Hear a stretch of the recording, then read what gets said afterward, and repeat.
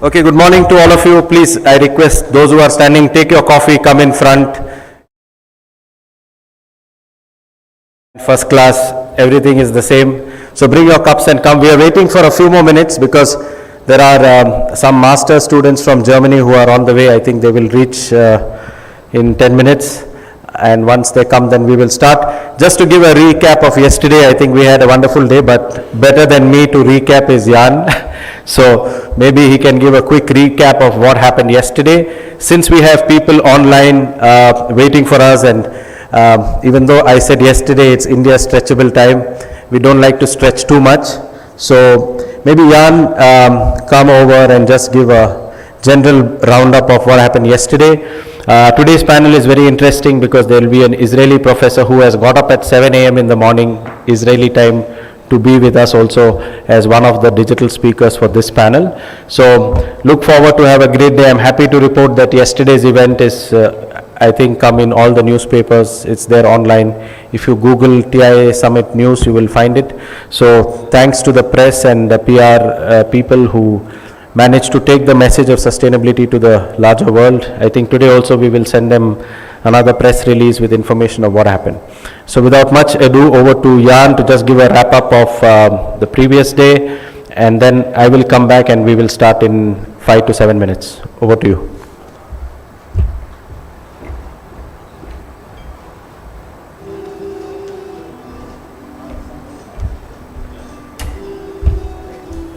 All right, so good morning everybody. It's good to see you back again.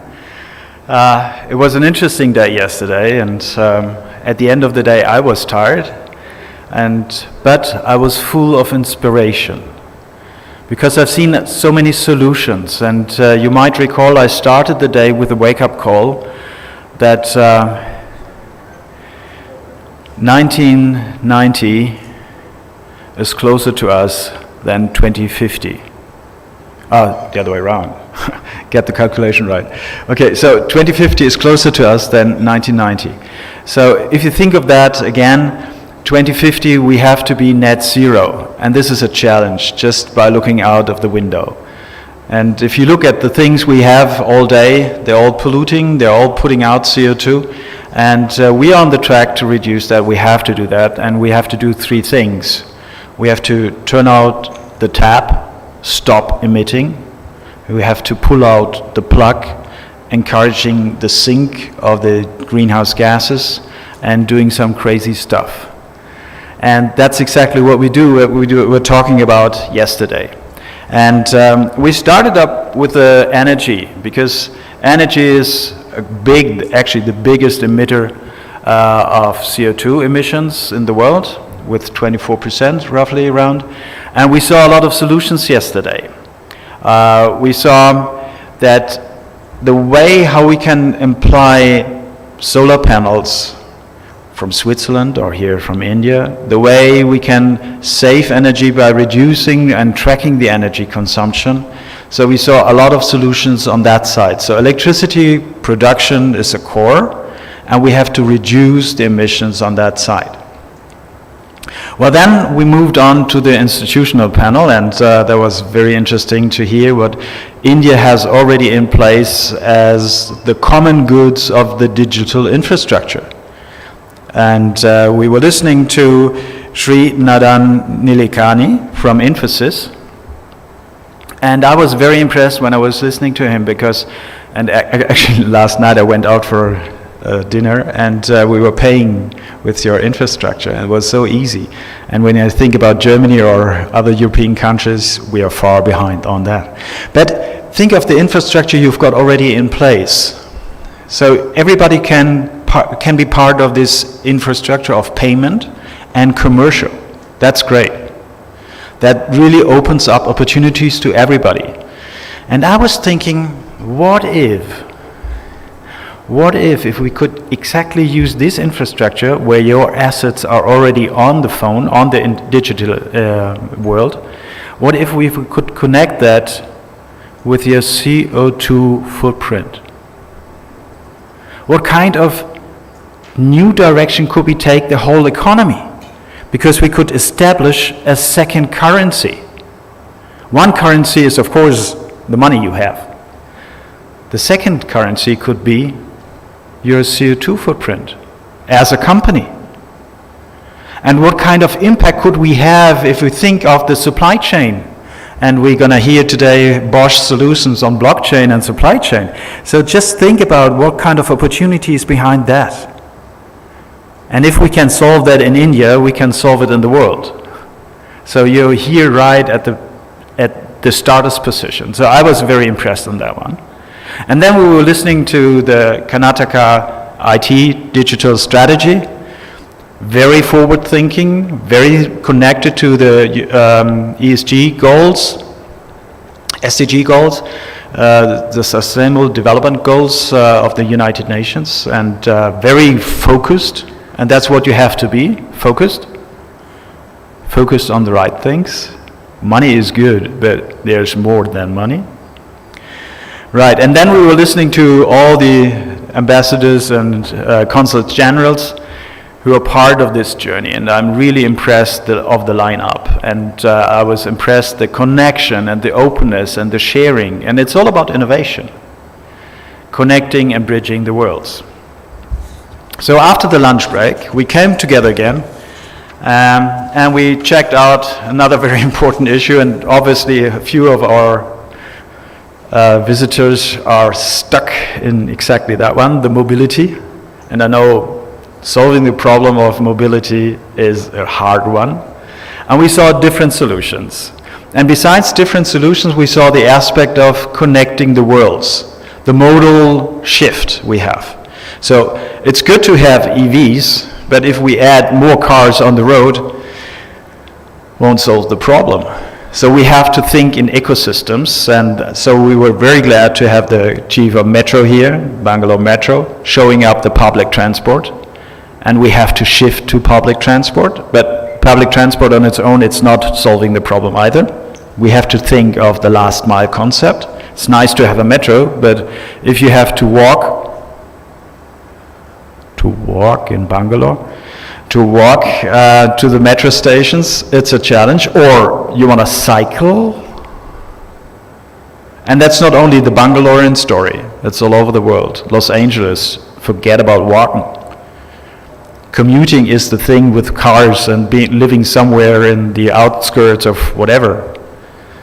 So we have to solve the mobility question, but not only with the solution, but with the connection. And that was very impressive what we heard here. We were then going into some crazy technology with the ETH and showing us how a traffic system could run. And again, maybe you've heard about the Guinevere network or framework. No? There's a guy called Snowden, it's not Edward Snowden, and he's saying we have to distinguish 4 different tasks. An easy one, a complicated one, a complex one, and a chaotic one. And for each of these 4 things, you have to apply different solutions. And obviously, traffic is at least complex, probably chaotic. And for that, we need different solutions. And if we think one big brain might solve the problem, we are wrong. Complicated, maybe. Complex, no way. Chaotic, not at all.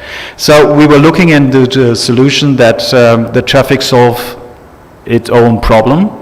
And if you want to check that out, ETH got a beautiful solution, that one. Right, so and then we saw drivetrain solutions, that's what we need as well. And we went on from there on, and yeah, that's an important one. We had Alti Green here, and he was proposing 3-wheelers, EV 3-wheelers. And his core quote was, look at the landscape, you want to apply some technology. Not all technology fits at all places. At the end, we went into prop tech, because building, of course, we are sitting in a building here is a very important part as well. And we checked out what's happening in Slovenia, for example, with the BTC, the Business Transformation Center, the biggest shopping center in Western Europe, with 22 million visitors per year. and seeing that as a living lab. We saw Pothole Raja solving the problems with potholes, because on the streets we have to have comfortable streets. Then we checked with Clerico, the air you're breathing here, and we ended up with the Brigade Group, who's running an accelerator, a PropTech accelerator, to invite new bright minds into the solutions. So that was the day for yesterday, and in between we had a lot of networking, a lot of meetings, incredible discussions, and I'm looking forward for that for today as well. And we're going to start now with the next panel. And when we think about what's ahead of us, we have to think about how we use our resources. And basically we've got three questions there. We have to rethink, reuse, recycle.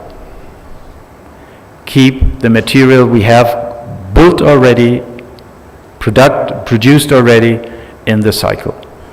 And for that, I would like to ask Jaideep, the managing director of Terex, up on the stage. Terex is a machine company. And you might think, why do we need building machines? Well, you don't want to use your hands to do all what has to be done. Think about waste. So, Jaideep, give a stage, give him a hand. Let's start. Rethink.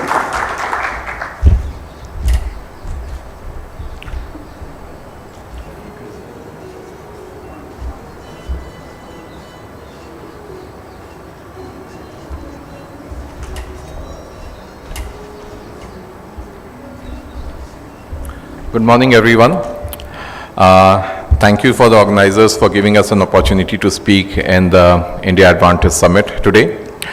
I'll quickly take you through a brief about our company, right, what we do, what we stand for, but then most importantly spend some time in talking about how we are contributing to the nation's growth, and basically, in terms of handling a very big question, a very big problem which is on our hand is, how do you recycle the municipal solid waste? So Terex Corporation is a US multinational. It's roughly $4.5–5 billion company. We are mostly into aerial work platform, utilities, and materials processing. And materials processing is the business under which part we do make crushing and screening and recycling equipment, which is something which I'm going to focus a lot more today.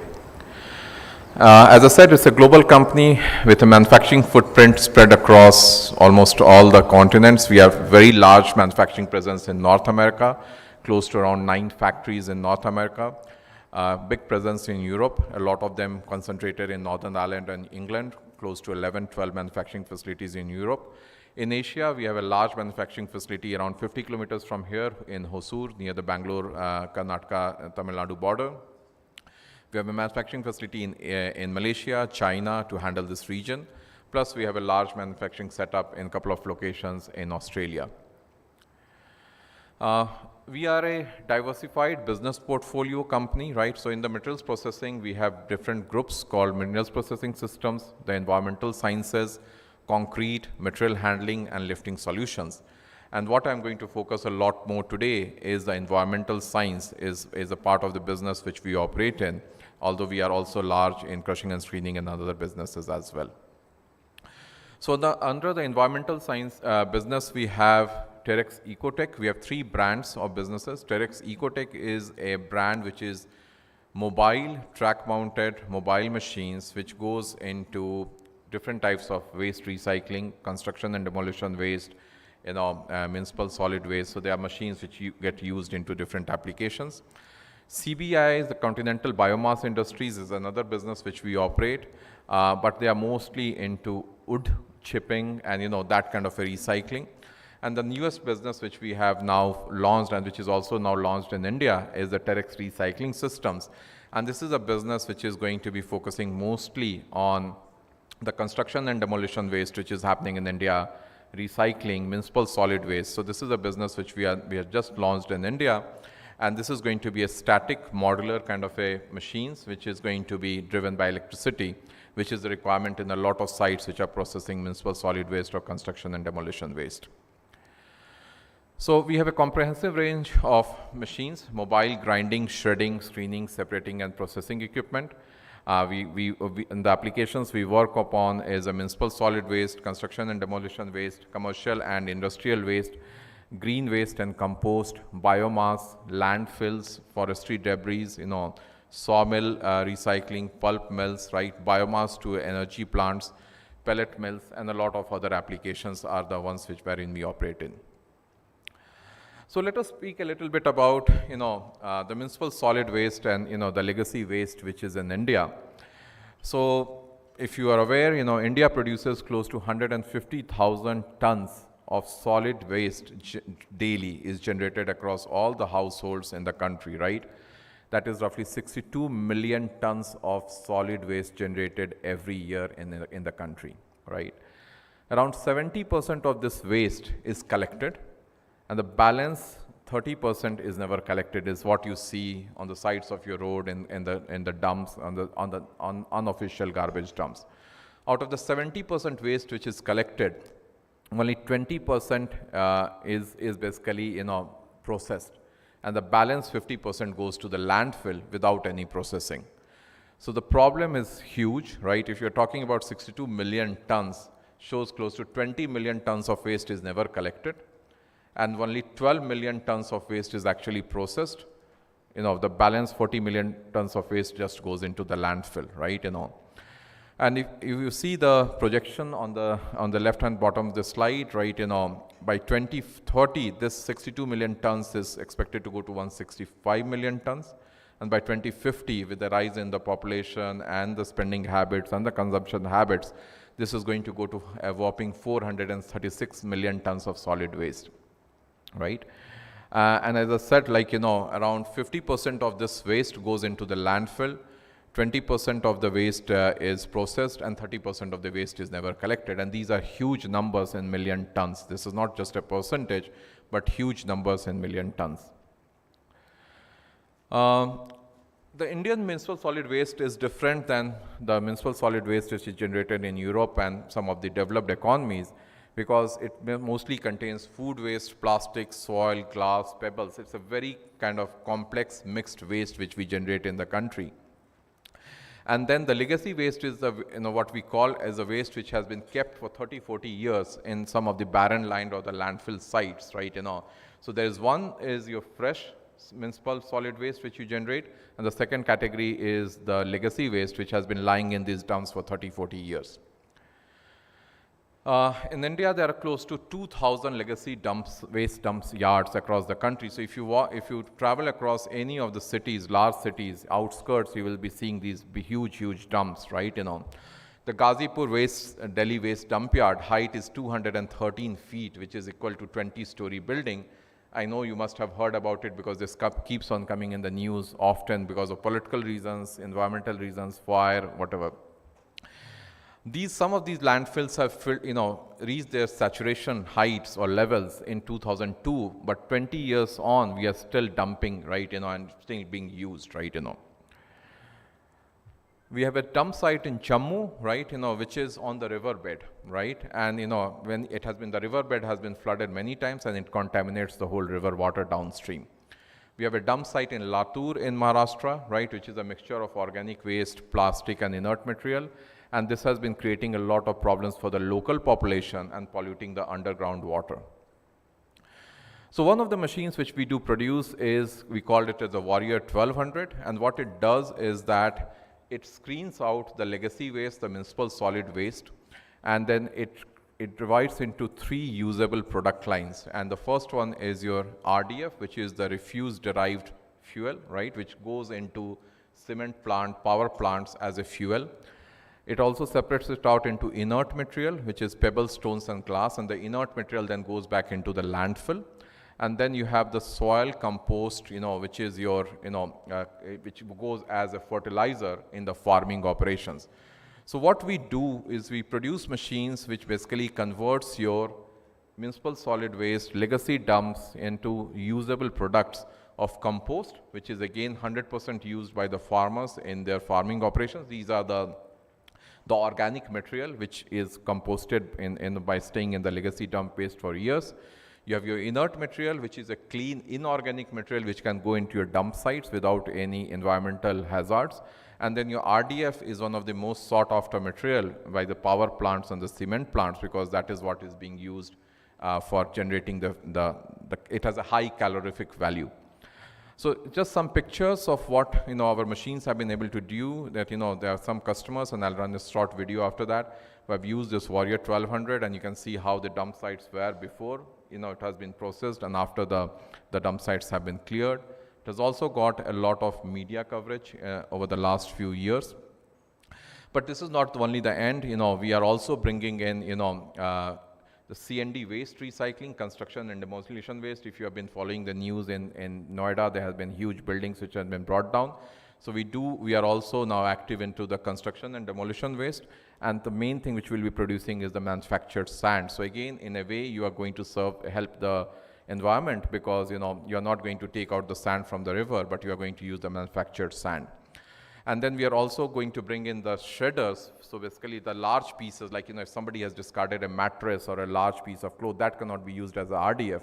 So if you shred it into 30 to 40 mm size, we can better use the RDF with a higher calorific value. So with that, I'll just leave you with a small video. It's more like see some sites, but you will also hear from the customers what they have to talk about.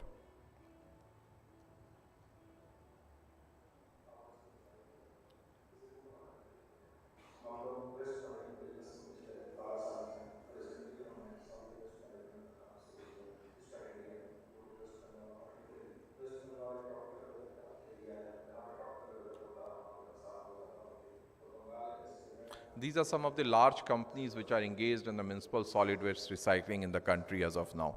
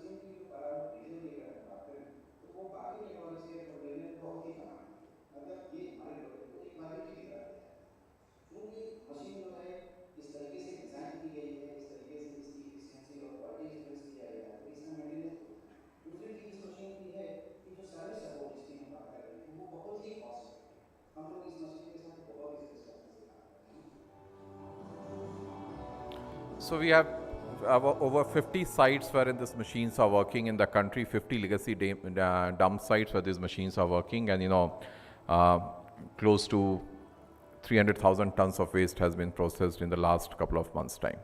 Thank you.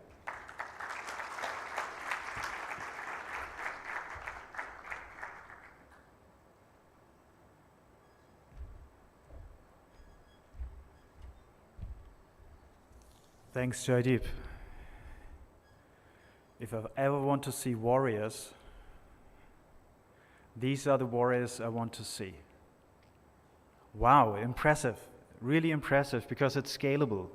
It's scalable on a big scale, and it's an impressive work you're doing there, very important one. Let's clean up the mess we're leaving behind. If we don't rethink first, we should do it now, so clean up the mess and do something out of it. And especially when you think about that, as I said yesterday, for the next 40 years, every month, we're gonna build a whole New York City new. We can't do that with new material. We have to reuse what's there, and you're playing a very important part on that game. And I would love to see you on our advisory board and give us a way how to go. And give Jaideep, please, once again, a big applause, because this is hands-on solving the problem. Thank you very much. Now, we are an international conference here, and for this international conference, we've got international visitors, like me, for example. And we've got now students coming in here, the big talents of the futures of the Bavarian Indian Summer School. They just arrived, so give them a big hand over there. I think it's over here. Just wave your hands. Right, so if you want to talk to new talents, here they are. Get connected and find solutions. And we are connected around the world virtually at the moment, and we've got a very important speaker on recycling, and especially cradle-to-cradle technology, Avi Blau in Israel. And that really makes my heart, bump, because our friend William McDonnell from San Francisco, he was one of my mentors, and he's one of the founders of the cradle-to-cradle movement. He's now a bit older, and it's impressive to see what happened around the world on that. So I would like to invite now Avi Blau to speak to us about cradle-to-cradle solutions from Israel. We've heard about yesterday the startup and the innovation setup they have in Israel. And it's going to be very interesting to see what Avi is going to tell us. And Avi, since you're not here, we've got a prompter down here sitting, and it says you've got 8 minutes. So, Avi, it's great to have you. Welcome, Avi. Give him a big applause. And Avi, that's your stage. Thank you so much for inviting me. I'm being summarizing over the future of the Mediterranean. It's 7 o'clock in the morning, and I'm happy to join you to share with you some of the work that we do with at Tel Aviv on circularity. So I'm the director of the Tel Aviv Institute of Circular Engineering and Economy. We are based at the Federal College of Engineering. It's a public college of engineering in Tel Aviv, in the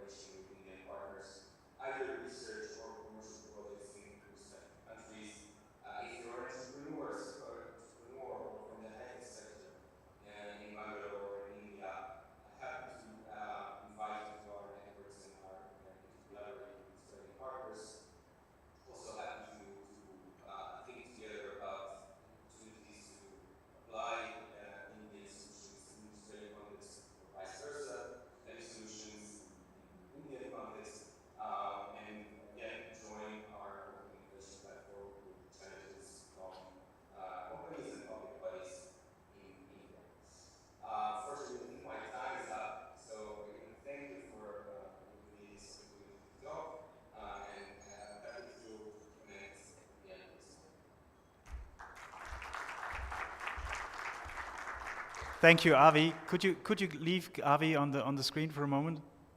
Thank you, Avi. It was an incredible talk. It gave us perspective of circular and recycling, and I think there's a very, very important distinction between the two of them. And we have to think really recircular, great one. We have to think circular and rethink the whole story. And I think we really should take this bridging offer, bridging the worlds, bridging Israel with India, with the world, and connecting, because we've got such a beautiful thing between our ears, which is the brain. We should use the brain together. So thank you, Avi, for that inspiring talk. Sorry we can't include you on the panel discussion later on because the technical issue here is not really working on that one. Avi is ready for answering questions. You find him on LinkedIn. I did as well. So stay connected. Thank you, Avi. Right, so we're moving on. And now we're moving to something which I connected in my past with a very romantic feeling. Being a fisherman. Being a fisherman and sitting by the sea, watching out and enjoying the landscape or the seascape. But what do we see now when we look out there into the water? It's tough, and it's good to have solutions, at least of bringing the stuff back into the cycle. And I'm very happy and proud that we've got Carsten from Plastic Fishers here and his team.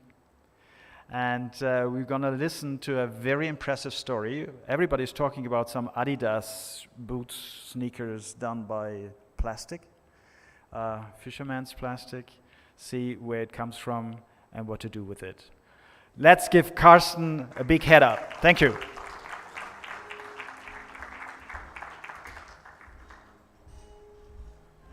Thank you, Jan. Thank you. The last slide from Avi was great because it said he invites to collaborate. And this year I was in Davos at the World Economic Forum annual event, and they asked me, what do we need to improve the state of the world? And my answer was collaboration. So, and Jan, you also said, you know, there are different types of problems. And we talked today, or I talked today about waste, and this is definitely complex and chaotic. So, I'm Carsten, I'm the CEO and co-founder of Plastic Fisher, and we clean rivers to save oceans. And why I'm here today is I had the pleasure to meet Jos at his world tour in my hometown Cologne. And I told him what we do, and he said, hey, why don't you speak at the TIA Summit? And I said, well, I check for this. And I went home and I told Johanna, hey, I need to go to Bangalore to speak at the TIA Summit. And she said, well, you're crazy because we're getting married the week after. And I said, okay, but I think Jos is a good guy and the summit seems legit, so I think I need to take this opportunity. She said, well, then better use the time well. So I still have 8 minutes 50 left, so let's see what I can make out of it. Plastic, complex problem. I will keep it short because of the time. But why is plastic ending up in the rivers? One of the big problems is that we have a lot of mismanaged waste. We see here is India, and we heard it previously already, that we have a lot of, especially in emerging markets, we had a lot of mismanaged waste. It's around 40% that is mismanaged, another 40% that is landfilled, and then we have some percent that is actually managed. And India is of course not the only country struggling with this. I lived in Indonesia, and it looks the same. So what happens with this waste? It's leaking into the oceans. Here we can see like a hotspot map where plastic is leading or entering the oceans. And we see a lot of this plastic is coming from Asia or Southeast Asia. So what is the problem with this? First of all, and this is why we found the company, it's killing marine life. And this has thousands of effects down the road. Fishermen will lose their jobs, they become pirates. for example. It adds up to climate change. It costs a lot of money. This study says $2.5 trillion a year. This is a lot.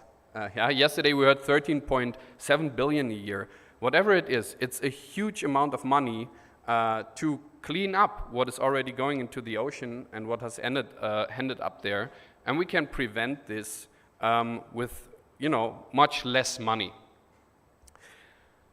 In fact, more than 80% of ocean plastic is coming from Asian rivers.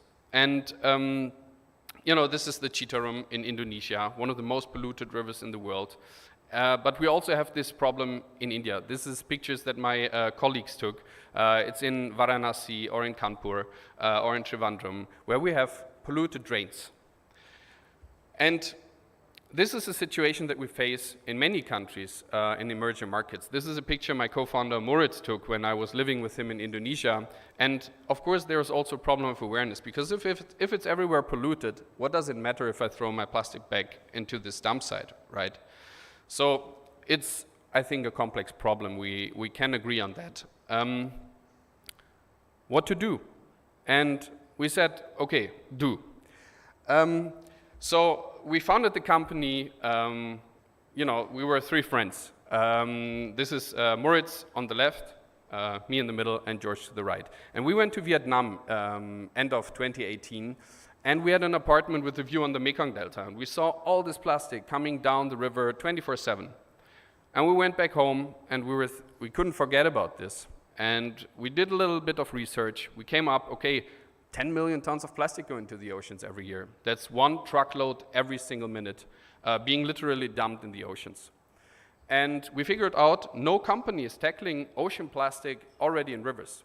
So we founded the first company to do that, with the mission to develop very simple technologies to have a scalable solution in emerging markets to collect river plastic and protect marine biodiversity.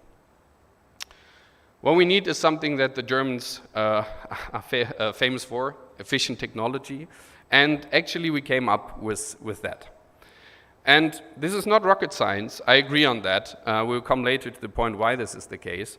It's a swimming barrier that can be built worldwide. Yesterday we heard made in India, made for India, made for the rest of the world. And this is kind of what also applies to this technology. It's actually open source, so we published the construction manual, so everyone can do that and take action. So it's a swimming barrier, we can make it everywhere in the world, and it's a modular system. So we put together as many elements as we need to cover a river, and this is then how it looks like. And this is where I lived with Moritz for more than half a year, and where we developed this fence. This is one of the most polluted rivers in the world, the Citarum in Indonesia. Okay, we have a technology that works. What else do we need? We need a dedicated team. So, to be fair, I skipped one. I'm a lawyer by profession. It's very boring. It's easy to quit this job, okay? So I quit the job to found the company with my friends. We have Aviel in the team. He was, for 10 years, leading mechanical engineer in the Israeli Navy. And he said, I want to do, use my knowledge for something, more purposeful. Then I have Risha Ben Harish with me here today, my first employees, India, now directors of Plastic Fisher India, and I would like to give them also a hand for the great job they are doing. So thank you guys. Without you, this would not work, because I'm sitting in Germany and you guys are actually doing the work. What we do is we hire local project managers, and they put together a team on the ground to carry out the daily work.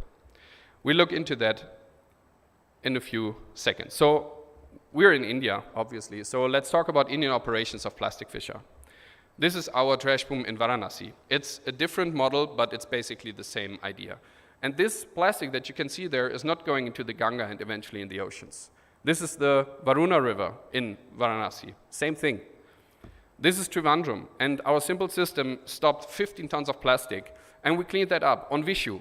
Yeah, it's a national holiday, and we went there with a team, we cleaned that up entirely, and I will never forget this day, I can promise. It was super hot and a big challenge. And that's what we do basically every day. We set up our sorting facilities, we manage this waste and make sure it's not ending up in the environment again, not going to the landfills, not being openly burned. So we send it to cement companies where it's used as RDF, what we heard before. Besides the social impact, the environmental impact, we also create social impact. So we set up sorting facilities, we invest in infrastructure and stay. Yeah, and what you can see here are Plastic Fischer full-time employees. We pay for the health insurance, for the provident funds. We previously, daily workers are now full-time employees. They don't have to worry about their salaries anymore. 2 more employees here in Bangalore. We also raise awareness. This is our weekly Ganga cleanup drive, where more than 100 participants join us every day, every week, and we raise awareness for the topic of plastic pollution. Ganga is the most polluted river in the world. Yamuna River, also in India, second most polluted river in the world. So awareness raising is definitely important. Plastic Fischer is not a tech provider. I said this earlier. We published our construction manual open source. I mean, if a graphic designer and a lawyer come up with a swimming barrier, it cannot be that hard to copy that anyway. So when the World Economic Forum became aware of our solution, our inbox exploded. Yeah, so we said, okay, let's make it easy for people to do everything, to start something. But Plastic Fischer comes and takes care of the entire operations. We hire people, we set up sorting facilities, we set up our systems. Every day we're collecting, we're managing this plastic and make sure it's not going into the oceans and the landfills again. So we are a service provider for companies that want to contribute to cleaner rivers in Asia, in India. Let's talk about 46 seconds, that's going to be hard. Okay, who knows the ocean cleanup? Hand up, we don't have time. Who knows the ocean cleanup? Okay, not so many people. They collected in 8 years for more than $60 million, 100 tons. We have done twice than that alone in this year. We are more than 300 times more efficient than that. And we do this with a very local approach and, do this in the place of operation. Help us scale along coastline in India. We need to scale that if we want to make a difference. Again, 10 million tons of plastic. So yeah, we need to scale this up. And there are already a lot of companies doing that. You can see maybe Allianz. They are financing the entire project of Trivandrum for 3 years.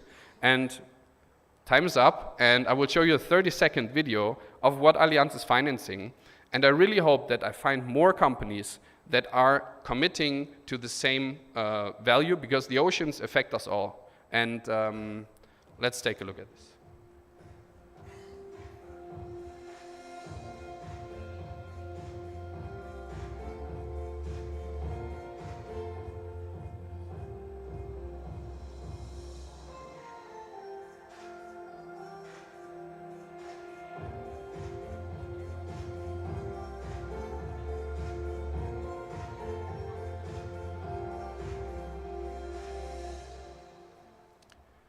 So there is also a long version of this video, but as I also wanted to say something, I decided to show you just the quick one. Clean rivers with us. We're here, we're in India. Rishabh, Harish are here. I'm just here for a visit, to visit Joe's. So thank you very much, and enjoy the TIA Summit. Joe's, thanks for having me.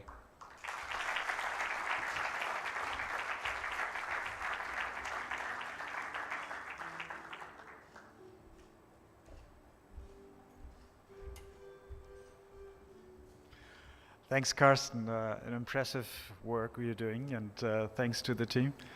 I was starting up with the romantic feeling of a fisherman. It's probably a heroic feeling of a fisherman here, because you're doing something which is just doing. Just do it. It's there. So everybody who wants to have this heroic feeling, join him. Thank you very much again, Carsten and his team, the Plastic Fishers. Beautiful. Right, so we're moving from low-tech to high-tech, because there's no silver bullet in this game. There's no one solution. There are many solutions, and we have to join forces on that. And what we're going to see here now is a bit of high-tech perspective. When we talk about supply chains, we have to really get a feeling what's happening along the chain. And I'm more than happy to invite now Jadan from Bosch to the stage. And he's working with a technology which was, I don't know, 5 years ago. On every pitch, you had to have it as a startup, a thing which hardly anyone can explain, blockchain.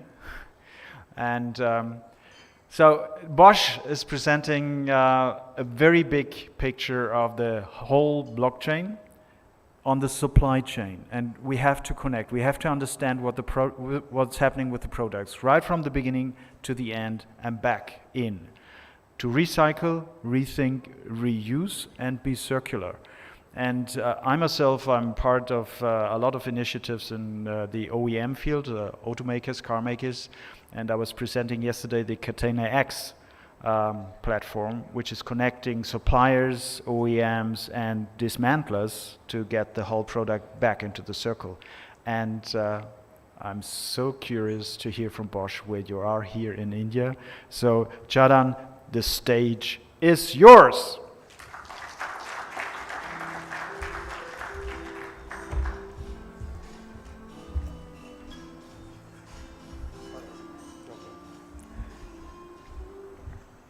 Thank you, everybody, and it's great to be here on the India Advantage Summit. I'm going to talk about circular economies today, and my Japanese colleagues have got a very interesting way of putting this across. There's this Japanese term called mottainai, which essentially very loosely translates to it's a waste if you do not realize the true potential of the product before you actually put it out on waste. Building up on that, of course, we have seen the linear supply chains. We have seen how linear supply chains are a little different from what we want to achieve or what we want to get to. Circularity is something that everybody has spoken about. Jaideep, you spoke about the huge circularity gap that we see in this world today. And just to build a little bit on that, in terms of opportunities, we have got immense opportunities in the circularity space. For India alone, we believe that circular economy can actually bring in a value of $624 billion by 2050 alone. And that's, of course, the monetary value of it. If I could even look at the sustainability aspect, it can actually reduce the greenhouse gas emissions by 44%.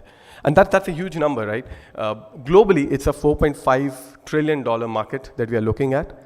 And the 91% circularity gap that we are talking about today. It's a huge gap to fill, right? Only 9% of the products that we are using today are actually getting recycled, refurbished, reused.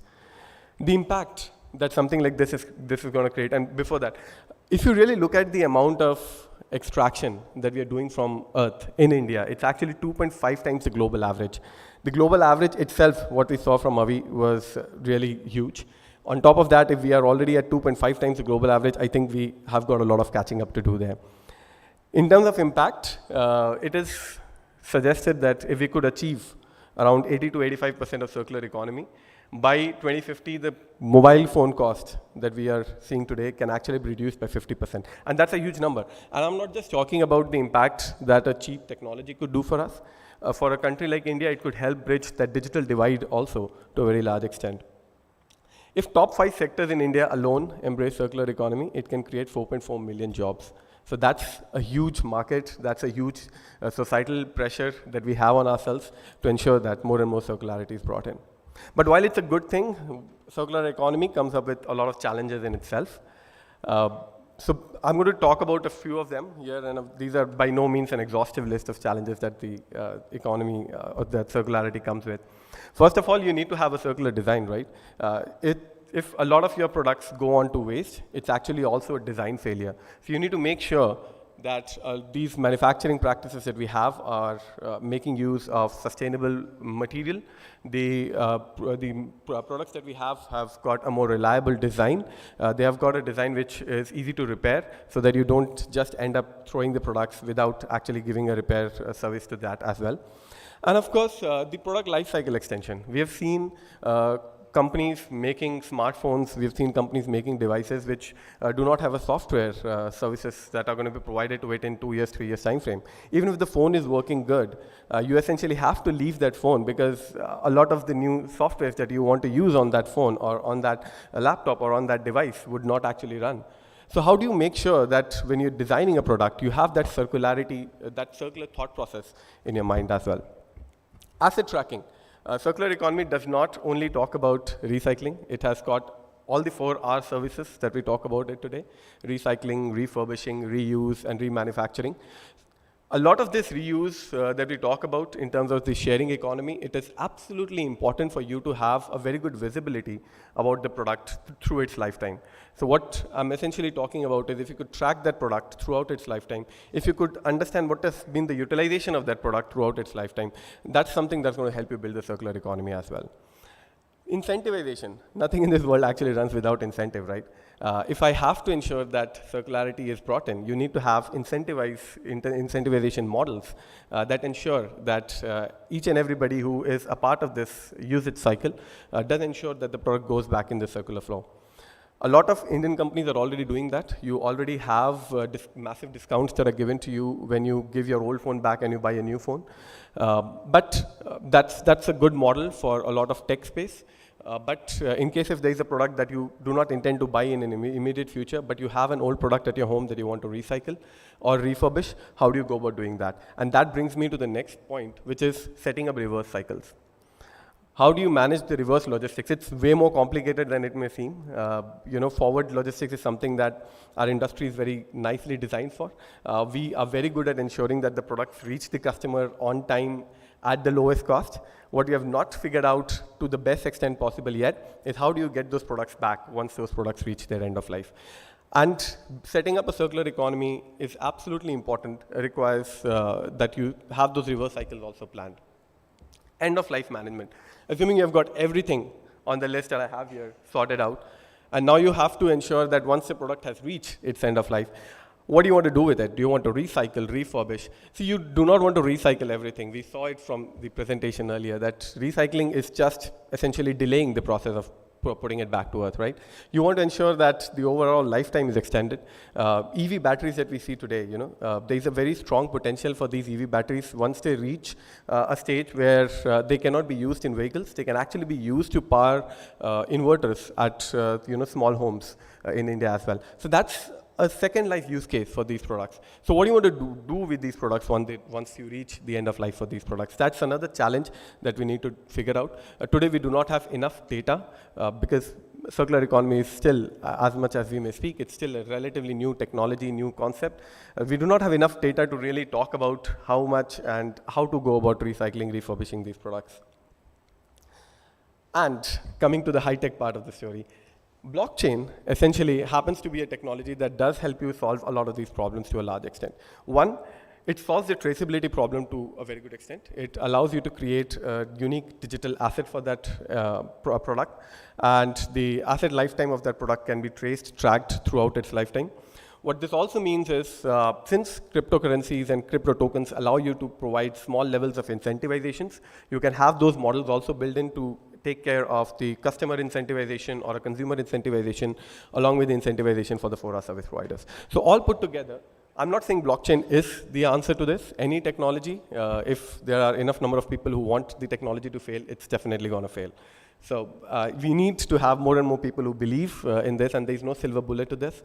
Blockchain is one of the ways in which you can have a traceability for that product up to its end of life, and that could actually help you track that product and ensure that there is a more sustainable action that's taken on that product once it reaches the end of life.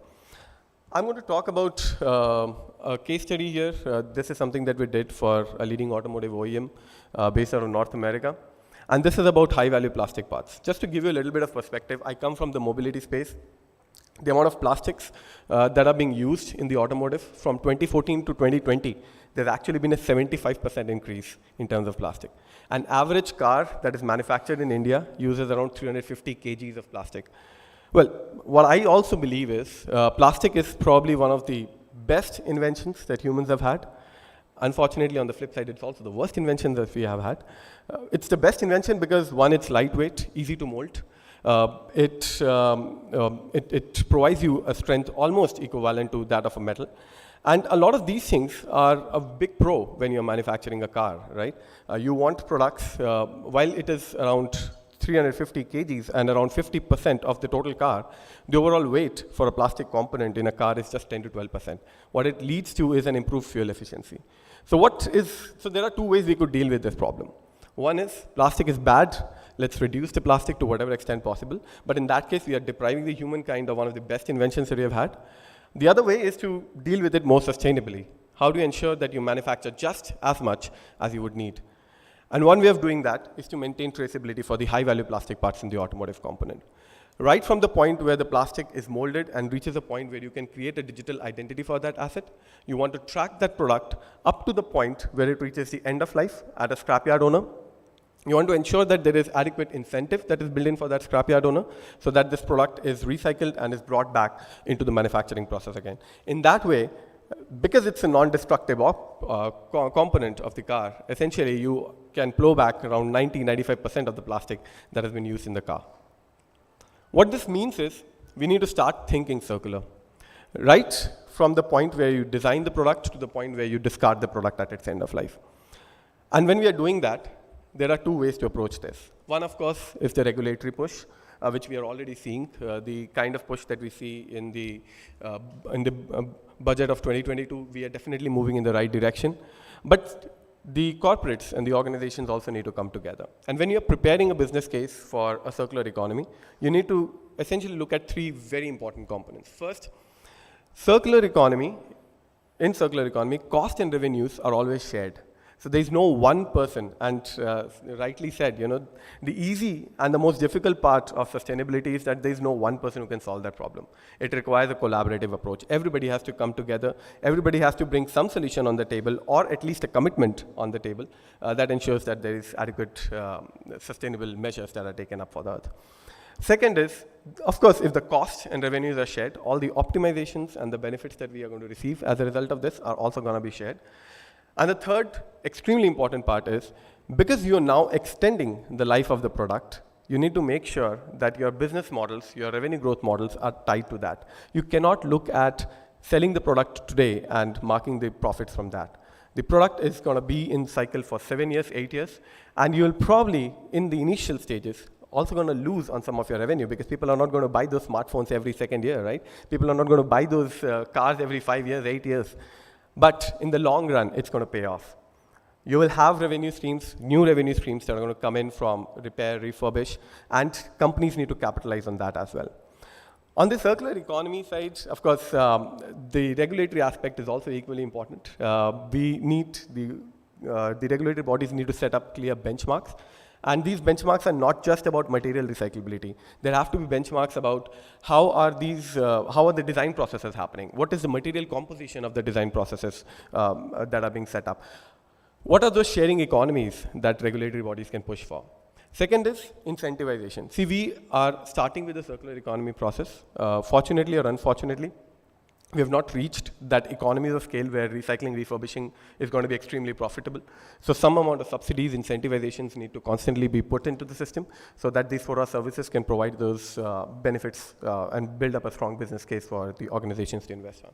And finally, I know I'm a little bit overshot my time, is around consumer awareness. You can never emphasize more on this. You need to have increased consumer awareness. If customers want brands which are more sustainable, it's going to be the strongest push for the companies to really invest in something like that. That being said, I think circular economy is the way forward. We really need to start focusing and start doing our bit to build the circular economy for the world. My final motto before I leave the dais is think circular, stay circular, and let's build this economy together. Thank you so much.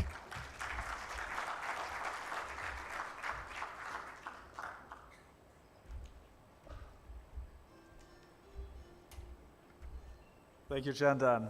Great. Yeah, I'm an OEM guy as well, so I lived for 30 years in that space, and I'm really, really happy that at least we're moving now forward. We're moving now. It's time. And if we look at the plastic numbers, you're totally right. We have to rethink how we do that, and maybe we have to rethink plastic as well.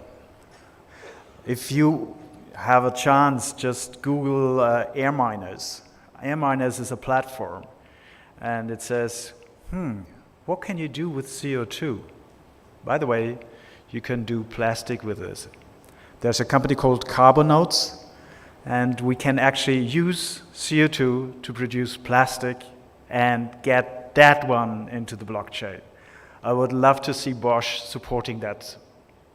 So thank you very much, Chandan. Great story, helpful, and giving a whole perspective. Give me a hand again. One. Yeah, right. Right, so we are jumping. As I said, there is no silver bullet around in the place, unfortunately, but it's good because we need a lot of brains, and the brains and hearts are here.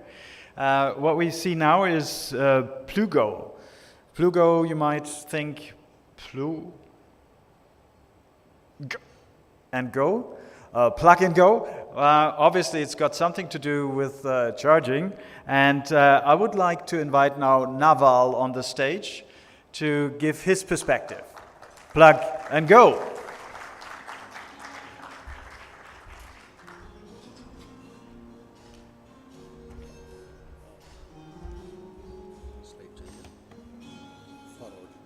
Thank you, Jan. So good morning, everyone.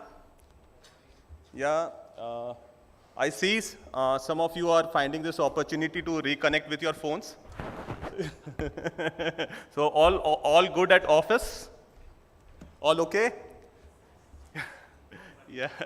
Yeah, so we don't mind because our job is to keep your phones charged. Yeah? Yeah, so I am Naval, I'm a founder of Plugo, and I'm going to talk about sharing economy. This is one of the use cases. So today, Avi and Carsten, they talked about collaboration, and we started with reuse, right? And repair. So when we talk at sustainability, we talked about repair today, like how we could fix the economy, right? Ms. Fishker talked about it, and just now Chandan emphasized on that as well, right? About circular economy, how we can really reuse and fix things. Now we are talking about how we can really share the resources for one of the use cases, which is power banks. Okay, so what is Plugo? Plugo is an Internet of Things enabled automated power bank rental platform.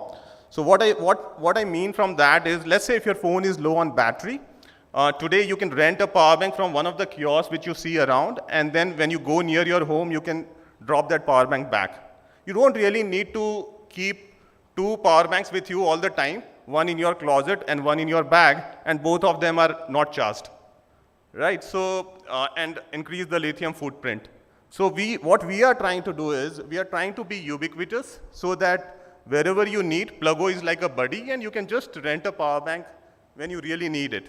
Otherwise, you're good to go, right? And we are the largest shared power bank company in India, and we are the first, we are the category creators here. Okay, so a little bit about myself before we start. So I am the co-founder here of Plugo, and earlier I was an enterprise architect with Cisco for about 11 years, and worked mostly on the IoT use cases. This is a picture taken in near Key Monastery in Kaza. So I love biking, which you can make out from this picture. Okay, so what are we trying to solve? I think I gave you a brief overview of the product, right? So let me ask you a question. When do you really feel anxious when your phone battery is low? At what level? Is it like 10%, 20%? Right? So all of us actually get that kind of anxiety, right? When you see that orange icon on your phone battery. So let me tell you, for certain segments, say for gig workers, we actually surveyed about 3,000 gig workers, and they say that they start charging their phones when it is at 85%. Right? So for certain segments, the availability of phone and the charging really becomes critical. So we have all built our ecosystem around charging, right? We have a cable at office, in our cars, at our home. But a lot of people who are on the road or in public places, they don't really have access to the right pin or cable or the charger all the time. So this is what we are trying to solve. And we have developed like kiosks. We have developed a kiosk with all the 3 cables and power banks, which you can rent using a QR code. And what we try to do is we help you reduce your lithium footprint by renting these power banks at any point of time. Right? So these are the power banks which you can see, and you can explore in one of the kiosks later in the day today. So I'll just briefly also talk about like how we started and what really helped us build this product. Right? So we incubated ourselves in NASSCOM about 3 years back. We spent about 6 months to innovate on the product. And how this whole thing started was when we imagine, let's say, like what really happened with one of our co-founders was, he was actually traveling in Spain, and he was using his Google Translate a lot because not everybody was conversant in English. And at the end of the day, the phone was completely discharged, right? And in order to reach the hotel, instead of 15 minutes, it took 4 hours for him, right? Because he was not really able to book a taxi and use the translate as he wanted to. And probably many of you can relate to that. We all have actually been in that situation at one point or other, right?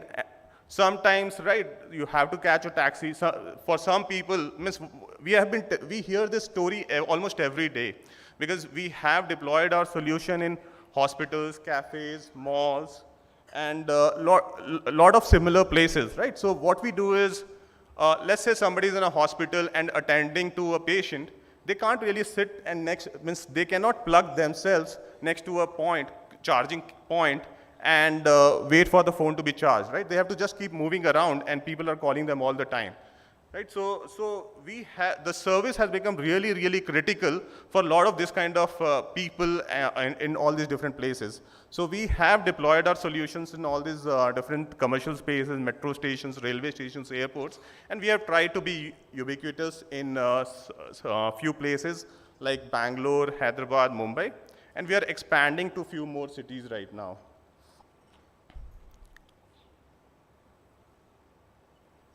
Yeah. So we are currently live in Bangalore, Hyderabad, Kochi, and we have also deployed our solution in countries like Germany and Netherlands. And we are also adding more locations like Switzerland and Turkey. Let me talk about some traction here. Within Bangalore itself, if you see, we have more than 150,000 users. Overall, we have like 1.7 lakh users in India, and probably around 20,000 users in Europe right now. We have 1,000+ dispensers and more than 1,000 partnerships, B2B partnerships. We are the largest rental company. When we say it is because we have already served more than 1 billion minutes of rentals. So you may think that the phone battery capacity is going high, and you may not really require this, but certainly a lot of people are really finding use to it. Right, so we had a dip during the pandemic, but now it has been consistently growing. And I don't want to take this, but I'll briefly talk about the partnerships which we have. Like, we have done a lot of partnership with quick commerce companies like Zepto, Zomato, Swiggy, BigBasket, Delivery, logistics companies, the cloud kitchens, and also we have deployed in a lot of hospitals, metro stations, malls, right? And we see every day, like, we have been a savior for a lot of people in these locations right across. Right, in Europe, we have partnered with many big hotel chains. We have deployed in some theme parks. We have also been active in a lot of cafes and the Düsseldorf airport. If you go there, you can see Pluggo.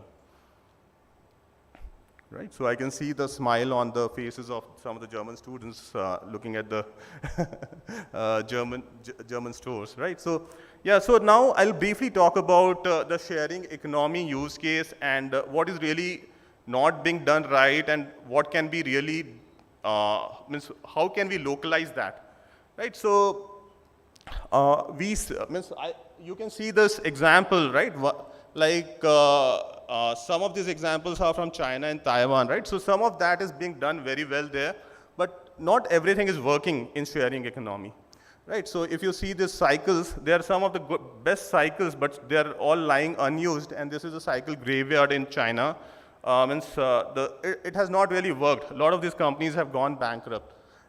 Now, these solutions will not really work in India, and whatever has worked in India may not work for Europe, right? So every solution, this sharing solutions especially, they need to be localized a lot, because we really need to see that what are those kind of use cases where we are really looking at either occasional use, or whether that use case is really suitable for sharing or not. Here if you see the EV swapping stations, right? So today it might be in the same form, it may not really work. We really need to innovate for a country like India, if you see, so that we don't really add to a lot of lithium footprint and have additional charging points. So lastly, I'll just talk about very briefly about the solution which we are looking at. We started the day with collaboration. Avi talked about collaboration, and even Jaideep was talking about collaboration in the morning, right? So what we are looking at is building a kind of a consortium where we can actually have some kind of eco coins. Say, for example, if you are using a shared bike, you can generate some eco coins by the nature of it, and you can trade those eco coins when you rent a furniture, right? So you should be able to have that kind of mechanism, and also it becomes a kind of a consortium to reduce the abuse. A lot of you might have seen shared scooters being abandoned on the flyovers, right? How do we stop that? If we have this kind of a collaboration mechanism, we can do all of that. With that, I close my note. Thank you, TIA, for signing me up. Thank you so much. Thank you, everyone. If there are some questions, we'll be around to take that. Thank you.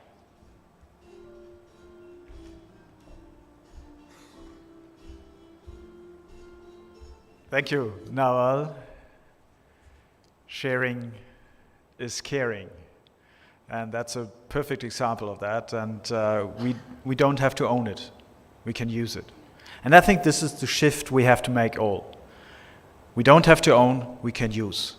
And if we've got that mental model straight, we might find totally new approaches. So, and of course there are challenges on the way. All the dropped scooters, bikes, whatever, we have to solve that. But change your mental model, use, not own. Thank you very much again, Nawal. Perfect. Thank you. Right, so when we come to the story of owning things, you might get stuck, and we heard from Bosch, yeah, we have a perfect circle or a perfect process of getting things.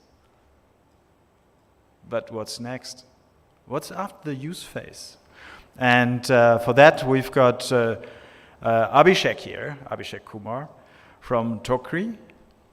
And you might think what you want to do with your office chair next. Abhishek, yours.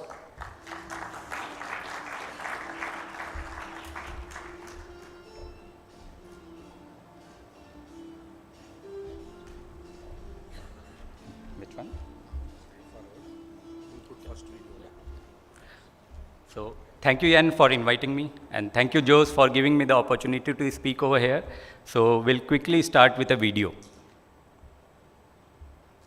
Every year, a massive amount of perfectly usable items are either thrown away or stay stocked at inaccessible places, eventually converting them to scrap over time. At Tokri.com, we help businesses recover the value of these unused assets, thereby reducing the total losses. We are a one-stop aggregator for all the valuable people around us, who help us to resell and reuse these assets by redistributing them to places where they are needed the most. Together, we open up a new source of abundant goods with second life at affordable prices. Let us use the power of reuse, recover, and reduce and revalue goods to make this world asset liquidation company, Tokri.com. So by viewing this video, most of you would have connected to what Tokri is all about and how we are working towards sustainability by doing the circular movement of the goods. So we talk a lot about saving electricity, which has got the highest carbon footprint, generating using sustainable sources of energy generation like solar, water, or wind. And we then talk about using these sustainable sources of energy to generate new products, keep back on the shelf to be purchased. So what about the products which are lying on the shelf? So now I begin. So Tokri is all about, we love to create abundance from the waste, which is already available in the market. And we are a platform for pre-loved products. So the idea of Tokri came back in the mind in 2016 when the e-commerce was booming. So I thought of a secondary market wherein these e-com company will have a lot of surplus stocks that will lie unused.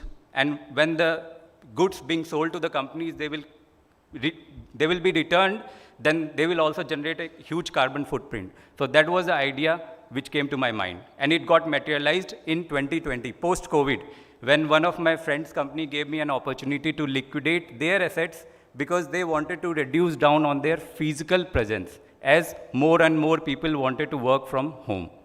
So that is when we liquidated office furnitures, healthcare products, and then the boom and the requirement came when people wanted these products. So easily, we got a moment when within 10 to 12 days, we sold more than 2,000 chairs and quickly sold off all the liquidated assets. So that gave me a boom.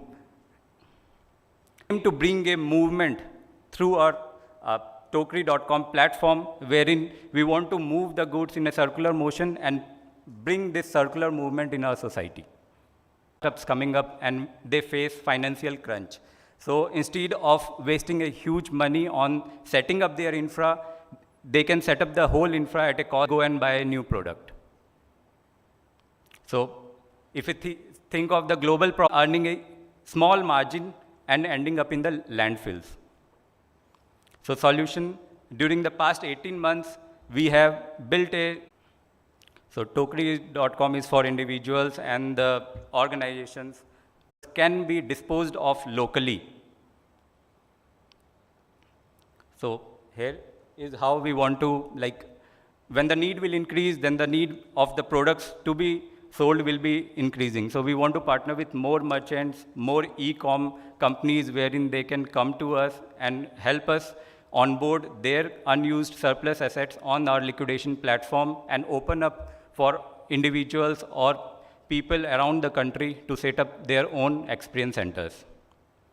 So at the end, I would like every one of you to participate with us, because it's a consumer behavior at the end and the consumer desire with the liking that we can use the used assets. That is how we can move towards a sustainable future with a bigger impact. So with that, I finish off and I'll be open for questions later on. Thank you, everyone.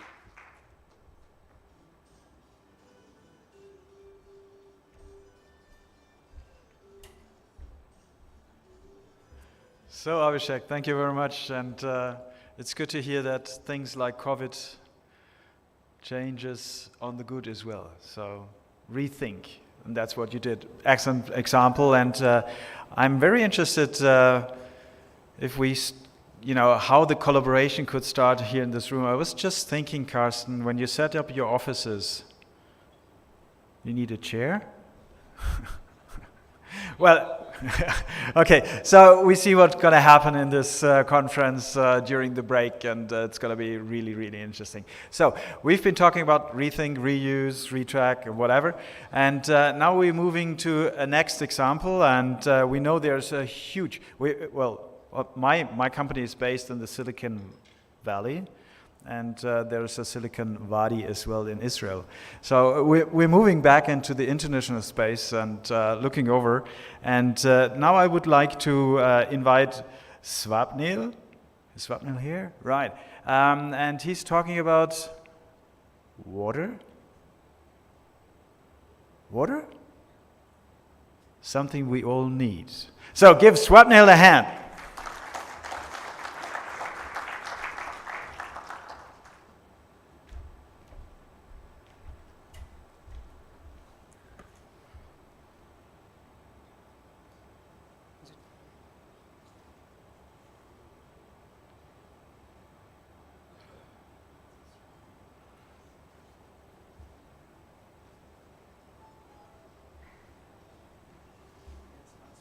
Yeah, sure. Good morning, everyone. Thank you so much, Jose and TIS Summit, for inviting me. My name is Swapnil. I'm co-founder of Uravu Labs, and we are a Bangalore-based startup. And a lot of my previous colleagues have spoken about reuse, recycle, and a lot more, recreation. I'm going to talk more about renewable, and especially in the case of water, how we can, make water more renewable. Sure, thank you.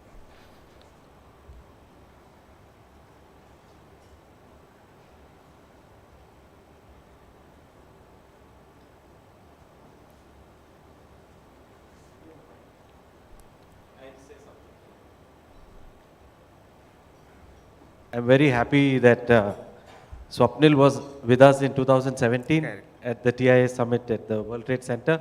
I'm not sure if it's in your presentation that now you raised your seed round or Series A? Seed. Series A, okay. So it's very interesting to have him once again back at TIA Summit. Sure. And at that time he presented a very, very interesting concept, and those videos are also online. And I think we are happy to have you back, and over to you. Thank you. So I would like to just add to that, Uravu journey, and I think TIA Summit 2017 is when we actually started. And now, post 5 years, I'm really happy to be back here. So since 2017, Uravu has really grown into a large team. Now we're almost 60 people from various diverse backgrounds, working on R&D, engineering, business development, design, as well as sustainability overall. And we have also been, actively supported by investors as well as stakeholders from all around the globe who believe in our mission of renewable water. And the problem we are really looking at is, as an industry, especially the beverage industry, consumes a lot of water. It almost consumes 1,500 billion liters of water annually, and more than 45% of that is coming from groundwater sources. Now you may think, why groundwater is some resource which needs to have a sustainable alternative. So why is that? Because groundwater in itself is a non-renewable resource. It almost takes 1,400 years to replenish naturally. 1,400 years is actually a lot. Groundwater has been, accumulating in our Earth's crust over many billions, millions of years. But then we are depleting at very fast rates. So we need a more sustainable alternative to it, and that's where Uravu comes in. And in this whole beverage industry, which is using almost 1,500 billion liters of water, it's globally a $2 trillion industry with many categories, be it in packaged water, alcoholic drinks, or non-alcoholic drinks, but there's no renewable water option as of now. So Uravu takes inspiration from technologies like solar PV and wind, which have enabled a more decentralized and cleaner energy transformation. And Uravu is trying to bridge that gap with a similar renewable water option, and specifically tailoring it for the beverage industry. So, now I have talked about renewable water. Many of you guys would be thinking, what exactly is 100% renewable water? So there are two aspects to it. One is we source water from moisture in the air. Now, moisture in the air is almost a limitless source of water. Why we say that? Because quantum-wise, it's almost 6 times the water we have in all the world's rivers combined. And the good part is that due to the Earth's natural cycle, in just 8 to 10 days, this water vapor replenishes naturally. And this is an infinite source which we are not tapping into. And second important part is whatever energy is needed to harness this water from the air should also come from renewable energy sources. So which in our case is predominantly solar. It could also be biomass or waste heat from industries. And to do that, we use something called as desiccants. Desiccants are water vapor loving materials which are commonly, for example, one example is silica gel.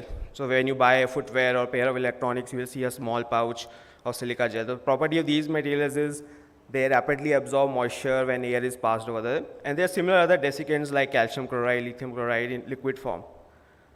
So how the process works is, suppose you start with 10 kgs of material and you pass air over it, in about 2 to 3 hours it will become almost 12 kgs. That means it has absorbed 2 liters or 2 kgs of moisture from the air. And then we heat it up to about 70 to 80 degrees Celsius. And in this case, it releases the earlier absorbed moisture, which we are then able to condense to form fresh water at just normal ambient temperatures. So the energy for all this is primarily heat driven rather than consuming a lot of electricity from our grid. And it's enables us to form very high quality water with just using a simple material and limitless energy like solar. So when we have these both key aspects of using a water friendly source and renewable energy, we get renewable water. And so this is how the whole system is architected. We have fans which suck in air from the ambient air, and before that they pass through air filters which make sure that pollutants or air dust particles don't enter the stream. And then we heat it up, this desiccant, using mainly solar water heaters. In Bangalore, we see solar water heaters are pretty common. And these are basically tubes which are collecting heat from the sun, and then we are transforming that to a desiccant chamber which is producing our water. And once this water is produced, we pass it through a ozonization tank which makes sure if there is any contaminants, those get removed. And then also add ultrafiltration membrane and a mineral cartridge. Why mineral cartridge? Because air necessarily doesn't have any minerals or ions which might be needed for the human body for consumption. So to make it portable, we have to pass it through a mineral cartridge. So in this way, the whole system enables us to capture moisture from the air and using solar energy then transform it to very high quality drinking water. And if you look at the whole landscape of water from air, this is not a very new technology. Companies have been doing it all over the world. There are almost 200 companies, if you look at how many companies are registered overall. But then 98% of the companies are working on something where they use an air conditioner to make water from air, which is essentially you have a very cold surface, which when you pass moisture over it, it starts condensing that water. So it becomes a very energy intensive process and highly reliant on very high humid conditions. So the cost of water becomes really high. But today they are scalable in nature. So suppose you want 10,000 liters of water per day from atmosphere, there are machines which can deliver that. Then there were companies who came up with a renewable option. There's a company called Source Global from the US. What they do is make a 5 liter per day panel, which is essentially looks like a solar panel, and they're able to extract around 5 liters of water per day. So although they are renewable in nature, they remain non-scalable because if you want more water, you have to keep duplicating these units without any further reduction in cost. And what Uravu has done is come up with a renewable as well as a scalable option where we bring the cost down to as low as just 3 to 4 US cents per liter. And this is what we have enabled overall. The idea is that once we are able to scale up to sufficient volumes, we'll have a standard shipping container of 40 feet by 8 feet by 8 feet, which will be able to provide almost 4,000 liters of water.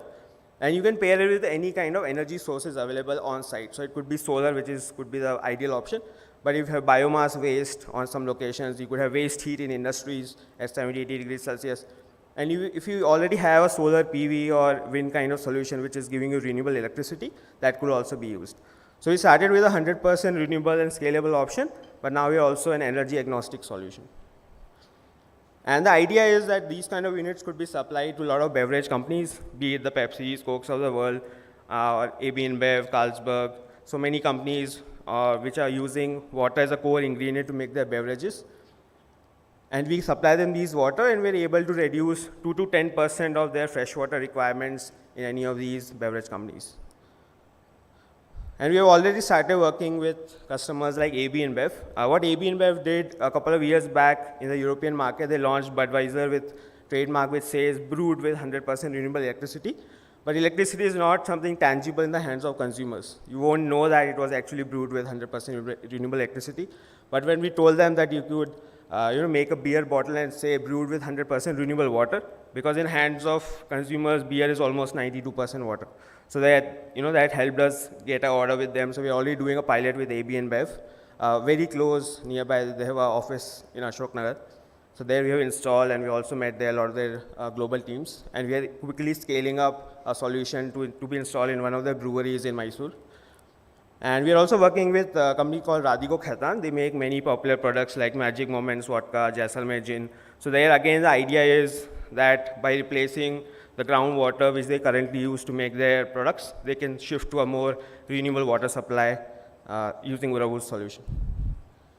So we envision that all kinds of beverages could essentially become more sustainable and renewable in the future if they could replace their core ingredient, which is water, with a more renewable option provided by Uravur's solution.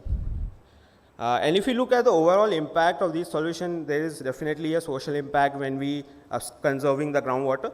But from an environmental impact as well, for every liter of water we are able to save, we are able to produce a renewable solution. We are almost saving 2 liters of groundwater. Because what essentially happens is the baseline technology is reverse osmosis, which actually rejects a lot of water, which ultimately gets wasted and goes back to groundwater unused.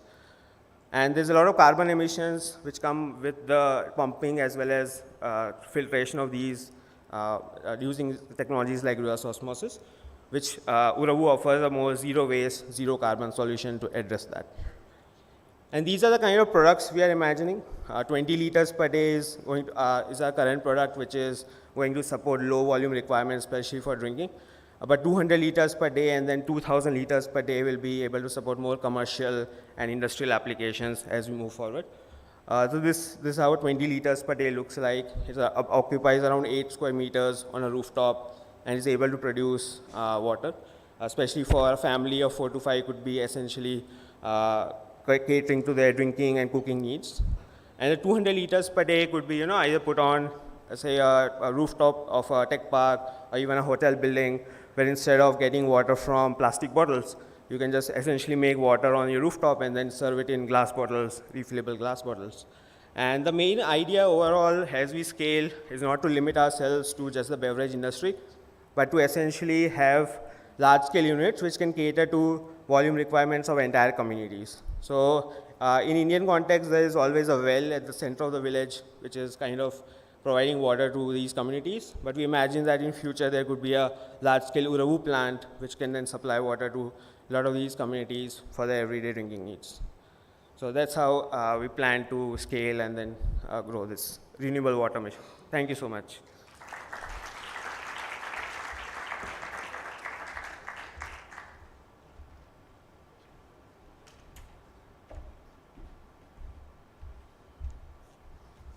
I wonder why I went in my brain to the Silicon Valley if the solution is here in Bangalore. Mistake. It was yesterday the ambassador from Israel was saying they're making water out of air. It's done in Bangalore. So sorry, Swapnil, again. Scalable, reusable water, excellent solution. Right, so now we've got a whole scale of solutions and it's all about collaboration. And I would like to invite now all the panel, all the members on that panel here up on the stage for a quick round. And yeah, Karsten, Swapnil, Jaideep, Chandan, just come up here for a moment and please take a seat. We've got some mics, mobile mics.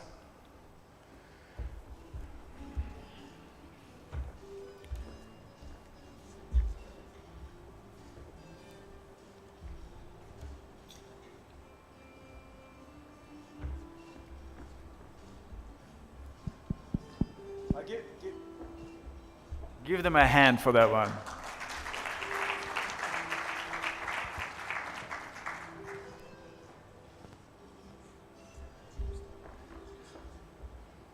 Right, so, come on. Test. Once again. No. No. Yes.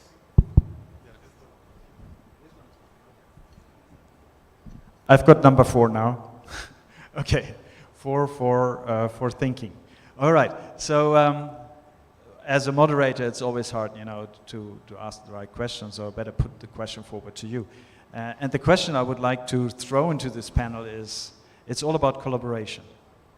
So now we've got very bright minds here on the panel, different solutions, different aspects, and when you look at your colleagues here on the panel, how would you like to collaborate? So maybe, Karsten, I might start with you because you're based on collaboration here in India, basically. So who would you like to collaborate with, and what could be the collaboration look like? So, it works. So for us, the most obvious collaboration would, of course, be with Terex. You know, you are dealing with unsegregated wet waste that is usually not recyclable. You know, you're basically one of the players we look up to, we would like to learn from. We're a small startup, and we have to learn a lot, and we need to collaborate. So, of course, Terex is a super interesting company, but I think we learned so much. There is renewable water. I hope it was renewable, or was it 100% renewable water, right? Was the slogan. And that's also something we would love to dig into and see if we can add any value. We are open for collaboration with anyone, but I think from the panelists, what struck us most was, you know, this technology that Terex has and this reach. This is something we would really like to learn from. Right, just pass on the mic to the next, whatever. Yeah. Sure. I think you very rightly pointed out collaboration is the key when it comes to solving some of these challenges. How I see this is the collaboration has to start right from the point where things like plastic are manufactured. You go about tracking them up to the point where the reality is no matter how much we try, some of this plastic is going to eventually end up in those places where it requires recycling to happen. So for that to work out the best, if you could have a very clear understanding of what's the amount of plastic that's being manufactured, and if you could, of course, do the extraction process, and if you could help with the segregation process, I think it all comes together, and that's where the collaboration is going to bring in the most effects. Thank you. Okay. Thank you. So, Abhishek, who would you like to collaborate here on the panel? On the panel, I would like to collaborate with Fischer. So I had been to Germany earlier, so I have seen lakes and rivers over there, very clean, and that is what I would like to collaborate with him and work towards helping so that we can achieve the same in India. Thank you. Right. So check out with Plugo Naval. What would be your perfect preferred collaboration here?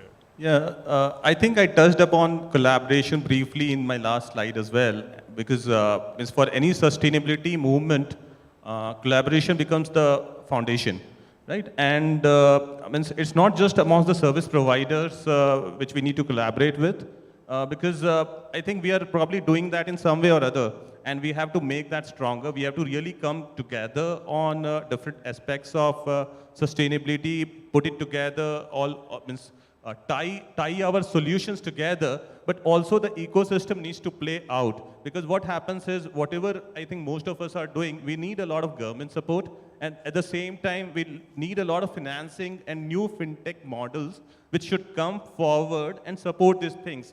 And probably, if we are doing it on our own, it becomes challenging at times. But if there are some independent bodies which are actually helping us do some of these things, put this financing into perspective. You talked about blockchain and how we can really improve the traceability across different solutions and tie these things together in a more credible way. I think that will really put a far-reaching impact on the society as a whole when we are all together along with the right ecosystem. Right, thanks. Thank you. Right, so what's your partner? Right, I think as probably Terex, I think with collaboration with Fischer probably makes sense because they collect plastic which we can process to make the RDF, right? You know, we can shred, we can make it to the right size, and which gets in better value. These can be sold to the power plants, these can be sold to the, so it's a kind of circular economy. But the other thing which also interests me is not exactly collaboration, from Plugo. See, there's going to be a huge recycling opportunity for lithium ion batteries. Everything right now is electrification, hybrid, electrical cars. There is going to be a time coming very soon from now wherein all these batteries will need recycling, and just to understand how do you see the recycling happening, if you're going to set up thousands and thousands of these power banks, how do you recycle the battery? We are still not in that recycling space, but that's something which interests us. Thank you, Chandy. So, Swapnil. Yeah. for overall, what I think is, water is one thing which cuts across a lot of industries, use cases, applications. So collaboration is kind of, like a core belief we, like really believe in overall. And there are like a lot of opportunities, like from the speakers here as well as, overall participants in these whole summit. Especially one aspect which I like to point out would be, like in the value chain of, say, taking water from air till it reaches the hands of consumers. Like traceability is one thing, that how can the end consumer be sure that it's actually renewable water and not some other groundwater.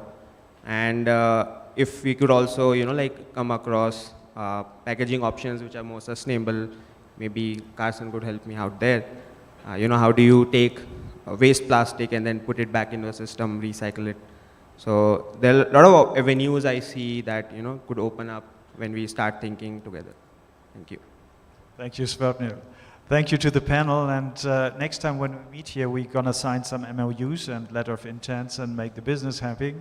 So thank you very much for this panel here again, your brains, your hearts, your energy, and we'll see you again, sure we do, and we should certainly see each other at the coffee break, which is coming up now. Please connect, please share, get together, and get the solutions on the ground. Thank you very much. And we'll come together again. Jos, he's the time taker and the organizer and the curator, and he's everything. So, Jos? Yeah, so just all of you please come for a picture as the panel. Since we are a little bit jumping beyond time, we do the same thing as yesterday, which is called moving coffee. So please pick up your coffee and come back to the desk, and in 6 to 7 minutes, we will have the first keynote. I think Mr. Toby Simon from Synergia is here, who will give the keynote address. Synergia Foundation is let's give a big round of applause to the panelists. Thank you guys, and yeah, please use the opportunity to pick up some coffee and come back to the desk. We probably will start in 5 minutes with the keynote speech, and then move on with the institutional panel, some very, very interesting presentations from Mercedes-Benz and so on. So in 5 minutes we restart, so you can play some music.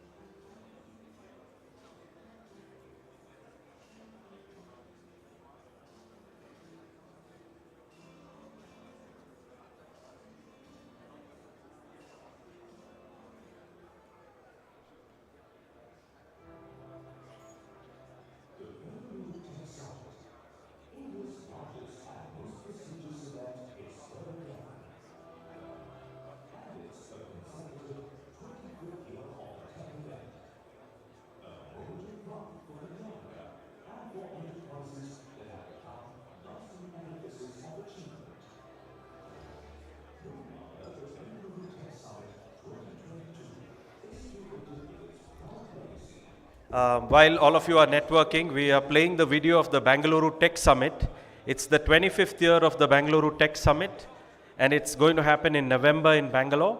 And later in the, before lunch, we will have the representative of the Tech Summit to give a short explanation in 8 minutes about the 25th edition of the Bangalore Tech Summit. So the person from Active team, please come to the front, and we'll ask you to speak after the institutional panel.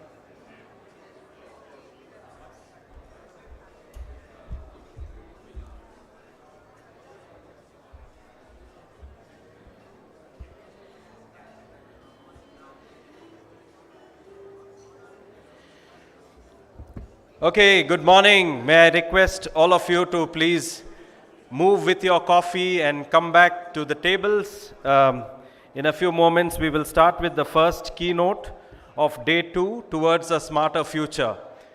Now, to be smart is to make the right choices, to know what to say yes to and what to say no to. And this is becoming a very, very important challenge, given that in these days, business cycles have shortened.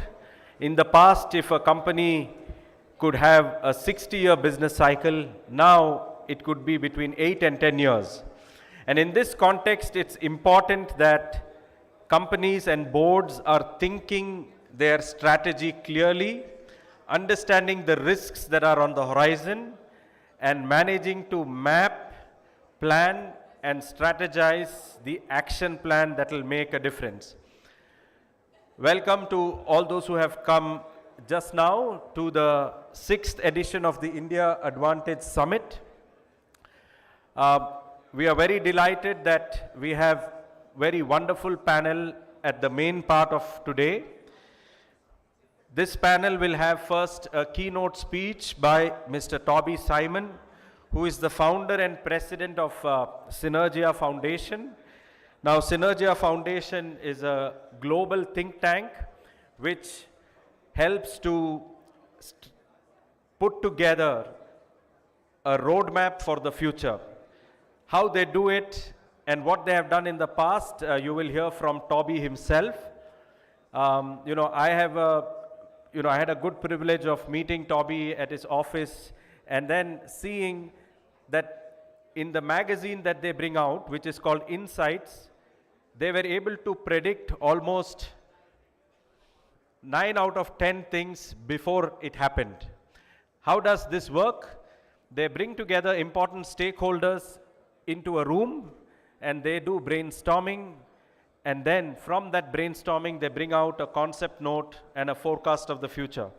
So this think tank is very powerful in the documents that it brings out, and like they used to say, the man who knows the future also owns the future.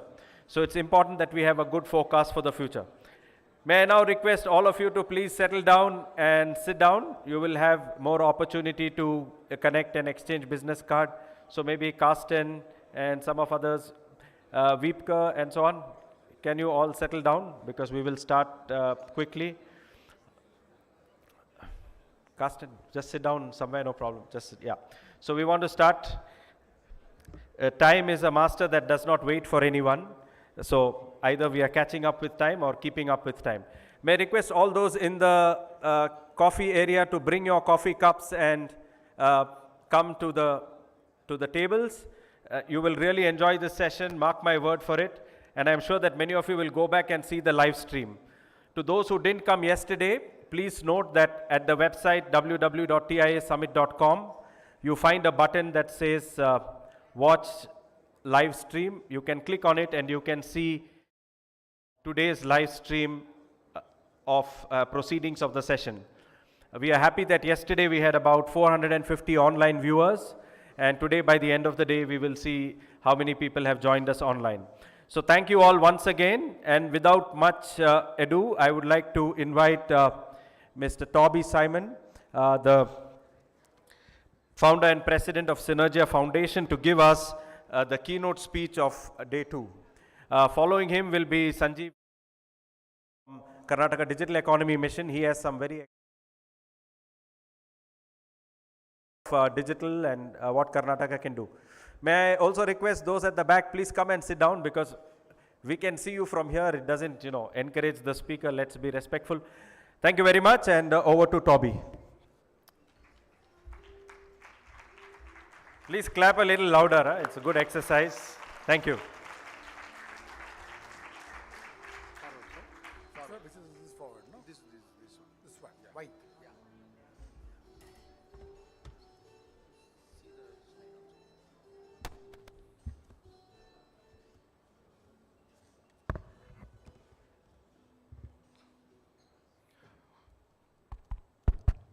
Morning, everybody. Let me first thank Jose for giving me this opportunity to speak to I know is a very distinguished and august audience. So I have about 18 to 20 minutes to speak. I'll try to be as brief as possible.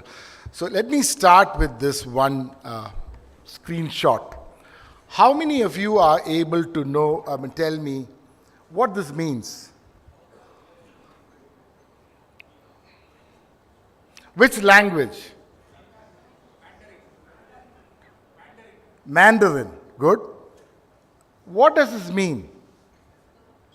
So if anybody, Jacob was talking about a magazine that we publish. This is Insights. It's an expensive magazine that we publish, strategic in nature. But whoever answers this, we will give 1 whole year's edition of this free.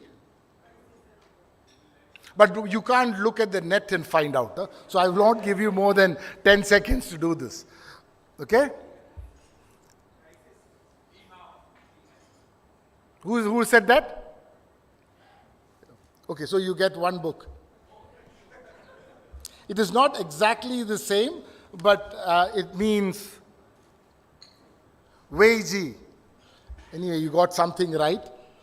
It means crisis. Who is the crisis person? So you also will get one. Okay? It means crisis.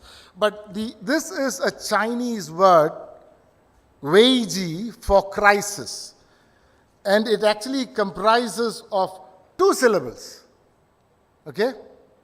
And it is interesting. The first part means danger. And the second part, it's Weiji, means opportunity And exactly if you look at the etymology, it is change point.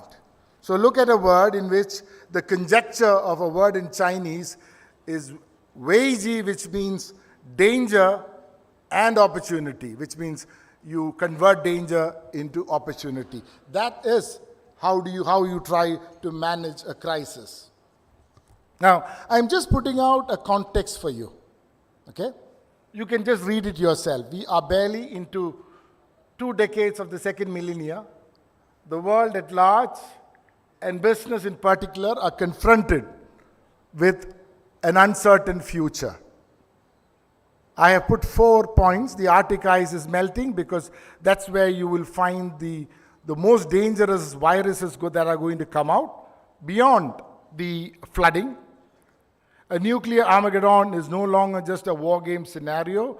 I'm just playing it out to Ukraine. If Russia is to face defeat, if they have to pull out of Ukraine, we are reasonably sure that they will trigger a small nuclear explosion.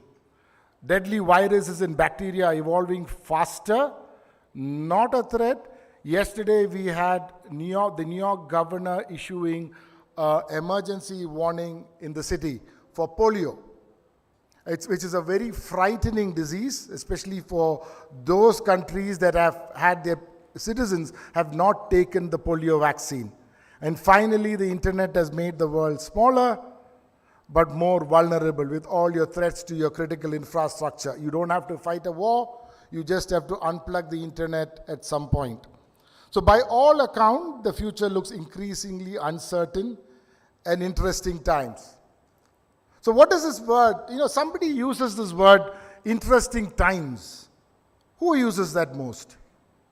The popular thing, may you live in interesting times. Who says that? Okay. Actually, it is the Chinese who use this expression. And when the Chinese use this expression, may you live in interesting times, it means may you lived in cursed times. Because interesting times is not what people look for. People look for uninteresting times where there is no, asymmetry in the way they live. Okay? Now let me go further. Look at this map. Okay?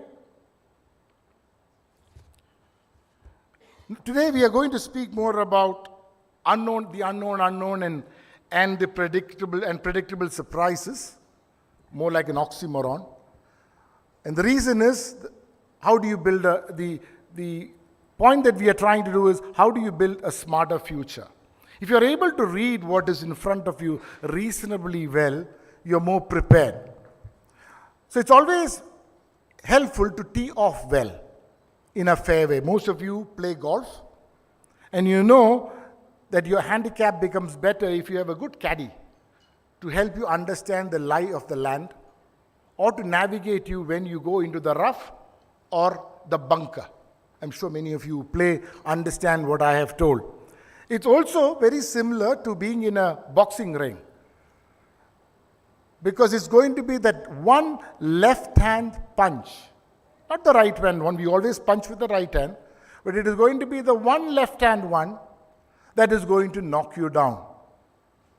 Now, if you look at the complexities that I have shown there, it is not easy for someone who has had a normal education to understand this. Because in most of what we have learned in our schools and the best of engineering colleges, it's linear thinking. But today the world has to manage 2 things, linear and spatial. And that's not something that we are taught. Okay? Let me tell you why it might be a helpful thing to listen to what we are discussing now. Look at this. The average shelf life of a Fortune 500 company is now presumed to be less than 8 years. This is an MIT study that came out a few days ago. The half-life of a startup is less than 4 years. Okay? So I'm just showing you a picture of supposed to be one of the smartest startups, raised a lot of money. I think it's about 4 years that he has been in limelight, and you're seeing the effect of half-life. The third, the businesses that we are doing, except that you're typing or working on the computer, any other businesses that you're going to do now is fraught and replete with a lot of risk. And the business has one fundamental difference. The underbelly of your business now is geopolitics and security. It was not like that in the past. Anything that you do. Let me give you a recent example, okay, which you are all very familiar with. It's the semiconductor industry. Okay, and this is the fundamental building block to our world now. It's the oil, new oil of the world. I'm sure you know that whoever is working here in anything, any industry, finance, banking, marketing, retail, they all have to depend on the chip. It is the nano chip that is going to drive your business and help you stay either competitive or relevant. We can extend this to aerospace, pharmaceuticals, telecommunications, satellites, strategic technologies, automobile, and more. Tell me one industry where you are not going to use your telephones, your mobile, everything is this. I'm sure that you will agree that this industry is now is one whose remit, at least for the next 24 months, will be entirely geopolitics and security. It is not going to be demand and supply. It is not going to be market forces. It was the same when you had oil. In the 70s, when you remember oil, it was geopolitics. It stabilized. So in 24 to 36 months, you are going to see that you are going to work in an industry where you have no control. Okay? Those who can imbibe this better and are able to minimize their supply chain risk will be able to handle this better. Now, let me put a couple of caveats by going back to the other map. Most business leaders who have gone to the best business or engineering schools face a lot of headwind trying to understand this narrative. Then they try to build their own conjectures, your own things, which may become, at times, illusions.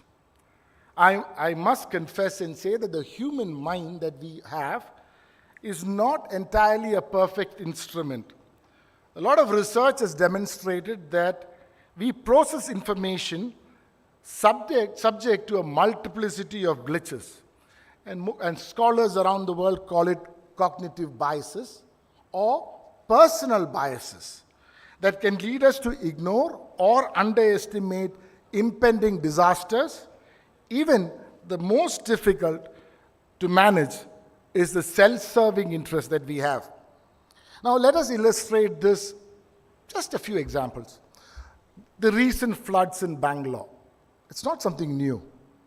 But just imagine what would happen if the home of the richest person in Bangalore is inundated with water. And you have the fear that every year this is a risk. Now, this is one part.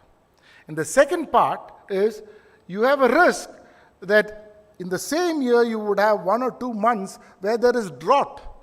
You find it difficult to get water. So if you have to balance between these two, you don't know what to do. Okay? You look at the viruses which have come now in New York. Polio. It would honestly strip that city if they are not able to contain it very fast, because polio is one of the most dangerous viruses. It cripples you for life. Just imagine all of you are walking on 3 and 4 legs. Okay? You can't imagine. And this is one of the most powerful, most wealthiest city in the world. So these viruses which come, you have no control on. Okay? Look at the Russia-Ukraine conflict. I mean, everybody is red flagging it from 2014. And now you see the impact of this Russia-Ukraine conflict, biggest in Europe. Okay? Inflation is about 14-15% in London. Energy prices have gone from about an average home billing of about £1,200 to £4,000. They can't pay. Look at how nations which were at the highest, they're just falling down. And now the challenges for countries in Europe, I'm sure many of you are sitting, to brace the winter is going to be so significant. Now, all this is because of something that has happened in Ukraine. Between two countries, somebody else goes and fights the war, moral or not, I'm not there to judge, but look at the consequence of this. And how do you cap and contain it? It's going to be extremely difficult. So let me also mention about 3 things that we see that is likely to happen in the future. One is managing the unknown, which we spoke about. There are 3 aspects to this which we feel you have to keep in mind. One is what we popularly call the black swan event. This is basically the impact of the highly improbable, which is used more as a metaphor. But we know that standard forecasting tools presage them and thus lull us into a false sense of security. Oh, it won't happen. Okay? There are, however, 2 additional metaphors that I would like to share that you might want to consider. One is the black jellyfish, and the second is the black elephant. The black jellyfish refers to issues that are well known to us and are comprehensible, but turn out to be complex and uncertain in the long run, with a long tail and a nasty sting. The black elephant represents a cross-section between the black swan and the black jellyfish. And it's the elephant in the room where the challenges are visible to everyone, but no one feels the need to react to this. Okay? Now, in other words, they signify the blind spots that we have that arise due to our cognitive biasness, powerful institutional forces that are working around us, short-sightedness, and failure to read signals. Now, leading, how do you lead and create this smarter future, which is about leadership? And how do you do leadership during uncertain times? It's the most difficult thing. Apart from geopolitics, which I mentioned and alluded to, there are 3 other factors that we have to be mindful of. One is xenophobia. People are going to be more and more xenophobic, and you would see that we are unwelcome in many countries, and they are unwelcome in our country. This is how it is going to be. And the fracturing of the internet, maybe in the next 5 years, has already happened. Countries are already siloing their internet because they don't want others to access their markets, has already started. Second is the need for businesses to make sure that when you're building businesses, that you're able to create a certain interdependency, that you are not working on your own. You're creating platforms where you work with others, and the more you are able to work with others, let us assume it is the aerospace industry. I always take that. We have had vendors here who try to supply to companies only nuts and bolts. They are displaced very fast. We have companies that are able to supply more critical parts which web into the national security frame of their country. They are very difficult to displace. So you really need to know that you are not at the lower end of the value chain for them, because if you are in a market where there are disruptions, this will be the last, you will be the first one to be shown the exit door. Finally, for us, what is most important is when you are leading is strategic intelligence. Today, most of intelligence that we gather is open source. And probably companies, individuals, people have the ability to have an intelligence apparatus that is as powerful as many small nations. We never know that, and because of which we create more and more blind spots. We believe what is there in the WhatsApp messages that you get. You don't collect proprietary intelligence for your work, and you don't know what is important for you. And that is the reason why many of us end up this. Now, is this something that is only, and I will conclude, is this something that is only concerning small companies? No. The first one who had said this was Jack Welch, okay? When he made the big mistake in the merger between Honeywell and GE, he read the European laws wrongly or took it for granted. The second one is, these are companies that were priced. Otherwise, Honeywell should have been part of GE. Lost the opportunity. The second is Greenpeace versus Shell. Greenpeace almost lost a huge value of the company because they bungled up with Greenpeace they call it the SPAR incident. If you Google, you will find it. It's something to do with climate change. Okay, SPAR was something they wanted to discontinue, but Greenpeace said that while you discontinue, there is going to be radioactive material inside this. Small quantities, Shell ignored, it became a global thing. Third, Monsanto chief Roberto Shapiro, in his enthusiasm to say that GMO, genetically modified crops, are the best, went into problem. He finally had to sell Monsanto's business to Pharmacia Upjohn, more as a pharmaceutical business, and he got zero value for his agricultural business. So these are not things that I am talking about small companies. I'm just trying to say that at the end of it, the only thing I would leave with is one thing: you are never too old to be surprised. A quote which I always value and consider from Jack Welch. Thank you very much.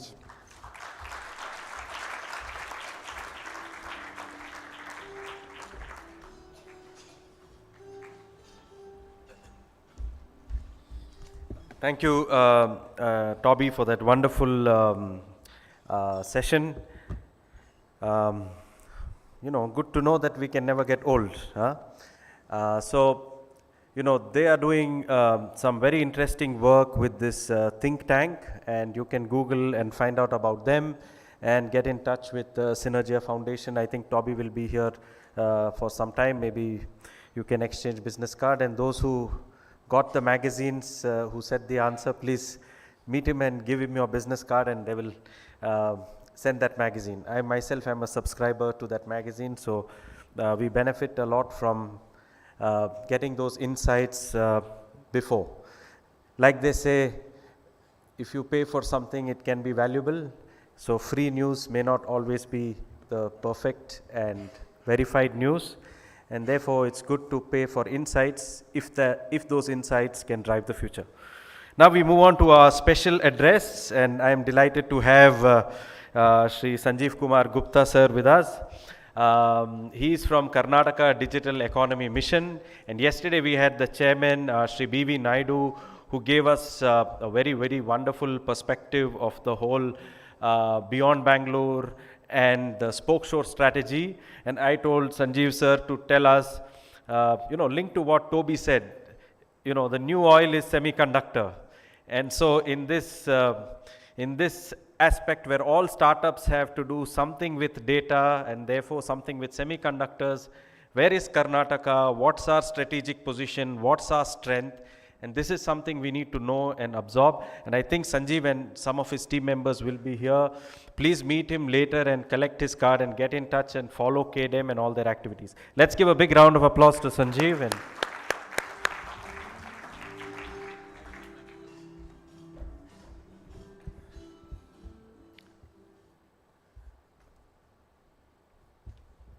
very good morning to all of you.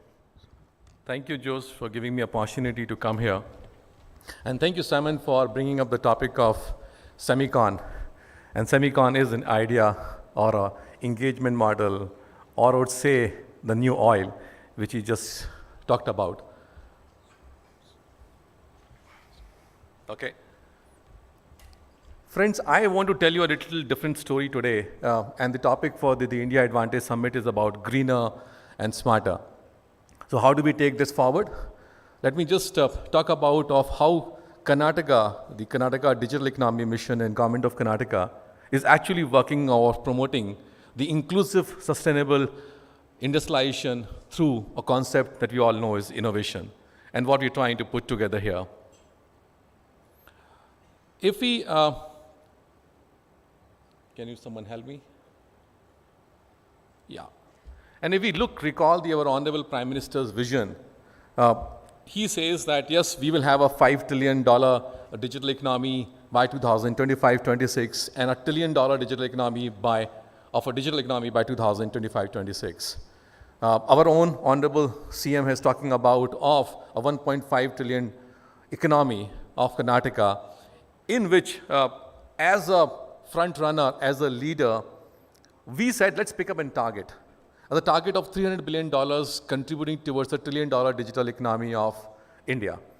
So one state, among all the states in the country, standing up as a front runner and taking a bold statement, let us assume that responsibility.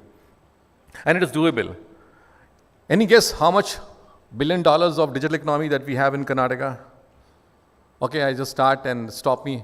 5, 10, 20, 30, 40, 50, 60, 70, 80, 90, 100, 110. Stop me now. We are around $110 billion of digital economy in the state. Feel proud of all of us. And if we have this vision of a $1 trillion digital economy and a $300 billion digital economy, the one thing which we need to do is, the bureaucracy is great, the government is great, but this is not possible to achieve without the concept of by the industry and for the industry. That means industry knows best, industry needs to guide us, industries needs to execute with us, and industries needs to prove the numbers of achievable that we are targeting for. So we need to have friends and friends and friends of industry. And that's what I aim for when I come on these talks, is to say that please become partner with us, please help us, because I need more friends. When I say this by the industry and for the industry, its in spirit is a meaning is that, government has to become as an enabler. Government has to become as a support mechanism.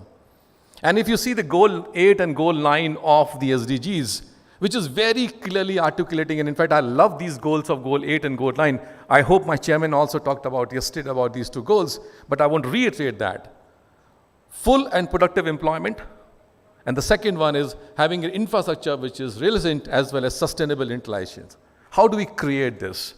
On the left and the right hand side of the slide that you see today, left hand side is the way that we perform as the government of Karnataka and the KDM is promote the industry of a digital economy in nature, catering to the goal number 9, build global linkages and partnerships, catering to the goal number 8 and goal number 9.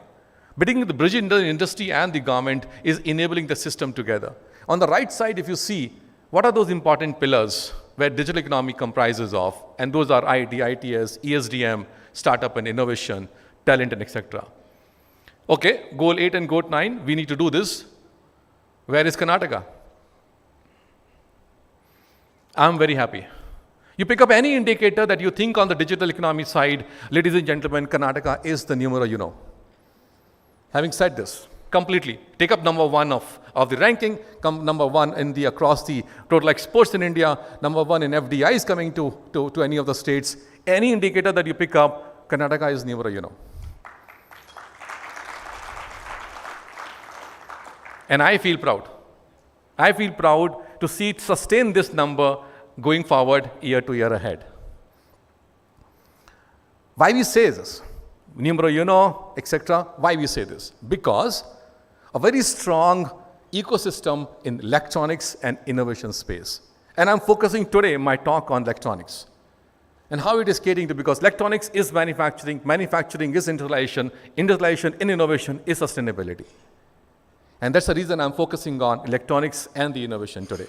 And if you pick up Anek things, the second world largest chip design house is your city where you're having this summit today, Bangalore. Second world largest, 85 chip design companies are there in India, and all are there here in Bangalore. A very nice moment for all of us. And if you see about the, how much we are contributing towards the electronics outcome, the exports, the services, there. On the right side, if you see in the innovation side, Bangalore, this statistics is not there on the slide. Ladies and gentlemen, last year, 2021 to 22, every 19th day, we have born one unicorn. Every 19th day, we born one unicorn. 40% above of the unicorns born in India are from Bangalore and Karnataka. We are looking at to have more than 200 unicorns in the state by 2025. We will be, for sure. How many startups are there? Aspirations? Please partner with us more. How we are progressing? The goal is there, and we are having numerous, but how we are progressing more? Some of the important pointers, especially when you look at the goal number 9, which is talks about of the, sustainable industrialization. What it means is that we need to have very understanding about what type of capex are coming up and in which field the capex is going. And how can we have this capex looked into from a perspective of any policy document which we design for is looking at the area of sustainability as well. So when we say incentives for capex and opex, this parameter goes inside. When we say the industry focus policies, looks into what is the digital economy and the few technologies are coming up. I'll give you one more statistics later on. Looking at a sustainable energy, a skilled and trained manpower, infrastructure that we're talking about of electronics manufacturing clusters, which is primarily dominated into those regions for all the manufacturing at a greener and a smarter level. All these are in line with the approach of making a goal 9 achievable to us. We might not be exhaustive here. I'm happy to take notes from you. Sanjeev, you are missing this part. Please educate us. And that is what the partnership and the friendship talks about of industry is. Some different features that we brought in on the electronic side is, these are 5 important pillars. The world class, in fact, the government of India has launched the projects of EMC. 24 projects were launched by the government of India, out of which the one project which has gone live and started servicing is in Mysore called Lahari, which is an advanced electronics test facility where the industries can use this facility at a very low cost model and go for a global market access on certifications and validations. Second one is a multi-tenancy clean room where the high-tech industry can actually look at now not take up the capex there, but we are putting up our own clean room facility to use by that industry. So they can easily go into the market space from the innovation of a product line to a manufacturing and finally market access. Today, newspapers has talked about of a publication has called for a call for proposals for Global Emerging Technology Design Center. What does this mean is, if you have MSME industry or you are into a startups, you have an idea. You can come from in this facility from an idea to developing the prototype. Various kinds of labs with all world-class technologies are available in this center and it will be available. We call for the call for proposals. We're looking for more partnerships to come and scale this up. Safal, the first in kind semiconductor fabless accelerator lab. You know the DLI scheme which has been published by the government of India is being pushed by us. I take a small credit from government of Karnataka to say that government of Karnataka pushed this DLI and the successful example came from Safal. Now we're looking at this Safal to give much more idea. In fact, the world look at some around 20 or so startups which in the fabulous design. I'm happy to say that out of all the world, across the world, out of 20, majority were from this accelerator, Safal, in Bangalore.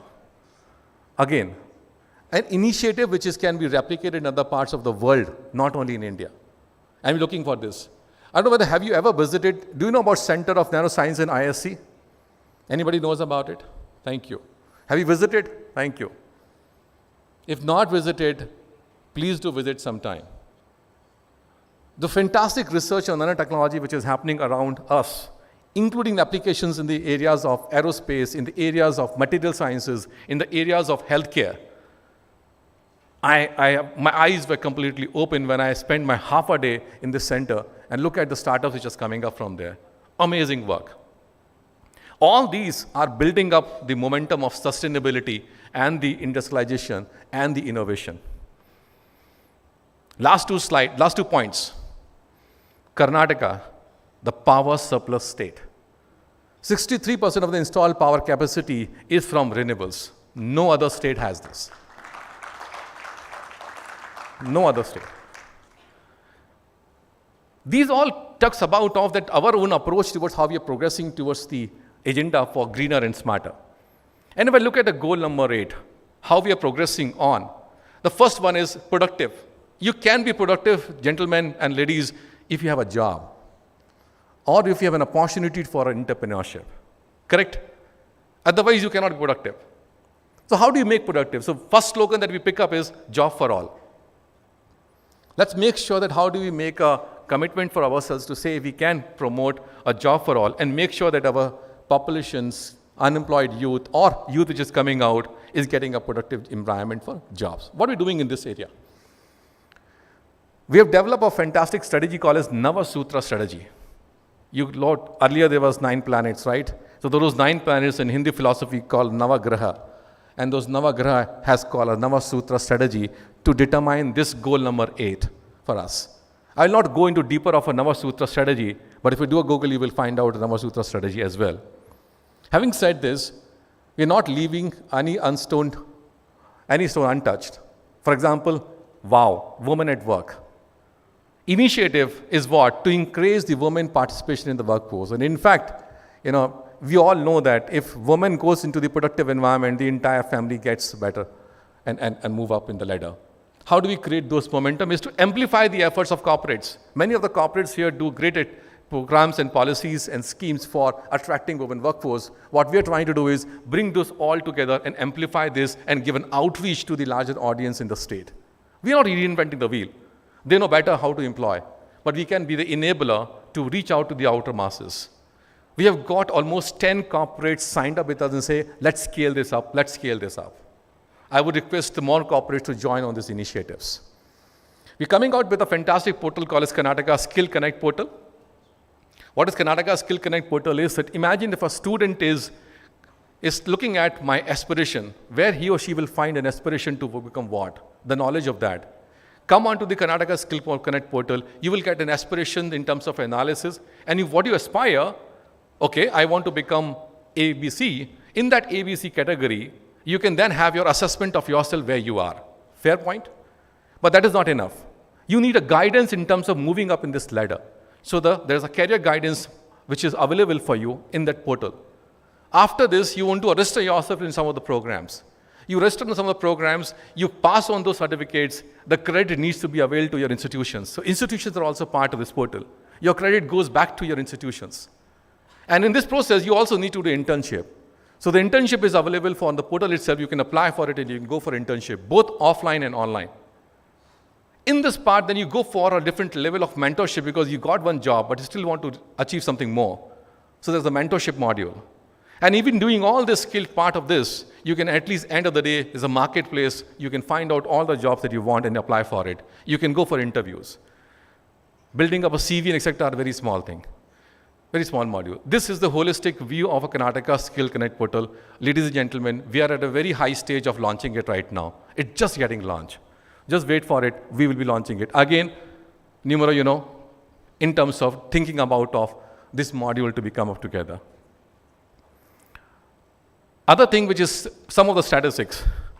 A state with 52 universities. A state with 234 engineering colleges. A state which has more than 1,700 ITIs, diplomas, etc. A state which produces 100,000 PhDs. A state which has 20,000 automotive engineers and 10,000 aeronautical engineers. And the Center of Excellences of ISC, Center of Excellences of Indian Institute of Management and all. And says that in Hindi, there's 3 lords, Lord Rama, Lord Krishna, and Lord Shiva. Okay, all of them are in northern part of it, correct? Somewhere, right, they say that. What I see today's world of the Lord is a talent. And the talent lies in Karnataka. You see the Center of Excellences here. What coming more? Thank you, Simon, for coining this, helping me to put this stitch together between our 2 talks, is the Semicon.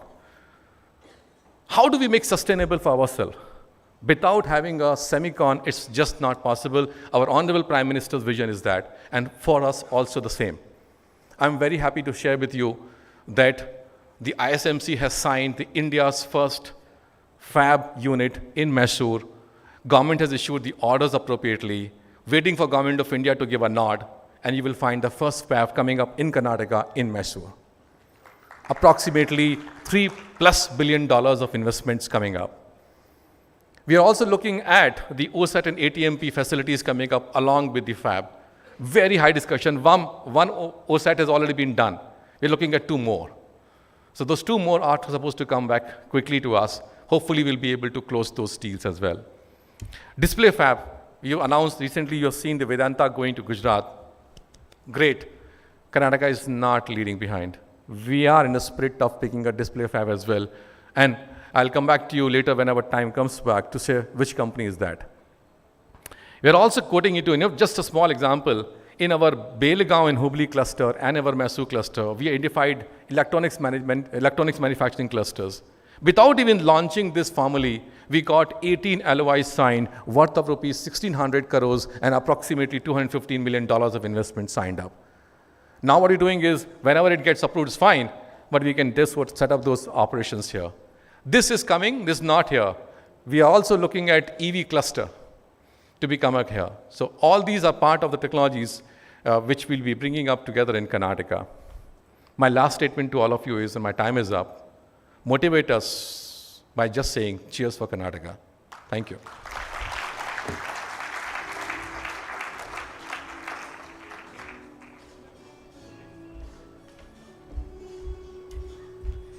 Thank you, Sanjeev. Let's give him another round of applause. You see, the man is a moving beacon of positivity, right? So you go next to Sanjeev, you will also have some electric charge and you leave. Last time I remember in the Indo-American event, he was a speaker and he got mobbed, ladies as well as gents together. So in the end, he, I think, ran out of cards as well. But anyway, we can reach out. Somebody else is there from your team? Who's? Gaurav? Okay, yeah. What's your name, sir? Avik. Okay, Avik is here from the KDM team. In case it's difficult to reach Sanjeev because of the crowd, you can go to Avik. All right, so thank you very much. I think those two give us this larger perspective of, the context of what the future can bring. And now we are going to our institutional panel. And I would like to invite Friedrich Bergelen, who is the Deputy Consul General of the German Consulate General in Bangalore. Friedrich, you are here? Oh, yeah, okay. Sorry, I couldn't find you. All right. So, Mr. Bergelen, also supported me a lot in the TIS summit. He always gives time advising what direction to take the summit to. So thank you, Friedrich, for your time, your advice, your support. And he's going to give us a very, very interesting presentation from the Indo-German perspective and how we can collaborate and build a smarter, sustainable future together. Over to you. Let's give a big round of applause.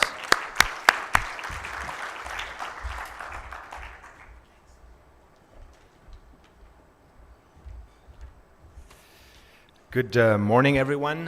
Thank you for that lovely introduction. Before I say anything, I have a quick video to show you, and it's about hydrogen. So if we can roll that, and we'll all have a look. It's just 2 minutes, so not to worry. Germany faces a challenge.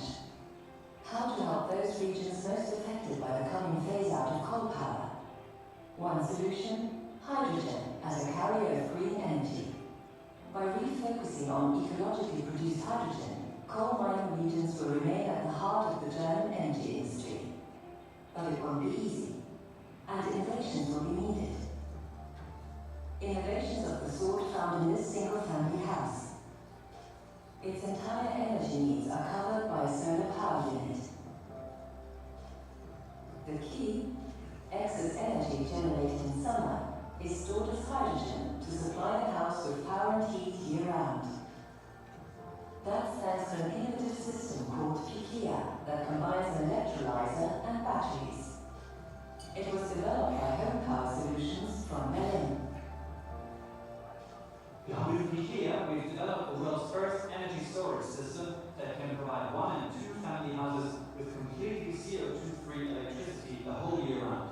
Home Power Solutions isn't the only company profiting from Germany's hydrogen revolution. The National German government has thrown its considerable weight behind the technology with the National Hydrogen Strategy. The strategy defines the parameters for the initiatives and investments needed to make the future a reality. It allocates at least 7 billion euros to get hydrogen production up to industrial scale in Germany.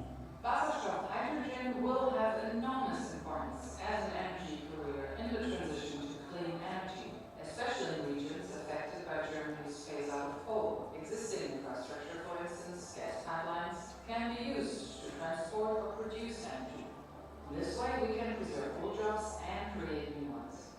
Companies and research institutions in Germany are already at work on this. So, thank you very much. I want you to take away 3 things from the video, and those are 3 key phrases. The first one is, it won't be easy. The second, innovative solutions. And the third one, 7 billion euros. So especially that last buzzword does have a nice ring to it, does it not? And it does come straight out of Germany's national hydrogen strategy. 7 billion euros are made available by the government for speeding up the market rollout of hydrogen technology. Another additional 2 billion euros will be made available for fostering international partnerships. So these massive investments are necessary as, and that is part of the truth, the current framework does not allow hydrogen to be generated and used in an economically viable manner, especially when you compare it to the pure cost of fossil fuels. Of course, carbon emissions, environmental and political hazard notwithstanding.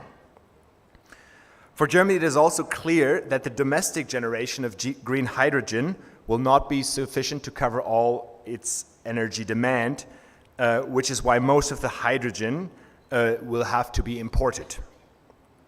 So if Germany is to reach its climate targets for 2030 and its greenhouse gas neutrality target for 2050, importing renewable energy from beyond the European internal market will become a medium and long-term necessity.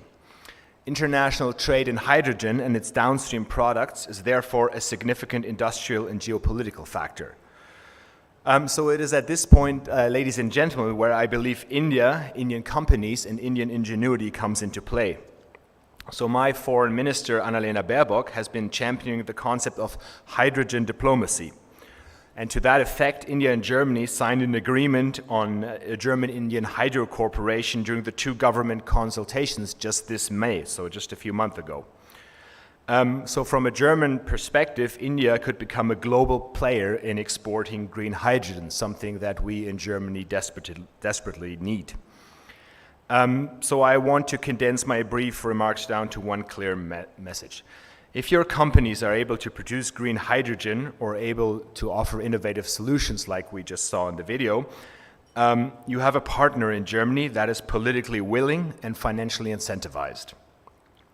Moreover, you'll be contributing to a greener future, so I feel morally virtuous when I leave you with the following appeal: go get that money. Thank you.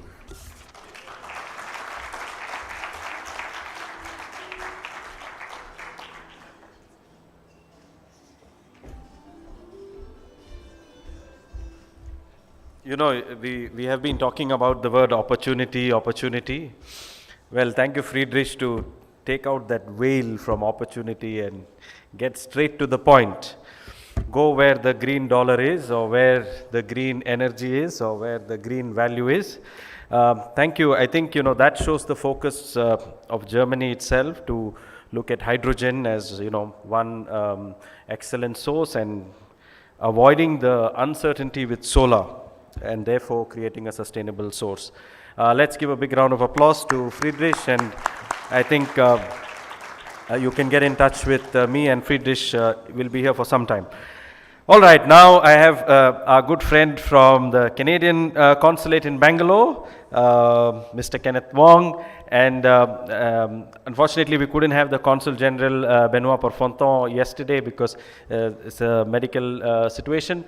But I have been having the honor of meeting Kenneth at least 2 or 3 times, and he's really energetic, passionate about climate change, and you will see that in his presentation as well. And thank you for the advice, the connections that you provide to help create a sustainable future together. So over to you, and looking forward to be impressed. Yeah?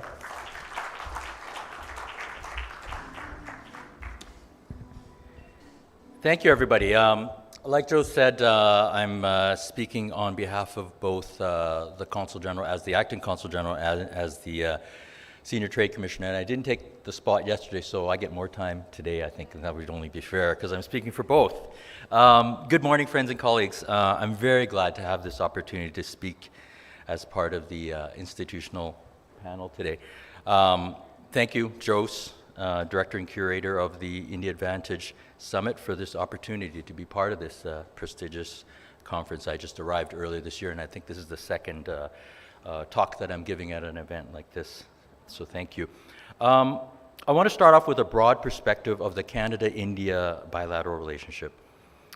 Canada's economic partnership with India is now valued at $100 billion, Canadian dollars, like a US dollar with a bit of a haircut. So you can just roughly, I've got a lot of Canadian dollar figures. Two-way trade now stands at $9 billion, and two-way services trade exceeds $6.7 billion. Two-way foreign direct investment is now $5 billion, but portfolio investment, which includes the massive public pension funds as well as private investment funds like Prem Watsa's Fairfax, that owns Bangalore International Airport, that's approaching $70 billion, according to public sources.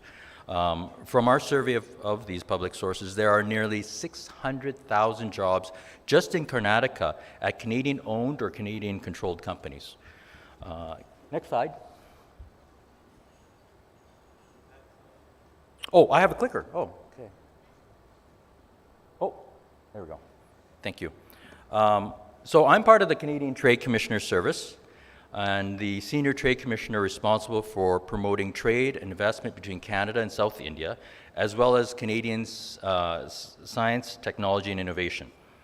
So I'm here in Bangalore, but I have Canadian trade offices in Hyderabad and Chennai that report to me.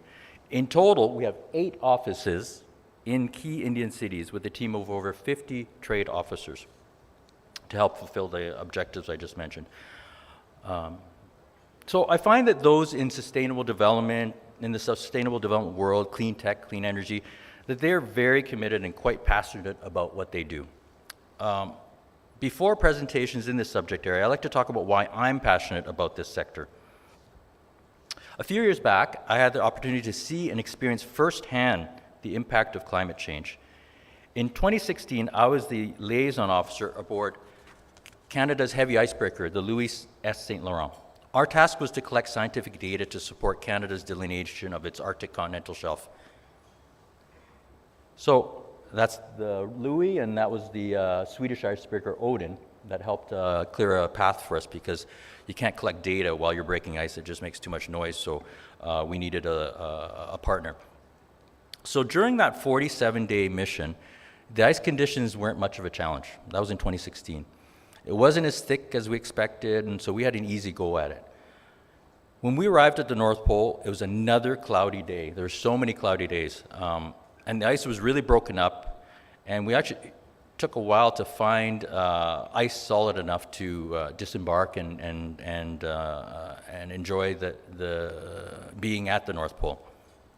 This wasn't the first time that the Louis had been at the North Pole. It was there in 2015, 2014, and 1994 as well. And 2 of the veteran crew members that were on the ship on all of these missions told me that in 1994, there were far more blue sky days than cloudy days.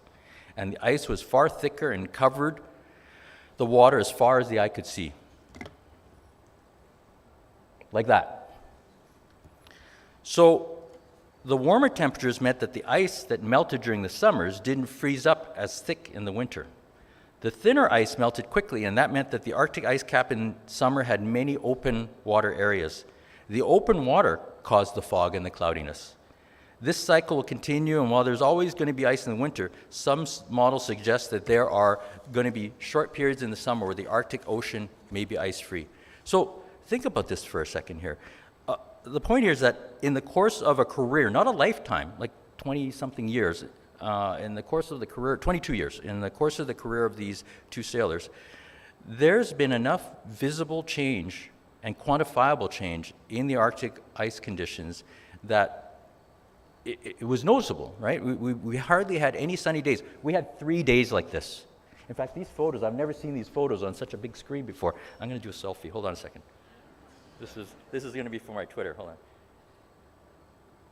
These are big, huge screens. Okay, hold on a second.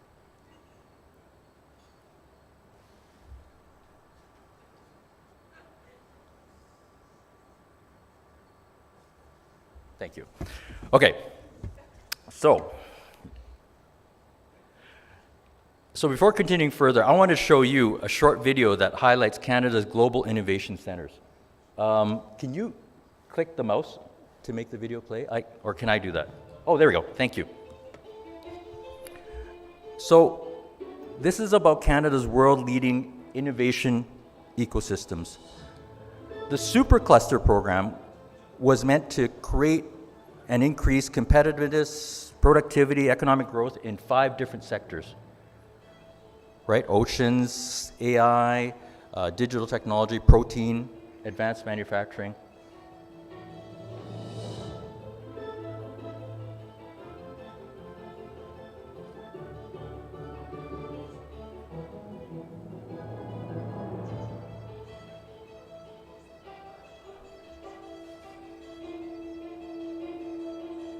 So there are around 500 projects under this program, over $800 million in program funds, and then leveraged with industry co-investment valued at $2.2 billion.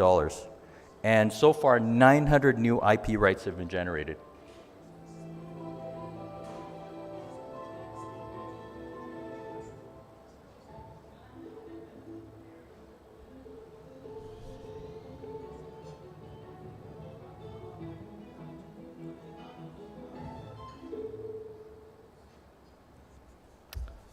So the theme of the summit, promoting a greener and smarter future to drive economic growth, closely aligns with the Government of Canada's commitment towards taking strong action to fight climate change while accelerating our path to a 100% net zero electricity future.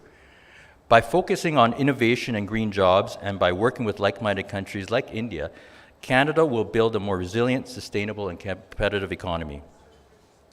Canada is committed to the development of its clean tech sector and to supporting a green recovery. In recent years, $20 billion has been announced to help build a clean economy, protect against climate change, and to promote clean tech research and development and support the growth of clean tech companies. There are two Canadian companies who are part of the summit and have offices in Bengaluru.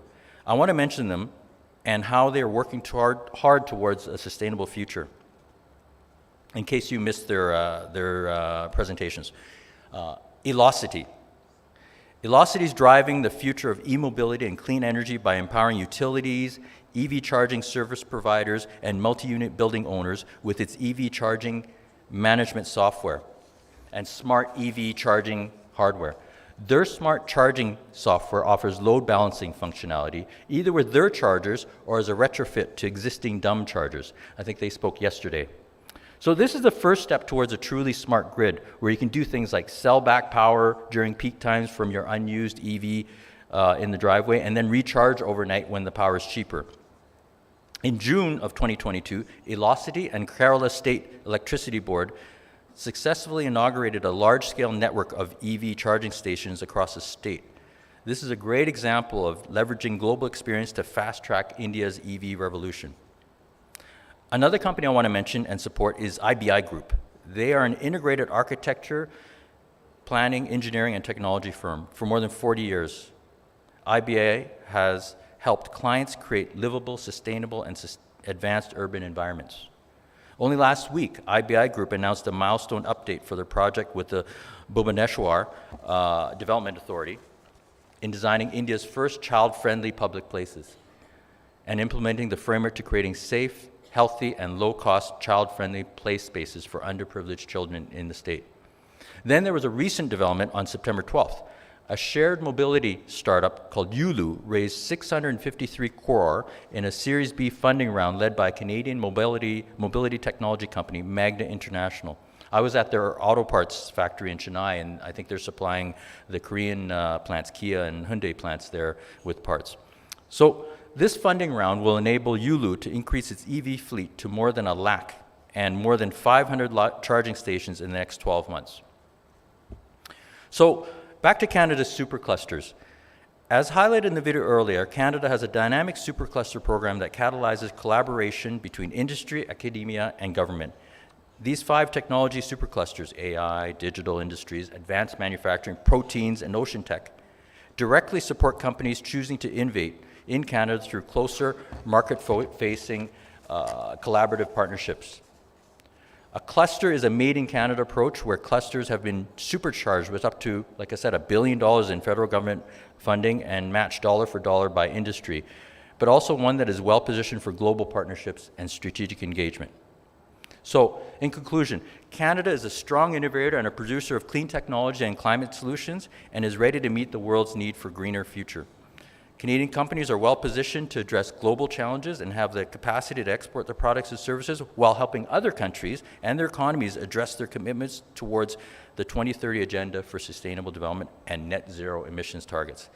Please contact me or anyone else in our network to find opportunities to work together. Today I have Arun with me, but you can find us on the internet, and like I said, through our network of our 8 offices, we would be pleased to work with any of you and bringing together Canadian and Indian companies to achieve our mutual objectives. Thank you so much.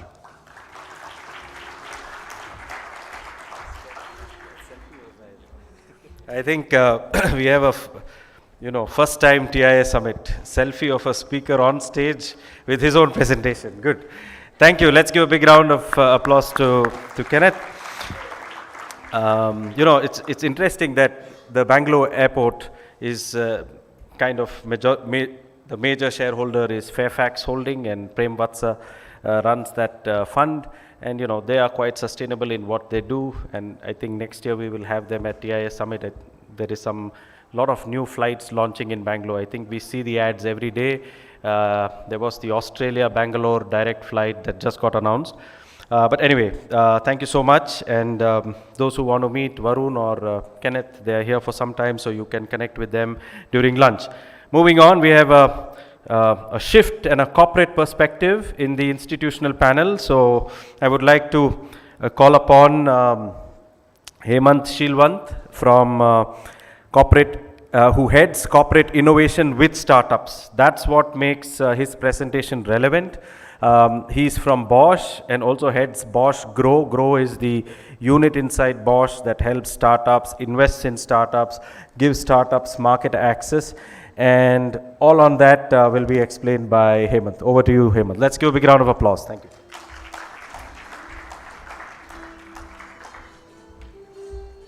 Hello everyone, good to see you all, good to be here. I'm Hemant. I take care of corporate innovation with startups in Bosch. Bosch is one such company which is spread across multiple domains, multiple technologies, multiple topics, and I've been here with Bosch since the past 20 years now, but been rotating roles every 2.5 years, worked in software, worked across global product development for automotive, and then the new age tech. I was an entrepreneur myself, set up my own startup in Bosch, which is now successful and integrated into mainstream. So what next? For me, I was thinking what next, and one of the key important things that came up in my way, well, our CEO, Mr. Volkmar Denner in Germany, 5 years ago felt no, it is not. Because we were there at a time when other smaller companies like Tesla's were coming up, right? Tesla was just springing up. We were looking at a time when Nvidia's and Apple's were getting into making electric cars. So will we be relevant? We heard from Simon, we heard from Sanjeev, right? It is important to be relevant, to be up in the game, to stay relevant in the future. So what we did, right? So this is our current CEO, Mr. Stefan Hartung, and his statement is changes all around us every single day, right? Bosch must foster innovation and open up new areas of business, and he and his predecessor, Mr. Volkmar Denner, really supported. They were very instrumental in the journey of Bosch to transform from an automotive or a mobility company to an AIoT company, which it is in the journey today, but predominantly all of our products are in AI and IoT, are with AI and IoT, right? And this is not possible without a drive from the top. This is Dr. Thomas Croft, who heads our R&D unit, the corporate research, and he also says Bosch needs groundbreaking innovation, right? And we also realize that it's not just about technology. It's also about the supporting business models that are required to be tweaked, to be relevant in the market, and for the growth of Bosch. So with this, the management actually set up an entity 4 years ago called Grow, with, as I said, with a charter, with an expectation that this unit is run as a basic rules company, is a separate autonomous unit within Bosch, and will identify those futuristic topics from within, coming from within the employees, take it out and really build those as unicorns, right? I'll quickly look at how is Grow set up, right? Today, Grow is set up not just running out of the headquarters, right? The first thing what the CEO, Carsten Rohner, who himself is a serial entrepreneur, he was brought in 4 years ago from outside. He's right now an investor as well in personal space, and he was brought in to Grow to invest, is set up 8 hubs across the globe, right? At that time, this was radical.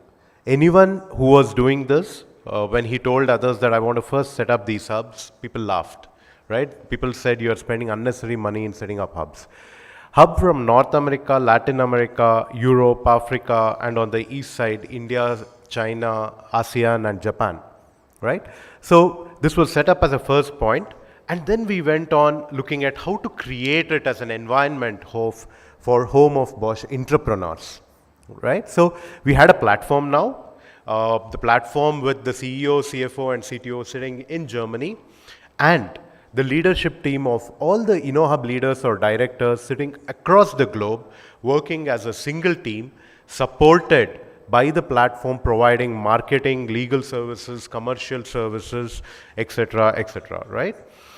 And what we did, so then we ran around each of the hub leaders, actually working as leaders within their own regions, pitching into the regions, raking out all the innovations running in those regions which were not available to others till now, right? So we actually pulled out the regional, my responsibility as India InnoHub leader and director is that I need to put a keen eye, an eagle eye onto the innovations going on in India, pick up the right ones which have a potential to become a unicorn, push it into the global team, and as a leadership team, along with the hub leads and the board management team, we actually look at if it is a relevant one, and if yes, how do we really invest and make it more successful within the Bosch, right? So this is a typical innovator's dilemma, right? We have business areas which are running well, cash cows, and then we look at, do we explore new technologies on one hand, or do we explore new business models, right? So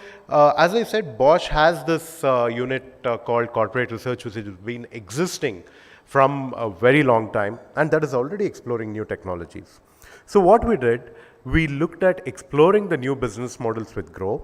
We work hand in hand with the corporate research unit, which is not possible if we are a part of any mainstream business, right? There are always, this is my territory, this is his territory, I don't want to step into it. It's with Grow, that is all, there's no line there.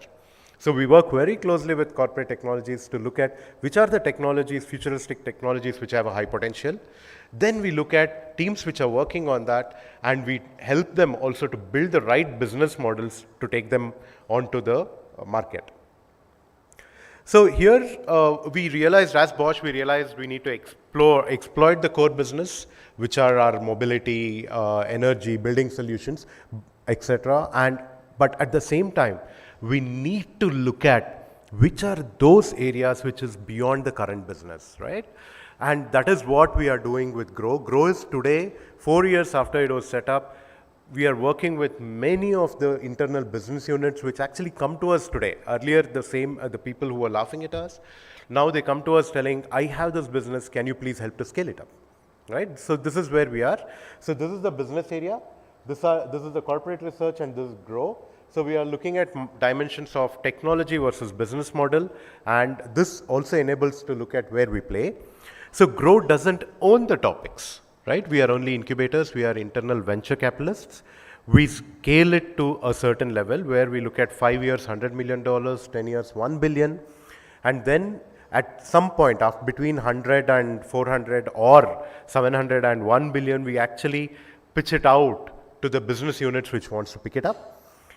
One of the key topics like e-bike, which actually went out, it was not, Grow was not there at that time, but which actually become $1 billion business in itself, was set up as a separate business unit, right? And this is also one of the things that we do. So very quickly, we have our targets, we know where to play, we have identified how to win, and how do we achieve this, right? We have set it up as an autonomous basic rule company.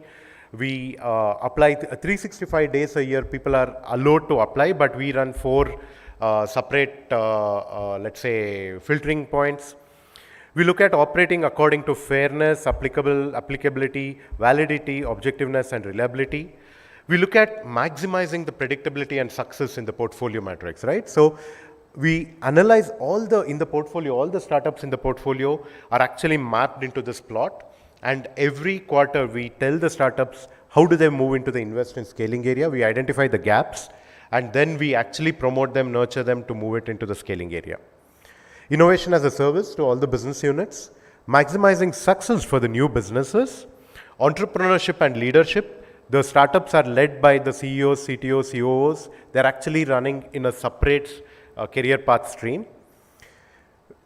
User-centered product development, we look at the lean startup methodology. We use the build, measure, learn, and the scientific lean startup approach, right? So these are the portfolio that is running in Grow, right from cognitive services with deep learning. We have digital twin, which is coming out of India.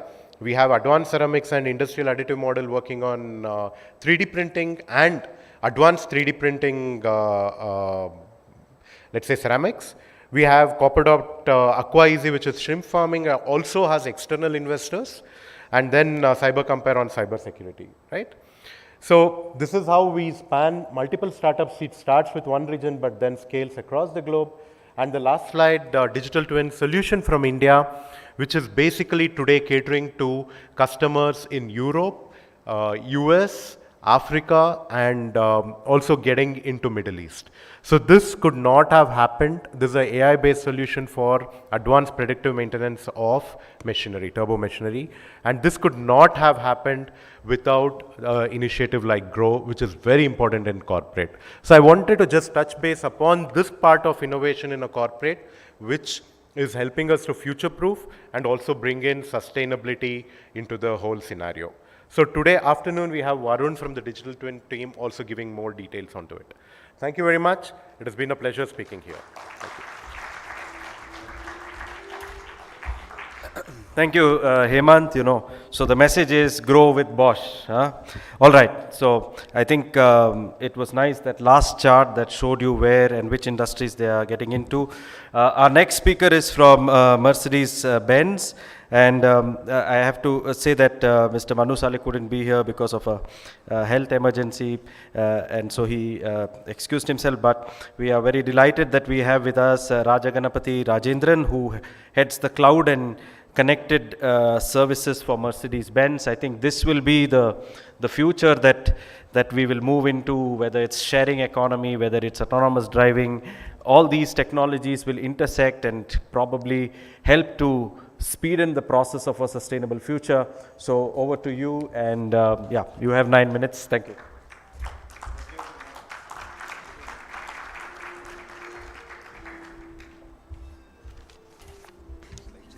Yeah. Good morning, everyone. First of all, happy Engineers Day for all the engineering minds. Right. Let's, as Mercedes style, we'll start with a video.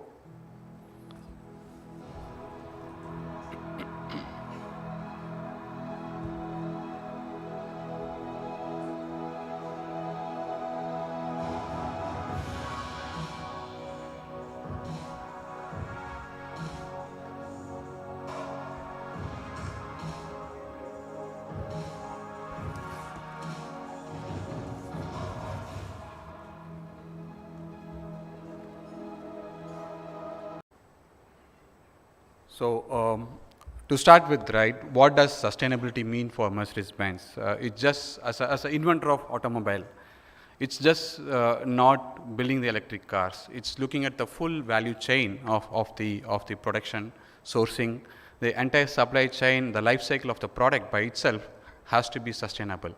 And if you look at the first and foremost strategy that we have is Ambition 2039. You can follow in our website.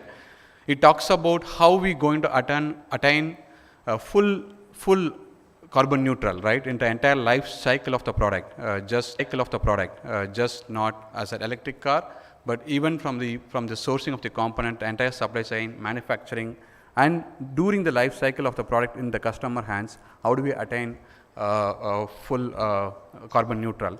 To give you some facts, today what we have in Europe, 40% of the electric cars or charging that we do are from renewable energy as of today, right? And that's a significant number to look at, just not looking from the car perspective, also from the charging station. We ensure that the energy that is coming in is renewable energy.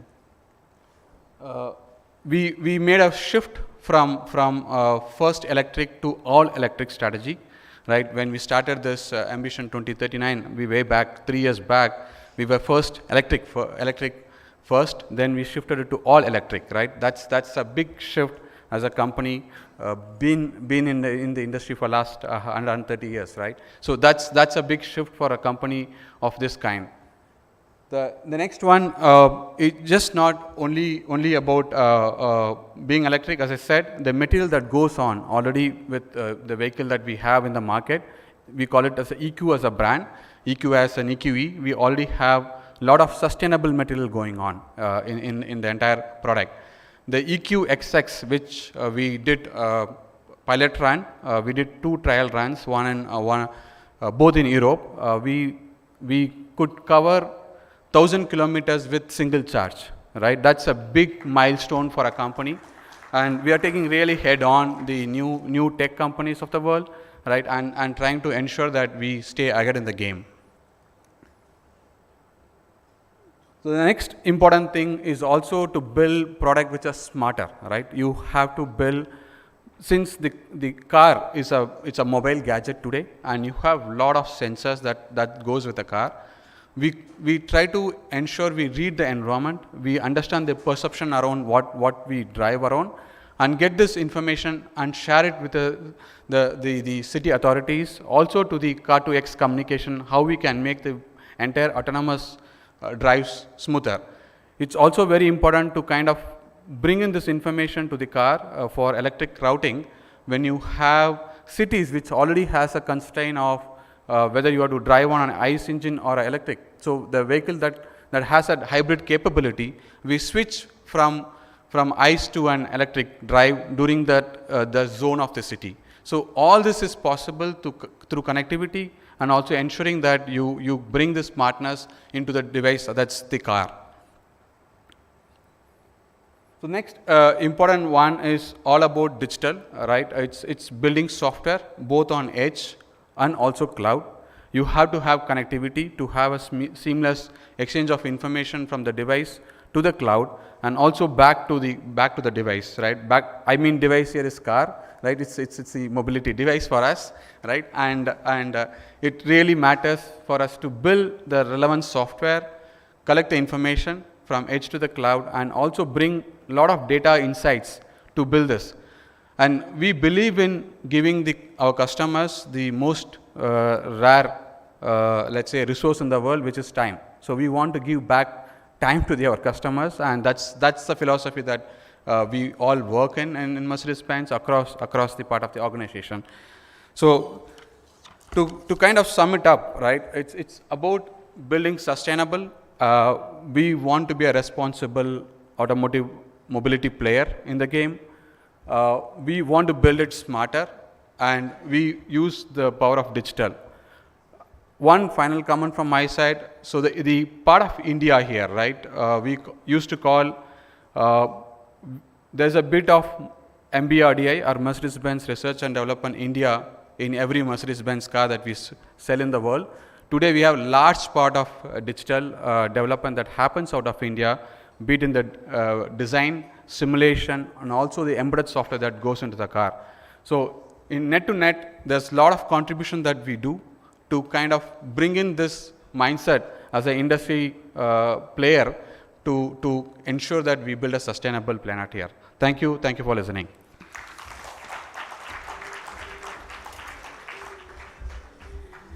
Thank you so much. I think all the startups in mobility space, it's good to connect with him. He will be here for some time, so please don't miss the opportunity to meet up. Instead of now jumping to the next mobility company, I know from OSM, Uday is here, but I want to just shift the topic a little bit and move to Sujit from Beacon Foundation. Sujit. Okay, you're here. Okay. All right. So yesterday we heard from Nandan Nilekani about the digital transformation and digital as an enabler for digital goods and how that will revolutionize, democratize goods reaching people in the most sustainable way.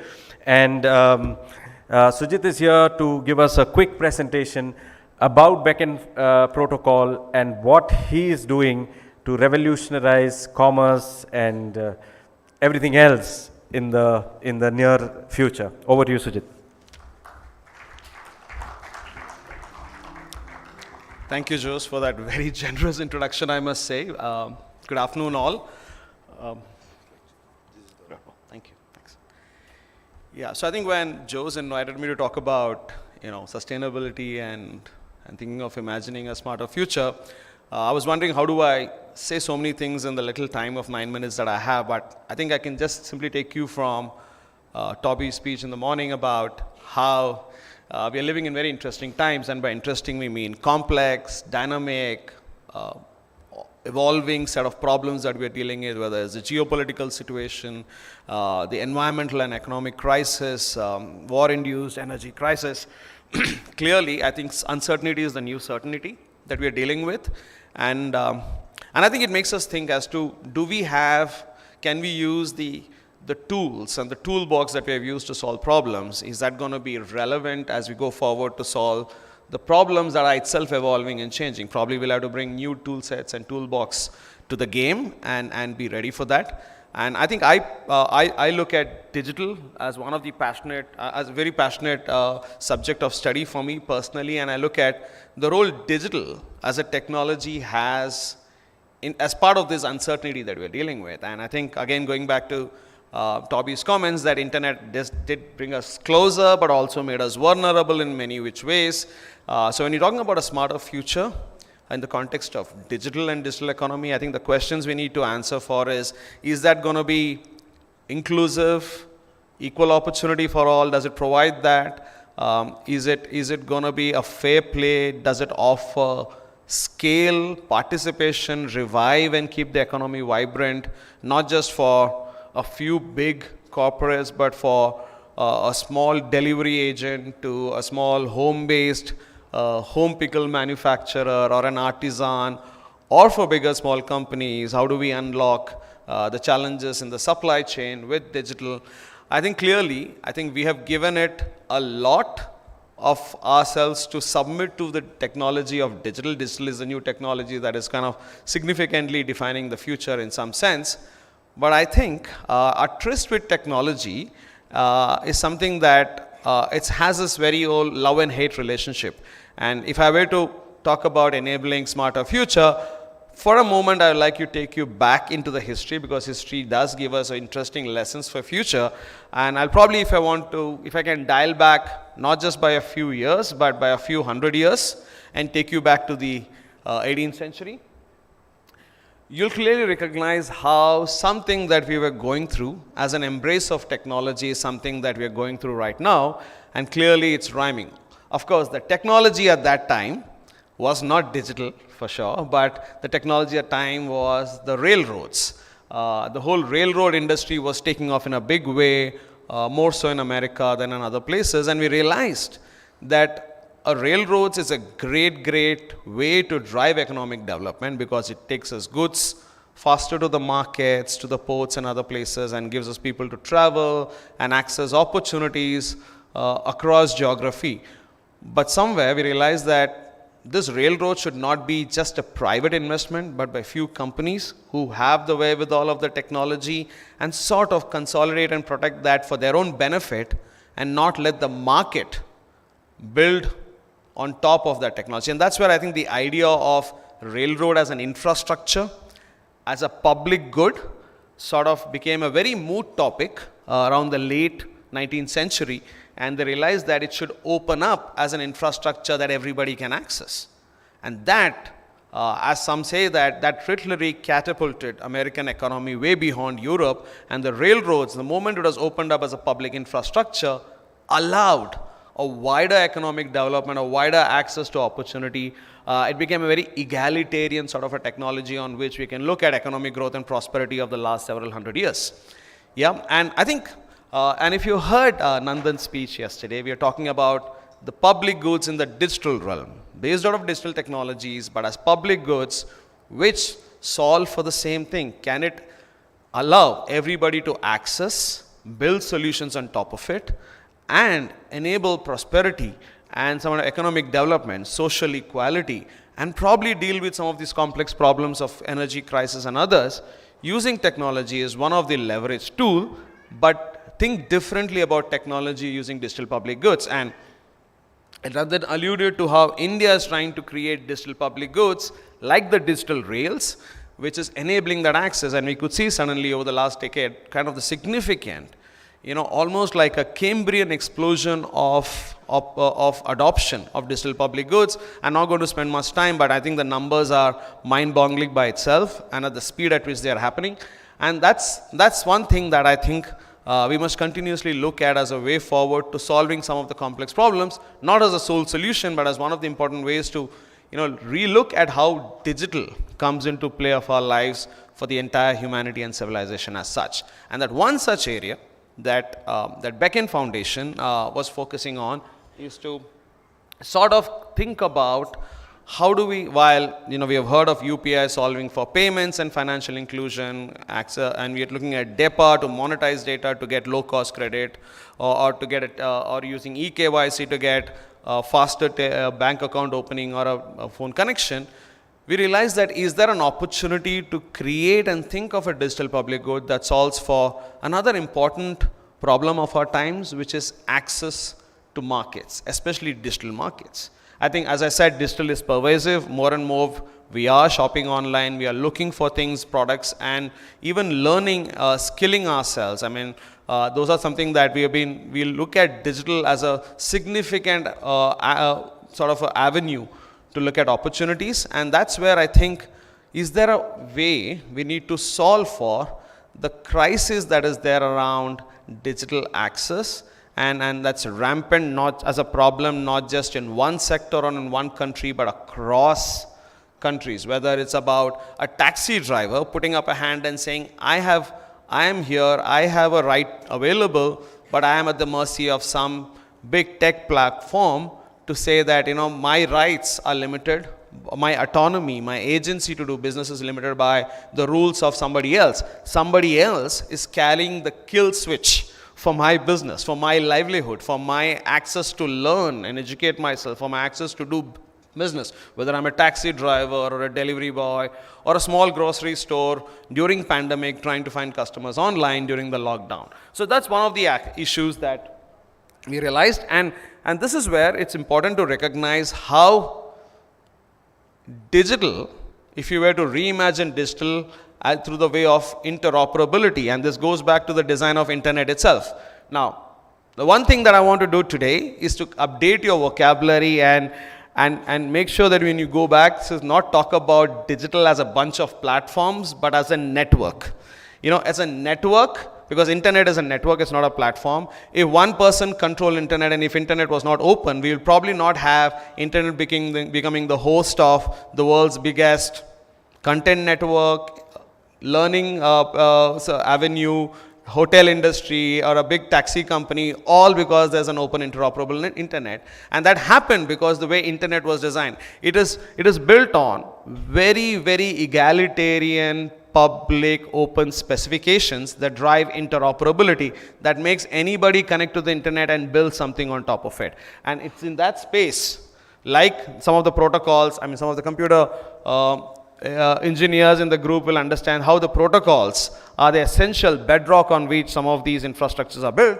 We realize that there is something that needs to be done to make internet more inclusive, more non-rivalrous, and not just let the big tech companies with one or two big companies trying to sort of solve for the problem of access and scale just by themselves, and allow many more people to participate and make this a reality. So if you look at today, if you look at any sector, whether it's mobility, food delivery, e-commerce, you just have one or two big platforms trying to solve this for the population scale. And today, if you look at India in specific, e-commerce penetration for some reason is just it's about 6 to 7% or less than that.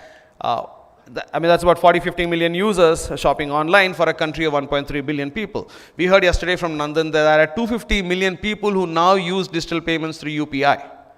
And yet, less than 100 million people shop online. So how do we solve for population scale access for both buyers and sellers online to harness internet, access the opportunity, find demand, and do that? And that cannot be at the behest of few tech companies alone trying to solve for that. And that's where we are trying to say, how do we make economy on internet a bit more inclusive through another digital building block that can probably be layered on top of internet to solve for that. And that's where backend comes in. While pretty much you know that these protocols that we have today, while we have TCP/IP that connects the networks and SMTP for emails, there was nothing perhaps before backend that was solving for this economic transactions. Whether I'm looking for a taxi ride or a packet of bread in the neighborhood or a room stay, I am dependent on one or two technology companies to help me find it. But on internet or on email, it was never built that way that only one platform does that. I mean, if you're looking for a piece of information, you could access any website with no intermediary in between. Similarly with emails, if you're a sender or a receiver of emails, you don't have to be on the same platform to exchange emails. Similarly, can we do something that with internet? And that's where backend comes in.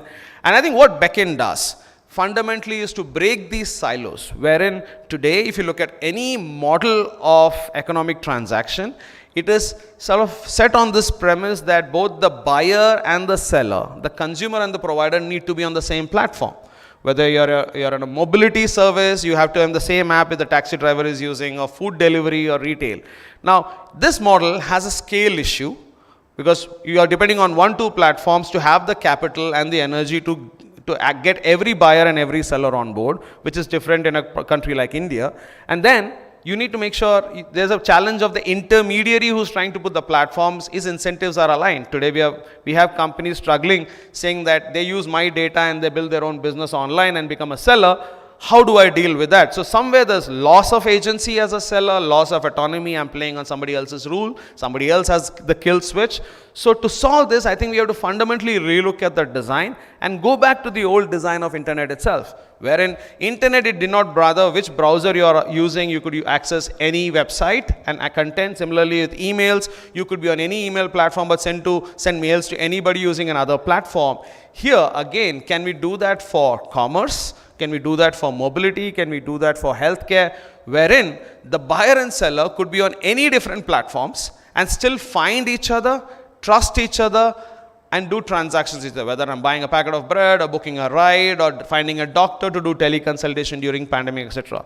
And that's where the idea of a protocol is nothing but a basic vocabulary that makes two machines understand the economic characteristics of a transaction. How do I find something? How do I place an order? How do I track? Whether it's for healthcare, it's for a chapter on AI as part of learning, or finding bread or things like that. And that's some of the and that's exactly where backend comes in. I know we are desperately short of time, but I was asked to speak about ONDC. ONDC is one such network that is going in a big way in India. I'm sure most of you would have heard about how the ONDC is scaling. ONDC is using the backend protocol as a way to reimagine e-commerce marketplaces, not as a single platform, The government is not saying I will set up a platform to solve for some of the issues in the market, but they're saying, why don't we create an ecosystem where we have the protocol and allow multiple platforms. Some of them are public platforms like CSC organization trying to sell a buyer interface, but the many private, the big or small platforms, it could have the biggest e-commerce player or the smallest e-commerce player, the biggest logistic company or the smallest logistic company coming together and enabling this network to happen such that I as a buyer have choice to be on any app and discover every possible buyer that I'm looking for without having to be on the same platform as a seller. Similarly, the seller, I am not at the mercy of one particular platform to get me customers. That's pretty much the reason why I join a platform saying that, oh, you have all the customers, let me come and be a seller on your platform. Now, I have a choice as a seller, let's say a grocery store, I can build my own little server. I mean, I'm already seeing implementation of entrepreneurs building small Raspberry Pi servers to get a Kirana store online directly onto ONDC without having to depend on an intermediary. That possibility of creating a network of platforms where even market participates and build on top of it, that's something that ONDC is doing. Going big already, we are doing some pilot implementations across well over 20-30 cities. There are 9 platforms which are live. And I think there's a big announcement by the end of this month or early next month, you will have many users, all the users in Bangalore at least will have access to ONDC, will be able to find all the sellers on ONDC through one of the apps that have been part of ONDC, and soon we'll have it rolled out in many other cities. So the idea therefore I want to leave behind is that if there is a way to distribute the ability to solve rather than trying to solve by yourself, don't try to be the big tech company trying to, I will solve for the mobility problem or I will solve for the retail e-commerce problem as one company. But if we can allow to work along with other market players and create an ecosystem through digital public goods like Beacon Protocol, we probably can achieve market expansion, solve for access and build a bit of social equity and help small businesses to find a way to have a presence in digital economy, not just presence but also thrive without having to be at the mercy of some intermediary. I'll stop here and probably take some of your questions around lunch or whenever we meet offline. Thank you.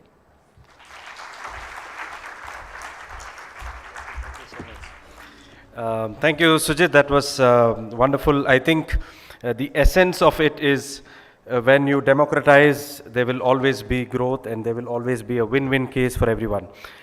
Before I call the next speaker, I just want to say thank you to the media. This is the different newspapers where our event has been covered. So let's give a round of applause for these journalists who have written. So we will put all these articles on a link in the website by tomorrow, so you can also see it and share it in your network. We also want all the speakers of this panel to just wait before lunch. We take a group picture because they have asked us also a little brief about today's proceedings. So now I'm very happy to call upon our good friend from OSM. You have seen that logo there, which is called Omega Seki Mobility. He's a man with great energy and passion, Mr. Uday Narang. He has come from Delhi just for this. And I don't know he was in Thailand sometime back, then Vietnam. He's really a crazy guy, opening multiple factories at a breathtaking speed. He was in venture capital industry before, left all of that, came back to India. Really is a crazy guy, and only when you listen to him, you understand the level of craziness.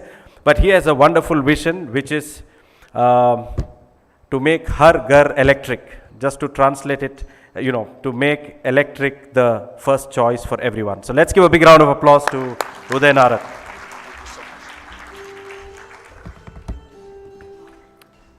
This working?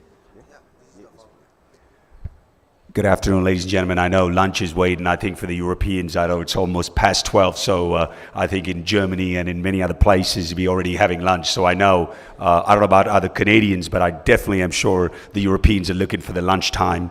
My name's Uday Narang. Listen, I know you've heard a lot of speeches here.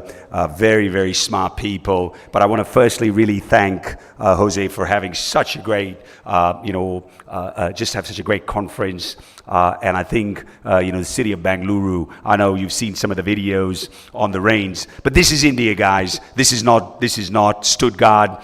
This is not, Zurich. This is India. And I think we all got to understand this is what makes India powerful.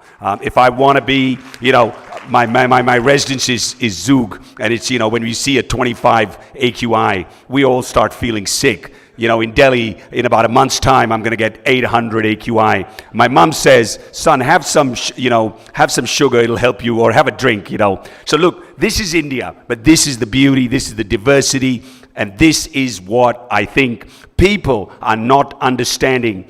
This is the third largest EV market in the world. I'm going to let the Chinese and the United States have a fight about who's number 1 and 2. But what people are not understanding is this country is on the move. And electrification is a major, major part. I'm going to be talking about, I'm working in 3-wheelers, in 2-wheelers. I know time is limited. Jose is going to give me a stick soon, so I know I'm going to do it quick.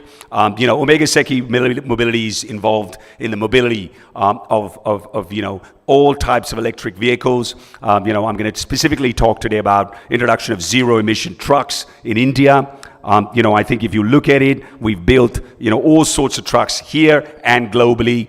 We are working in ASEAN. I just got back from Thailand yesterday. We're building them in ASEAN, in Africa, in GCC, and all across the world. But the key part is in our country. This is the beast, which I call, and we tested this with almost 40 tons of load and 300 kilometers on a single charge. I am not competing with Mercedes on 1,000, but you've got to understand these are very, very price-sensitive markets. So, 1,000 kilometers is a bit too much for this country. But as they say, different horses for different courses. And I think the vehicles that Mercedes is building are beautiful. So we're gonna try to, make a change. The key part is the electric truck market in India. If you look at COP26, we want to achieve net zero emissions by 2070. One of the things which is extremely important is to understand that 31 of the most polluted cities in the world, unfortunately, are in this country, and we all need to make a difference. And it's not, we go to conferences and we talk about it, and when we leave here, people, we need to really think about how do we make a change, because the future generations, your kids and the kids, it's important, and we all need to work on it. If you look at the transportation sector, is 14% of that, and I think we need to really start working on that in a big way. Road transport in particular accounts for over 90% of transport emissions in this country. Therefore, to achieve the net zero goal, we need to really decarbonize road transport. India has over 2.8 million trucks and over 100 billion kilometers per year. And we're building, we've got, this great transport minister of us, Nitin Gadkari ji, who is gonna build so many. We're gonna get a logistic policy here on the 17th. And ladies and gentlemen, I'm gonna tell you, this country is gonna change the way of transportation. And there's so much more. That will bring efficiency. That will bring jobs. We were just talking about Karnataka and jobs. I think, we were talking, the Honorable Council from Germany was talking about 7 billion on hydrogen. I think 7 billion is not enough. We need 30 billion, We're looking to build a 25 trillion economy, ladies and gentlemen, here over the next 10 years. And I think the demand for hydrogen, for green energy, for all sorts of technologies are going to be there. The Europeans have been great partners, and I think there's a lot of work to be done. I also say clearly, this is not a competition. This is we all are working together. And I think what's important for people to understand is, I'm into fitness, and, if you look in the marathons, the Kenyans, we all run together 20 kilometers. The last 6, 7 is for whoever wins the game. And I think, for me, specifically for OSM, it is not about me building unicorns. There's too many young men and women here. And it's great to see so many women here. And I want to see more women engineers. I want to see more electronic engineers in this country. They have so much power that we need to use. But what I want to say is that what needs to happen is we need to make India win first. And if we build the products right, we all work together, you all have enough chances. This market is big enough that we can all build unicorns. And for me, if I can change even one life in this country, one young kid, that would be enough. And I think that's what the mission sort of I'm on, for doing this. If you really see why trucks are missing, obviously there is a lack of financial incentive. If you look at Europe, if you look at Japan and Korea, the incentivization is humongous. The governments, the state governments are working towards it. In Bavaria, or all across Germany, all across Netherlands, and in all over the world, we need to have more incentives on the trucking side. Obviously, the legacy trucking business is very, very unorganized. And I think that needs more, organization in a better way. Obviously, we are waiting for a policy push. There is a policy push on three-wheelers and in two-wheelers. I am reaching out to the government. I'm reaching out to state governments to make more policies on the trucks. This is extremely important. And I think always, one of the things is, I'm not just reaching out to the government. I say, do what you can for the country. Don't ask what the country can do for us. In India, we all complain that, we've got flooding here and the government's not doing enough. Well, what are we doing? And I think we've got to have a public-private partnership. I think we've got companies like Bosch and all these beautiful companies doing so much great work. We need to build more and do more. And hopefully, OSM is going to be part of that. If we really think about, the freight transport and backbone of Indian economy, if you really look at it, we've got the trucks are basically, going to lead to sustained logistics and cost savings. If produced in scale, the total cost of ownership, the TCO model, can clearly say that the diesel trucks can be reached at parity. There is a huge amount of pent-up demand. I think you are seeing, where our reliance on foreign energy, whether it's Russia and Ukraine, or whether what's happening, with the Chinese and the Taiwanese, we need to reduce our dependence on foreign oil. And I think this is a great opportunity. There's widespread, truck adoption could really reduce cumulative trucking, particularly PM and nitrous oxide pollution by 2050. This is very achievable. The earlier approval overall, the trucks market in India requires a coordinated ecosystem approach spanning the public and private sector, charging, batteries, motors. We need to build all of this in India with alliance. And I think what I reach out to all our Canadian, our European, our American partners to come here in India and build. And I think clearly we can build in India for global. I think those days of where, Indian quality was looked down are over. Our young men and women are producing companies, their technology being built here. We have got international companies building huge operations here. Great to see Mercedes, Bosch, all of these companies here and many more.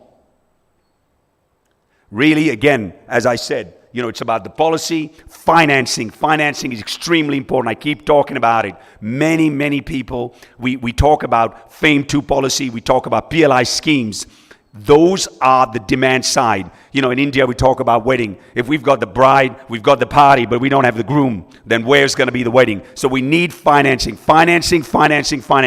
That is the most important. I want to see state banks, I want to see NBFCs do more on this, because if we need to build the ecosystem, we want to build a huge amount of electric, blue, green energy products here. We need to get financing. Charging infrastructure, that is extremely important. Tier 2, Tier 3, Tier 4 cities, we need to build on that.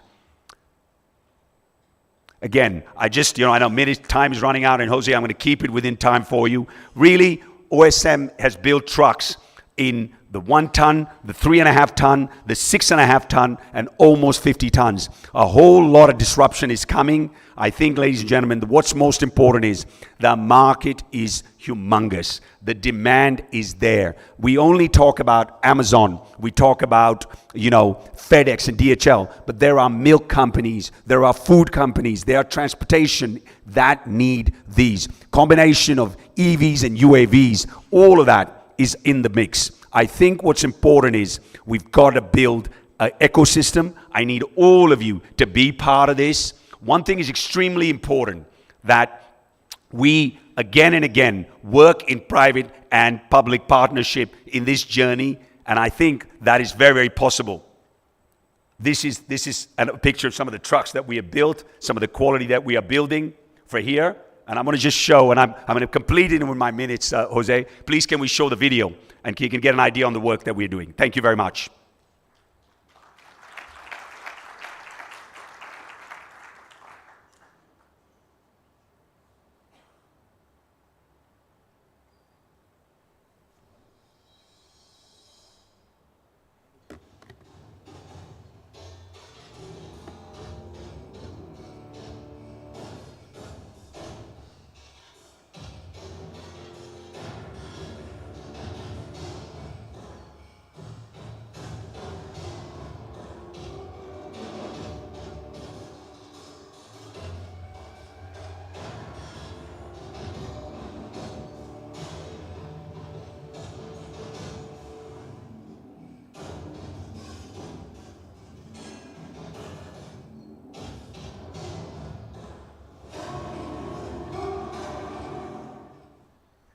The last thing I like to say, guys, please, after these conferences, please try to make sure that you are trying to save Mother Earth. It is extremely important. Europe, America, all the other parts of the world. But it's time we all really, really start walking the walk rather than talking the talk. Thank you very much.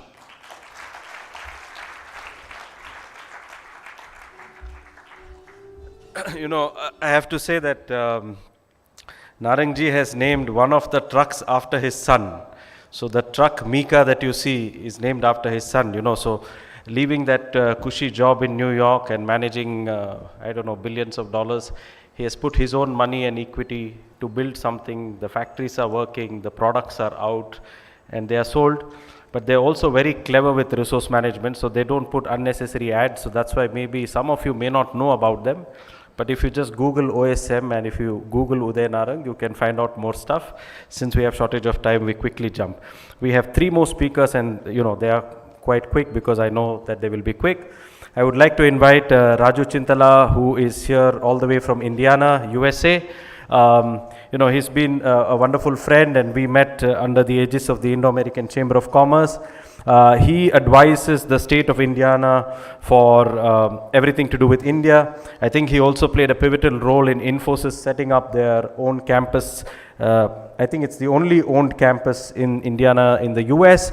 Over to you, and let us know how India can collaborate to create a sustainable future. Over to you, Raju. Thank you.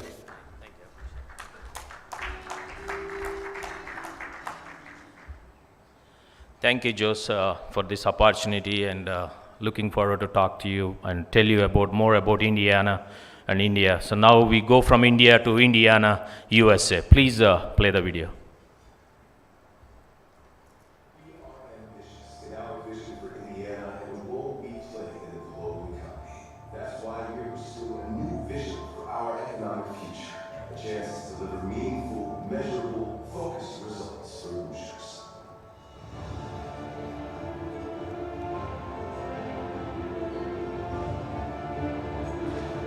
Those 11 counties are just booming. $100 million corporate campus, but a whole new momentum of innovation. One of the biggest weeks for economic development in state history. River Ridge Commerce Center is now an economic center for southeastern Southern Indiana. It's at $1.8 billion now, 750 revolving careers for what comes next. First ever global economic summit. Representatives from more than 2 dozen countries are here in Indianapolis at the convention center. We are fourth in the United States of America for the production of clean energy. I want to not just participate in the energy transition, I think Indiana can lead.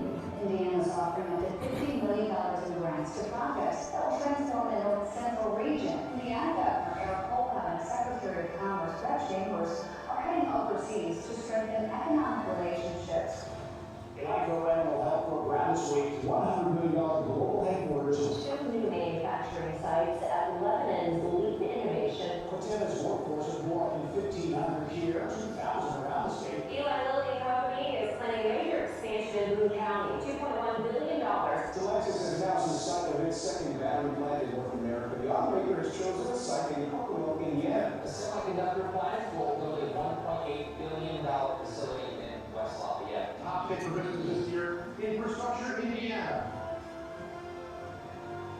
Endless curiosity, unparalleled momentum, careers, not just jobs, more money in Hoosier pockets. In Indiana, the American dream is alive and well. Thank you. So that summarizes pretty much about Indiana economics. So now let's look at some of the where Indiana is. You see this map of foreign investments, foreign direct investment from various countries invested in the state of Indiana. These all are the several countries. I think that Japan is the largest country. We have more than 300. After that is Germany, and several other countries have invested all over Indiana. So this is more about the talent. We have several universities that create and manufacture the talent. Everywhere is the jobs. We bring the jobs to Indiana, but we have to produce the talent in order to fill the jobs in Indiana. So if you look at why we are the best in the state of in the country, United States, Indiana is doing better. We are well connected. Within 12-hour drive, you can reach 1/3 of population.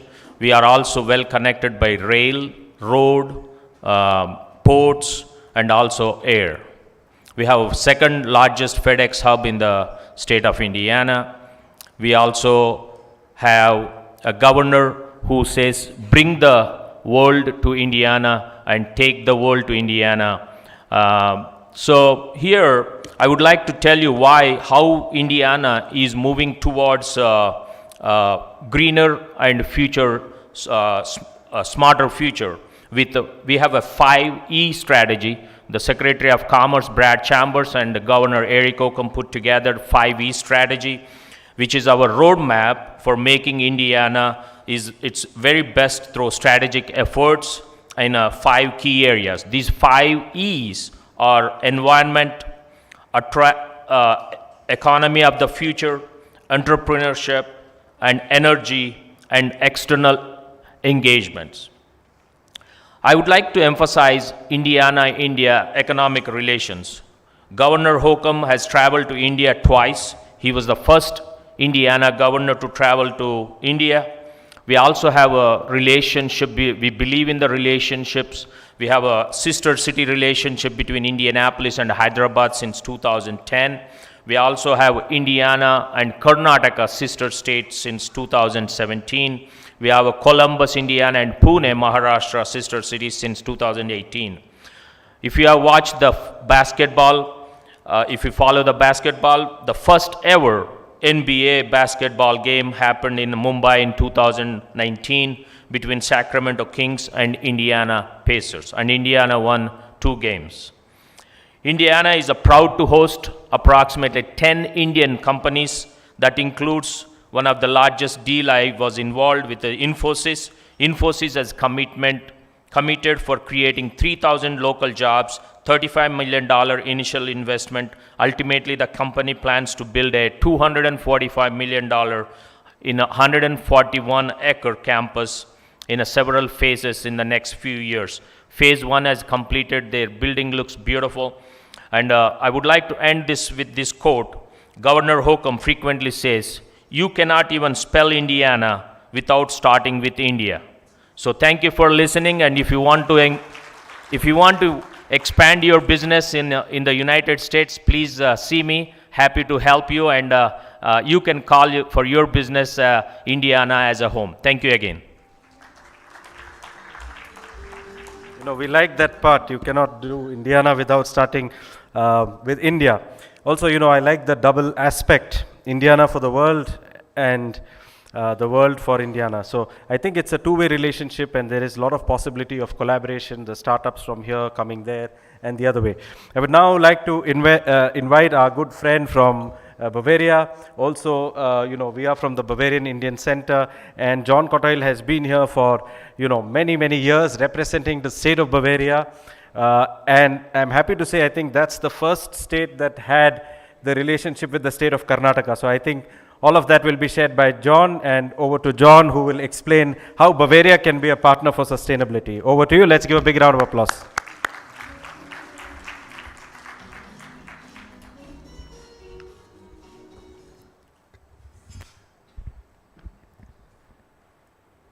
My friends, good afternoon. Thank you, Josh, for this wonderful opportunity and that we are sitting patiently here just before the lunch. So I'll just show you 2 minutes, 40 seconds of film. Can I see the movie, please? It is home to many global players in sectors like automotive, medical technology, manufacturing, and also a key location for financial services. At the same time, the area is one of the world's leading startup ecosystems, with many world-class universities, research facilities, startups, and investors. But what we are really proud of is our talent to bring both worlds together.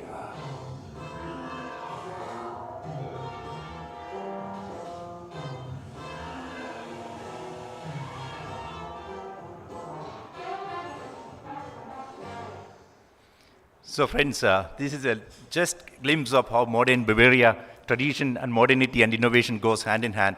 And I'm so glad, Germany and Bavaria, the states are represented here. Honorable Consul General is here, Friedrich and Bayern, my colleague will talk, and a lot of friends from Bavaria today here. Herzlich willkommen, and Alan Studenten here from Bayern. And so let me give you a little bit of information about Bavaria, the largest state. This is the largest federal state. We have so many states in India. But the biggest state, largest state, what the size is concerned, and the second largest in population is Bavaria. This state alone is the 7th largest economy in the European Union of 27 countries. That says, what is the power of this state. And the capital city, Munich, you must have gone for the Oktoberfest or many other wonderful celebrations apart from the, business you do there. And more than 20% of the German world market leaders are from this state. I think I have to press here. Yeah, you can see it. And this is, the core industrial sectors in the in Bavarian state is, as you know, BMWs and Audis and aerospace, satellite, medical technology. You take any sectors of key industrial sectors, Bavaria is strong in that. And you will find enough partners to do business for your business with Europe or Germany. This is also a very good, cluster networks what Bavarian state has promoted through many decades. You will see under 5 categories: digitization, energy, health, materials, and mobility. These are the key areas of industrial growth and future innovation. So under that, you will see, sub-segments where we work together, where we collaborate with international companies, and with a lot of Indian companies, we work together in all these sectors. 17 industrial clusters. I think that is a platform where Indian companies can collaborate and work together. You will see, few of the global conglomerates from Bavaria, names which are well known here. So this, as I already mentioned, 20% of the German world market leaders are from this state. And a great number of Indian companies are doing business in Germany today, in Bavaria alone. So we started our office in 2001. Our economic minister set up this India operations, and I'm privileged and happy that I was able to, from 2000 onwards, to lead this office here. And you see the names which are, from all technical, all industrial segments who are very, very active in the state of Bavaria today. And sustainability, Bavaria is the place of innovation. If you see the patents in Germany, more than 30% of patents comes from this state alone. You have seen the automotive industry there, which is very, very strong. And apart from the OEMs, we have 1,200 international companies operating there, many from India also. And this high-tech, to be ahead of this innovation, to be ahead of the industrial growth, they need to do really, innovative policies. The state government was consequently have done and invested heavily into R&D. I think one of the many speakers were focusing financing. So that point is well taken care in Bavaria, and the government is investing recently 2 billion euros mainly into artificial intelligence, super tech programs, and university, reorganization, and also a sustainable SME offensive for the Bavarian economy. 98 to 97% of Bavarian economy are SMEs. So they are focusing on that to support that ecosystem there. And this high-tech agenda is focusing also the sustainability and how to take it forward, the clean tech, that is very, very important. And you will see also innovation which is happening in Germany, in Straubing called, there is a synthetic fuels. You will see maybe a synthetic fuel for air traffic is developed there. which may be usable in the air traffic in the near future. Or Bavarian battery network consists of BayWatt in Bayreuth. You know, these are hidden organizations or, you know, champions in the districts of Bavaria, Bayreuth, Straubing. We don't hear much, we hear about Munich or something. But these are a lot of innovations happening for the sustainable economy in the future. And hydrogen, we heard what Germany is doing in a big way, but Bavaria is also playing a leading role there with the Bayerische Wasserstoff strategy. They are investing and they have created institutions to support this new innovations in the energy sector. And Bavarian Environment and Climate Pact, that is one thing Bavaria is very, very focused, and they are doing a lot of cooperation with the universities, research institutions, and the government, and each citizen is very important to keep our environment to be sustainable in every walks of life. It is not only the industry is asked for, but every citizen is asked in Germany, beyond what is required by law, each citizen is called to play a key role in that. We saw that movie, about cross-culture, cross-industry innovation. That is something, a big buzzword in Germany. You have seen that 17 industrial clusters. All these clusters come together, promoted by the state of Bavaria also, to bring new technologies, new innovations, new cooperations. You will see the latest technologies where they, in the digital world, be it extended reality, artificial intelligence, they are investing around 600 million. And IoT, IT and cybersecurity, all these sectors, play a key role in the future industry and economy. So there, Bavaria is playing a major role within Europe and within Germany itself. And what we do as a Bavarian state office in India, for the last 20 years, we were helping Indian technology companies to set up in the state. We were helping Bavarian companies to come in India and to get into the Indian market. We provide easy access to contacts. If any of you are thinking of setting up an office in Germany, contact me. Our office in Bangalore. We provide you access. All our services are free of charge. Also information, site search, contacts that you need, excellent network what you need in the industry there, or in the politics, or in the administrative level, we provide all these for you free of charge. And India and Bavaria, we have around 30,000 Indian citizens living there. We have my colleague will talk about the other university partnership. Then we have enough flights, 15 flights we have every week. And Bavaria and Karnataka are partner states since 2007. We have a lot of activities going on between the two states. We have seen the innovative projects happening in the state. And Bavaria is also the number one within Germany and Europe. So there will be a lot of potential in the future also. So this is a great place to do your holidays, not only to do business with your family. We have a great number of students studying there. We will hear about it. So this is just a glimpse of Bavaria as an investment location, as an innovation location within Germany and Europe. And Bavaria is committed to India. For the last 20 years, we have more than 30 political delegations and business delegations here. Vice versa, we have taken many delegations here. So if any of you are thinking of setting up a business or to do holiday, please visit Bavaria, visit our office. Thank you so much.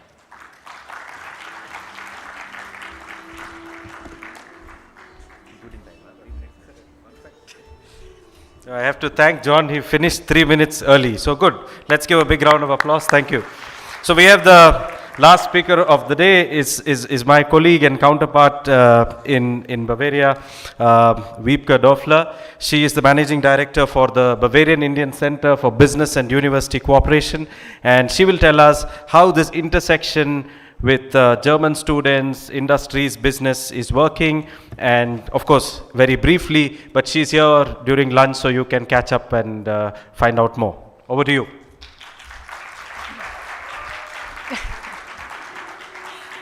Okay, thank you so much, Jose, for this quick introduction, and thanks a lot to John. I think he's given like all the numbers and stuff, so I just really keep it very short and crisp, and just give you kind of the mission for today. So John, as you heard, is working on the economic side. We had the representation for the Bavarian Ministry of Science and the Arts over here, and with our office over here, we've been focusing a lot in the past years on sustainability and startup topics. And what I want to introduce to you today is actually our current initiatives. And I mean, you've been already talking a little bit about all those students sitting around here. So one of our projects that we are regularly doing is our summer school, and with which we are here today.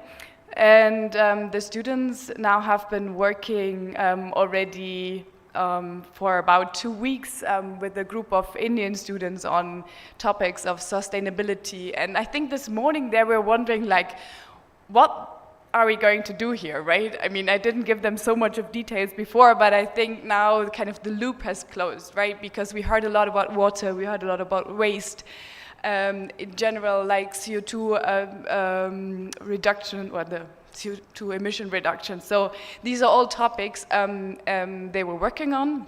And I think in the last 2 weeks you kind of understood a little bit, you know, what are the challenges on the ground. And with this participation here today, you know, we just want to open up the floor a little bit wider and kind of introduce our future talent in the Indo-German setup when it comes to sustainability to you. So, you know, please take this opportunity, connect with them. So this is their last day in Bangalore. I mean, although, like for those that won't have the opportunity to connect, I mean, we are closely engaged with JOES, so we are having a joint office over here in Bangalore. But yeah, I would really encourage you. So just to give you a brief background, we have quite a number of people coming from diverse business backgrounds, a lot of engineering, starting like AI. I mean, I hope I'm not really forgetting anyone. I think we have some students from media with psychology background, so you can see, you know, all of this is covered. And yeah, if anyone is interested in deeper collaborations on the scientific and research field, please get in contact with me. Please get also in contact with JOES, and then he'll facilitate it. And I think with this, I would just you know, give a shout out, use the opportunity during lunch to get connected and create a more sustainable future in Bavaria, India, in the whole world. Thanks. Great. Thank you. Thank you. Stay there. Thank you. May I just call upon all the speakers of the last panel, Friedrich, Toby, you are there. Yeah, please come. We just have to take a picture. The guys from the press have asked for a you know, group picture. Did I miss someone? Friedrich, Kenneth, Mercedes-Benz. Okay, you're here. Uday Narang. Yes, Raju Chintala. John is here. Yes. All right. So we have some music, guys. This is just a photo op. You can start having lunch. Okay. All right. Thank you very much. Let's give a big round of applause to the whole panel. Yes, Friedrich in the middle.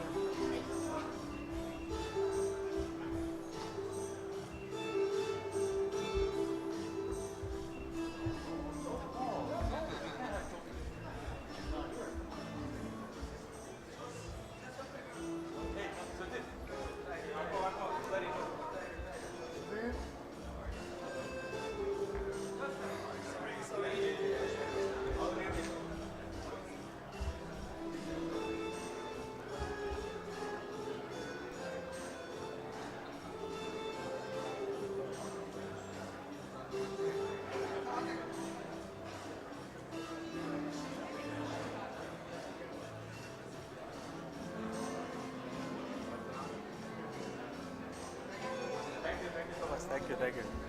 Thank you, guys.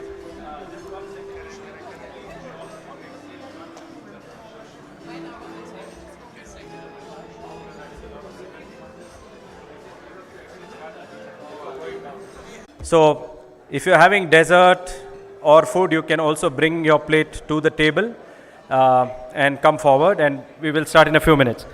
May I request the speakers of the next panel to please give your presentation either by email to TIASummit2022@gmail or by pen drive to the sound console on our right. Those who are online, you will find the live stream at the main website. Additionally, we have put the press clippings of yesterday. Thanks to the media, we are covered by around 15 to 20 outlets from different languages. So all of that is already online on a link. You can take that link and share it, so people will, people can see what happened here and the conversations that happened here. We are also thankful to all of you who spread the message, because as of now, yesterday's live stream had about 450 people who viewed online. And today, by the end of the day, we will see how many of them also did it. And we have shared on LinkedIn all the speakers and their, their post. So if you liked any particular speaker, please comment what you liked about their presentation, so that we can be enablers to spread good ideas. And I think each one can do their part. Sometimes it's not just capital, but it's also the capital that you have in spreading good ideas. Thank you very much, and we will start in 5 to 7 minutes with the next panel, which is very, very important, which is on cities, safe cities, cities where health is a priority, wellness, and innovative cities that can be the cities of future and that can be cities that are sustainable. So in a few minutes, I request you to please bring your plates and come back to the main hall. Thank you very much.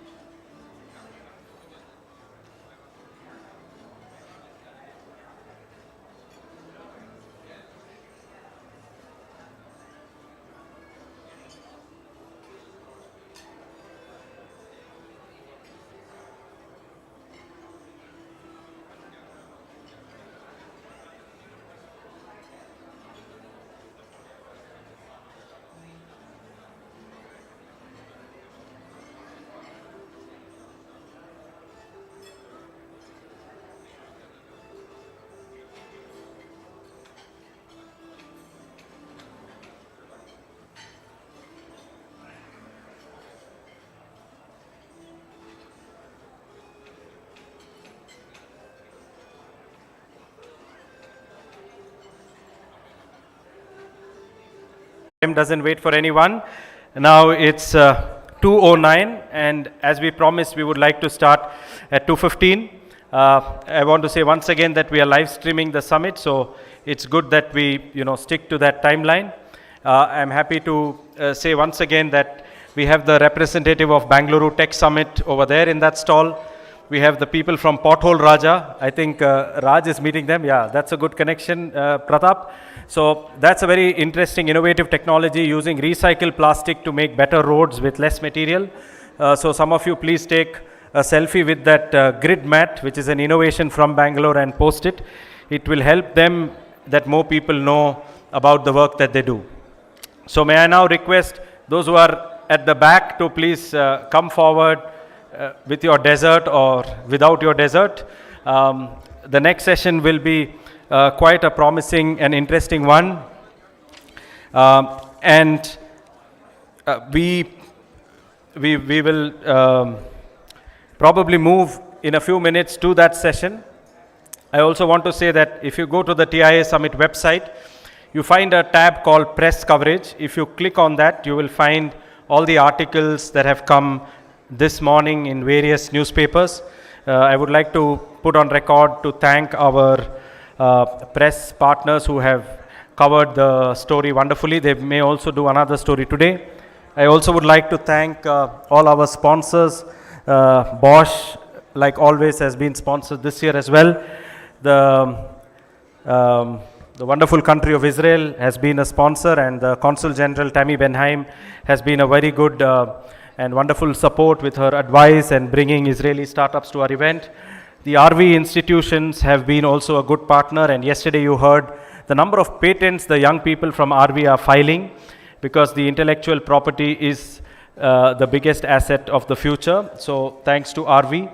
Thanks also to Dexeler Solar, who is enabling rooftop solar for industries and plants, so that it can be a viable, option for them and sustainable source of energy. Thanks to Pothole Raja, OSM, you heard Uday Narang some time ago. And thanks also to Messe Munich, who does their sustainability summit, IFAT, which is an annual event in Mumbai. And thanks to Robin, who came all the way from Mumbai to be with us today. So once again, I request those of you who are at the back to please take your dessert and come back. And without much ado, I would like to first call upon Shri Dilip Mangasuli. He is the Executive Director of Siemens Healthineers. This company is really inspiring. Just a few weeks back, I think I saw this news article that they are collaborating with IISc, they are collaborating with all these amazing people because they put their customer first. How can they deliver healthcare which is affordable, which works, which helps, and which can also reach the last, the least, and the lost. I mean, this is amazing to see a large company like them willing to open their doors, open their minds, open their hearts, and see in which way collaboration can be enabled across different stakeholders. Collaboration is not easy. It's difficult to put your minds together, bring people together, find conflicting points of view, and still find a path to work together. And they have done this, and it was all over in the newspaper. We shared it on LinkedIn, and we also hope that you can share it, because I think what we all understand from yesterday and today is collaboration is the way of the future. So let's hear from Dilip what they're doing at Siemens Healthineers. Let's give a big round of applause, please. Can I have his presentation?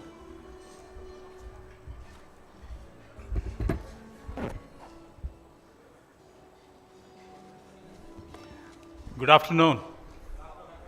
Lunch and health has a very close connection. Less you eat, healthier you are. Less you eat dessert, even more healthier you are.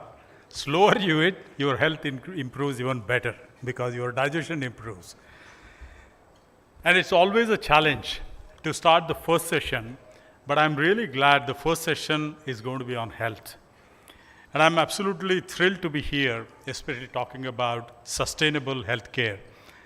And I want to start with one statement. In 1978, Alma-Ata, this was in Kazakhstan, when the global health summit happened, there was a declaration that was done by global health, by all the governments as well as health organization, that by year 2000 we will reach health for all goal in every country, for every human being. And we come to year 2022, and last 2.5 years we have seen what happened. We saw how inadequate we were in terms of managing health and how challenging it was to meet the requirements and fighting the disease like COVID. And naturally, I think this has really put a huge challenge, right? On a sustainability goal for the planet, health is one of the top goals. Without a healthy population, you will not really grow a sustainable economy. And to build a healthy goal, UN has also put together goals on healthcare. Health for all, good health for everyone, and this becomes the global challenge. And for Siemens Healthineers, this is core to us. Sustainability without really managing the challenges of healthcare is not going to really lead us anywhere, and we need to really make sure sustainability in levels of technology, in levels of human health, in levels of bringing long-term social health sustainability. And I want to talk about this piece. Look at the numbers. numbers of people who die of different diseases. And if you look at three of the big circles that you see, the bubbles, they talk about cancer, cardiac, as well as neuro diseases contributing to the majority of the deaths worldwide. And there are, of course, many times we tend to think that there are many people dying of accident, but that's a small dot somewhere. But these big diseases are killing the world and actually making the life or healthcare not as great. Care is disjointed because there are so many diseases, so many specialists needed. You're not able to really provide insightful healthcare solution to anyone, and that really brings in a challenge. Excess is unfair. I like this statement, where you live cannot decide if you live. And unfortunately, today, that is a situation. Where you live decides if you get a good health care or not, and that decides if you live or not. But the good news, knowledge is accelerating. Knowledge is accelerating at a very fast pace, and today the healthcare data is doubling every 73 days. That's a great news. But the bad news, there was a study which was done in terms of how much is a wasteful spend on medical care in US alone. If you look at it, the wasteful spend is to the tune of $600 billion to almost $1.9 trillion in US alone. And if you put together this number for the rest of the world, this goes in several trillions of dollars. I mean, that's a huge waste. Now, this waste, why is it coming? There are a lot of unnecessary tests that happen. There are a lot of clinical decisions that are made wrongly. There's overuse of drugs. There are administrative waste. And there are many people who actually go at a very late point to really get themselves treated. Now, how do you eliminate this waste that can really bring sustainability? And this is another way of looking at the waste that comes in the entire healthcare system. Diagnostic variations, you take an image of a person who is breathing fast versus someone who is holding his breath. Well, there is going to be a diagnostic differentiation. And how do you really bring that accuracy to diagnosis? How do you bring craftsmanship of medicine to the core so that people are able to manage the healthcare decisions better? Today it is left to the skill of a doctor.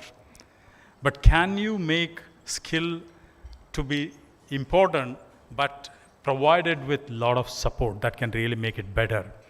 Transparency is very poor.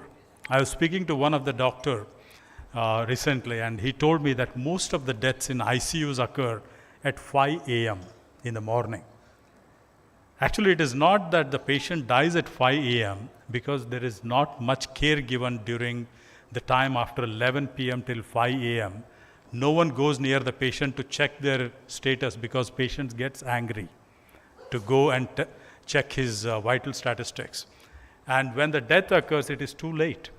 So these are real challenges that need to be managed. But even look at the other challenge. The population is increasing from 8.6 to 9.9 billion by the year 2050. But there is going to be a shortage of nearly 18 million healthcare staff, technologists. But the good news is the computational power is increasing and the internet accessibility is increasing.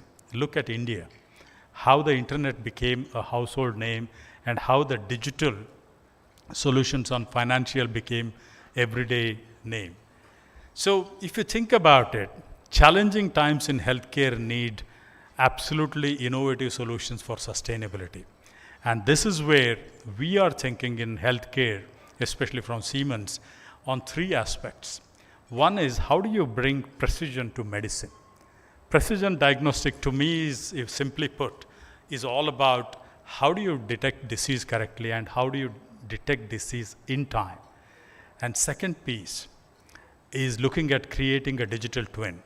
All of us who see Bollywood movies, we are all familiar with what a twin can mean. You pinch one twin, the other twin gets the pain. In healthcare, we are talking about digital twin, where you pinch a digital twin and you can feel the pain, or it can tell you where it would pain. And that's exactly what we are trying to look at. What Google did for maps. Google talked about creating maps where you are able to know where exactly you are and how is it mapped. And in human body, we are looking at creating a mapping that will help us detecting diseases correctly or organs where they are, where the tumor, how do you really look at it? And you navigate using Google Maps to see where do you travel, what is the estimated time of arrival. Can we do the same thing in healthcare? Yes, of course. We can do the same thing in healthcare by looking at how do you treat cancer through radiotherapy in a way that can really treat it correctly and properly. And the last piece, when there is a traffic, in Google Maps, it gives you alternate paths. Now in healthcare, when you are doing a surgery, can we provide alternate treatment that can immediately help us go to the right level of treatment? And that exactly is what we are looking at. Now, digital twin is going to help us get there, but today we are all about automation. How do you make surgeons or clinicians' job easy? Tomorrow is all going to be about intelligent algorithms that will help us get to the point where you are able to detect if a person has certain disease. Bring the element of history to the patient diagnostic. NDHM is a great way of looking at it. National Digital Health Mission will drive collection of data and creating a historic direction to the patient health.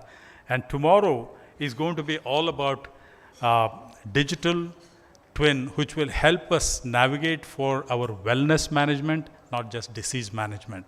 And this is where we are excited. And we in Bangalore have also made a decision to create a very sustainable healthcare innovation center that will drive the next level of innovations coming out of Bangalore. This is a zero carbon footprint which will drive the future.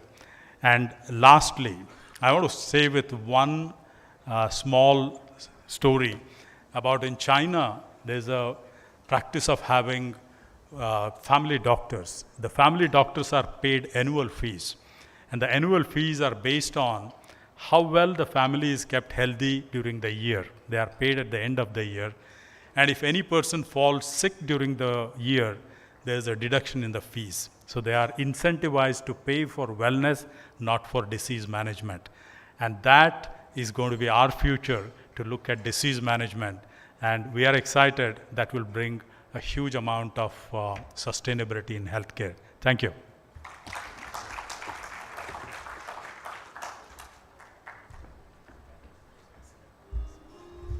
Let's give another round of applause. I think it was a wonderful presentation because, you can see that they are thinking of how to reach and how to take and use technology to reach the masses, because otherwise we will be in a very, very bad shape if we can't deliver good healthcare to the masses. Thank you, Dilip Mangasuli. That was really visionary.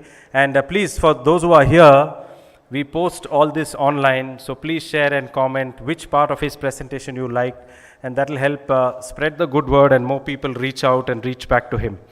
Now we have a very interesting presenter, diversity and inclusion. So we have Ms. Samrata Shetty from the Synergia Foundation, but today she also represents the Synergia Health Division, which has done something incredible, completely out of the box. I don't want to say, and spoil the suspense. I leave it to her to say, and then when she finishes, I will add some more words. So let's give a big round of applause to Samrata from the Synergia Foundation and Synergia Health Sciences to tell us what is the innovative platform that they have come up with. Over to you, Samrata.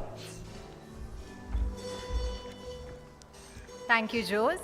Good afternoon, everyone. I think I've got the best slot just after lunch, where our tummies are full and our minds are drifting.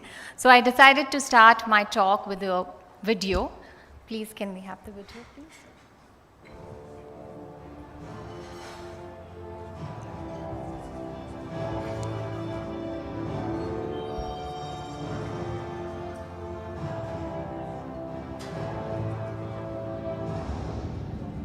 The traditional model of drug discovery is fragmented and expensive.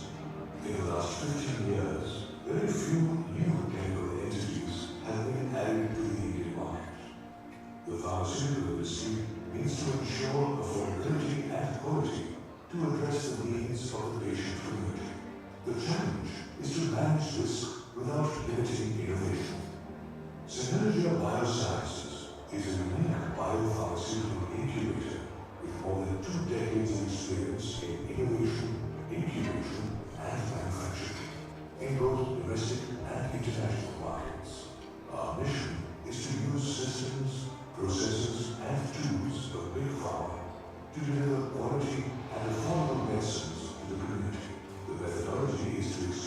key science newly available in the public domain, reformulate, repackage, and generate valid IP.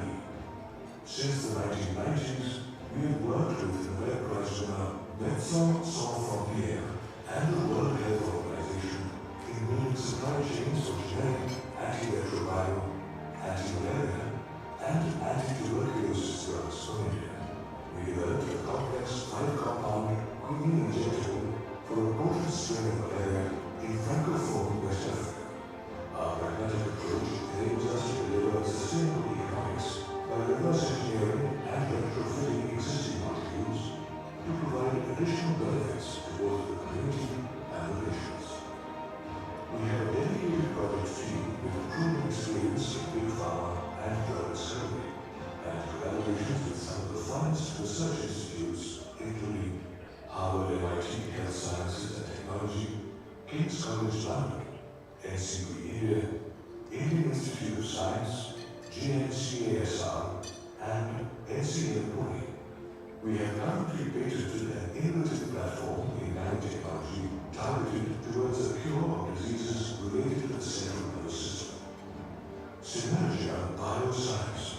Our commitment is to develop innovative and economical models for drug development by addressing situation-specific needs for affordable medicine at the most accessible conditions.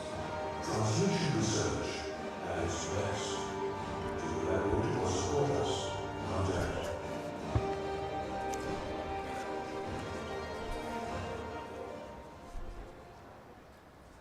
Thank you everyone. This is my first time at the TIA Summit, and I must congratulate Jose and his team for this, well put together and curated event. And thank you again, Jose, for giving me this opportunity to talk about our innovation at Synergia Biosciences, which we have built entirely through supply chain engineering. And what better day than today to talk about it as we celebrate Engineers Day. So let me just briefly take you through who we are. Synergia Biosciences is a unique Indian biopharmaceutical incubator with more than 3 decades of experience in manufacturing, supply chain engineering, and marketing, both for regulated and unregulated markets. And our mission has been to deliver quality and affordable medicine to the patient community by using systems and tools of Big Pharma. And how we do it is that we extract key sciences which are newly available in the public domain. We reverse engineer it, recreate valid IP to create sustainable economics. And we have a track record of developing a successful quinine resource in all for Francophone Western Africa. And we were the only supplier of this injectable from this part of Asia to Africa for about 8 years. And this initiative of ours has touched the lives of millions of people in Africa, Asia, South America, and Commonwealth countries. Thank you. So what is this innovation that we have patented? It's a nano emulsion, a novel drug delivery platform designed to deliver drugs to the central nervous system. It's through a nasal spray. So it's a direct nose to brain delivery. And what is it? It's typically designed for the delivery of water insoluble drugs. It ensures rapid onset of action, often less than 5 minutes, and it's curated to improve therapeutic efficacy with lower dose and minimal side effects. Now, why intranasal? As we all know, snorting is the easiest way to allow drugs to get to the brain. And why brain? Because brain has 9 major neurotransmitters. And by targeting them, a wide range of diseases can be controlled. We also know that about 98% of the drugs which are being used to target the brain, they don't even reach the brain through the conventional routes. And when I say conventional routes, it's either oral or the IM, which is the intramuscular form. And what are the features of our technology? It bypasses the first pass metabolism. So if you take oral, it has to go through your first pass metabolism, and it takes longer to act, sometimes even 4 to 5 hours. Whereas with the nasal spray, it's easier. The rapid absorption is often within 2 minutes. Ensures higher bioavailability, transports the drug to the brain without crossing the blood-brain barrier, reduces systemic exposure, thereby reducing the side effects. And what I mean by this is that the dose required in the nasal spray is much lesser when compared to that of oral or IM, and your side effects is gradually reduced. Enhanced stability and broad applicability. It's preservative free, and when I say it's preservative free, it's easier on the nasal mucosa, like in sensitives like babies or older population, we can even use it for sensitive mucosal layer. Non-invasive, it is, it's self-administration and it's painless. Now the classes of drugs that we can validate our platform are antiemetic, vertigo, anti-epileptic, antidepressant, insulin, binge drinking, vaccine, antipsychotic, migraine, antipyretic. So there's a plethora of drugs that we can validate our platform in, and I would like to give a few use cases. For example, if you take antiemetic. Antiemetic, one of the drug that we have stabilized is ondansetron, which is currently available only in the oral and IM form. And this is used for chemotherapy-induced nausea, pregnancy-induced nausea, seasickness, travel sickness, and etc. So the nasal spray, so when you're already nauseated, you would not want to take a tablet or an IM form, right? So that is where the nasal form can be a game changer. Next use case is in the field of vaccine, and since the outbreak of COVID pandemic 2020, we have been foreseeing the nasal spray as the most effective way forward. Now, intranasal is an excellent substitute to intramuscular immunization, which we've all been taking today. Now, what happens with intramuscular is that we get only 2 antibodies, which is IgM and IgG. Whereas with intranasal immunization, we get all the 3 antibodies, which is IgA, IgG, and IgM. Therefore, your immunity will be longer, and perhaps you don't even need a booster dose. And another use case that I would like to give is migraine. Migraine is so common that every other person that I know has migraine today. So the main challenge here is to relieve the pain automatically. Now, even if you take a paracetamol, it takes about 4 to 5 hours to relieve the pain. Whereas with our nasal spray, it's much quicker. And what we've done with this drug is that there's a drug called olanzapine. It's the most challenging drug today to stabilize. Currently, the olanzapine is available in oral and in IM form. IM, again, it's in the lyophilized, where the liquid and the solid form is separated, and you have to mix it just when you have to administer. So this was the biggest challenge, and I can proudly say that at Synergia Biosciences, we have made it into a liquid nano-emulsion nasal spray today. So basically, we can use many drugs, and I'm here available today, so if you want, I can talk more about it. So this is going back to 2019, when Mr. Simon and I had met Dr. R.A. Mishelkar, who is one of the renowned scientists today.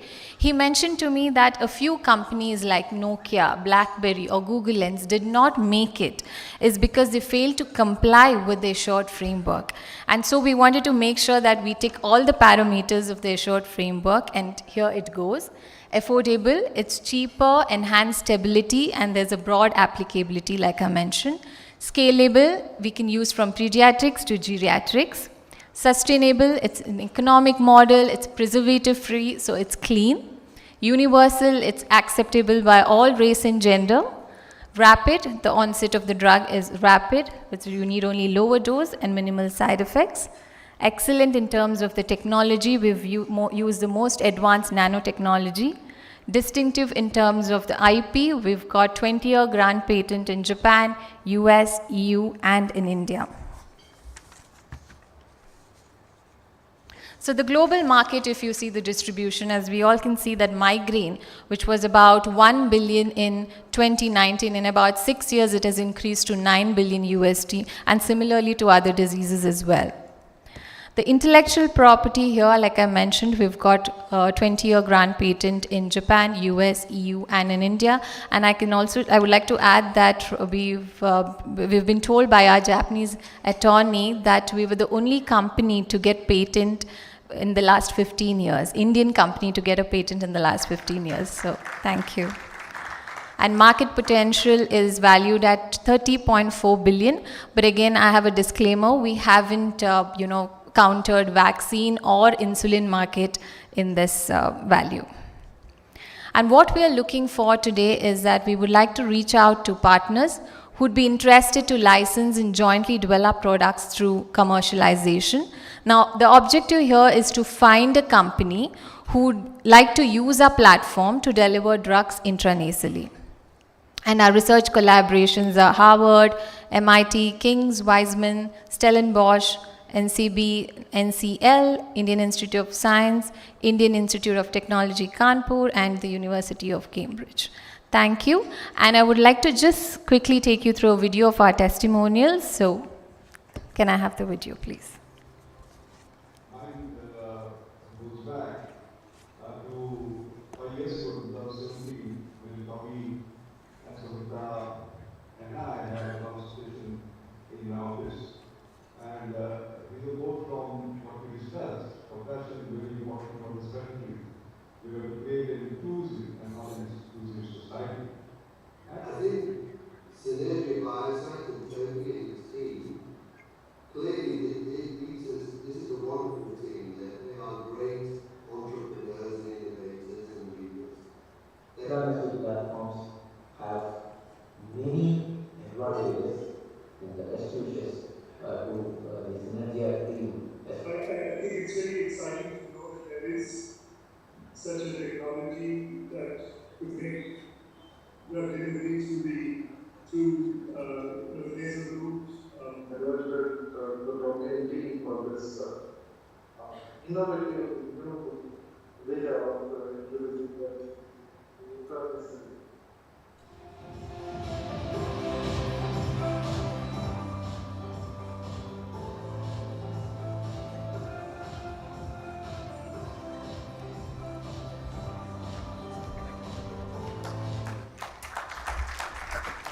Let's give a big round of applause. It's not easy to get patents across so many countries. And of course, I was pushing them to say, please clearly mention what is your ask, which in simpler words, how and in which way you like to collaborate with others. Since we are live streaming this session, if some of you know the health ecosystem and know influencers in that ecosystem, please comment and share once this information is posted, because it's not always that we need capital to help. All we need is sometimes just a recommendation and word of mouth that can take a good idea and make it great, because if the idea cannot help people, if it cannot touch the masses, it's only that, just an idea. And our intention with TIA Summit is to be a platform for good ideas to be spread, just like how the TED Talk says, make good ideas viral. And we want to bring wonderful speakers who can speak briefly and, take it forward. I know I exceeded my time in between, but that's because one speaker is not able to join. Alok could not join because there was an emergency in his factory. There was an accident and, he has to attend to that. Well, thank you, Samrita, that was excellent, and I think Toby and Samrita both are here, so I can already see Jan doing the super speed networking. Good, Jan. Continue. May I now request Solomon Devraj, founder and CEO of Trias, which is an AI-enabled health tech startup. The interesting thing is Solomon was also with AXA as the co-CEO. Sometimes good ideas can make one man crazy. And then he decided to quit and started Trias, and they have some really incredible stuff. So over to you, Solomon, and all the best. Let's give a big round of applause.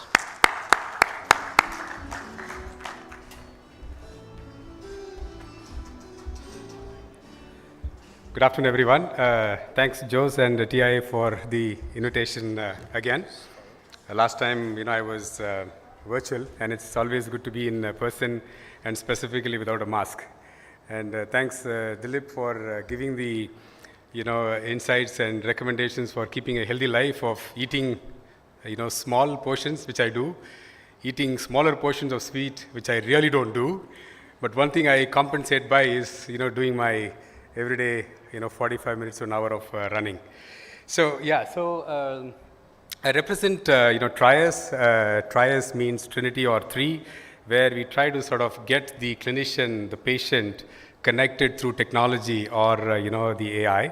And I'll briefly talk about, precision medicine today. Dilip talked about precise medicine, but an extension of that is to see how one can sort of precise an individual, patient's genomics to provide, the best of, care. Here or? Okay. Sorry, go. Okay. So Trias, as we call, is a new age clinical platform. So there are many platforms which sort of enables a doctor or a clinician in a setup as a single doctor clinic or a hospital to run their practice digitally. And we've sort of studied various platforms which are both in India as well as globally, but that there are certain fundamentals that we firmly believe that are missing and that is really, really needed to achieve great clinical outcomes. First is to really make the data entry as easy as possible for the clinician. The second one is to store them in a very, very structured format so that they're able to sort of be usable, and then to use those data for meaningful interpretations. And the other aspect that we've sort of focused on is to make it much more compelling rather than one size fits all, but to keep it focused on a particular specialty, because every specialty is unique in itself in terms of the offering of medical intervention. And today I would be speaking about one of those specialty which you are quite excited about, and how we are sort of doing those things with collaborations.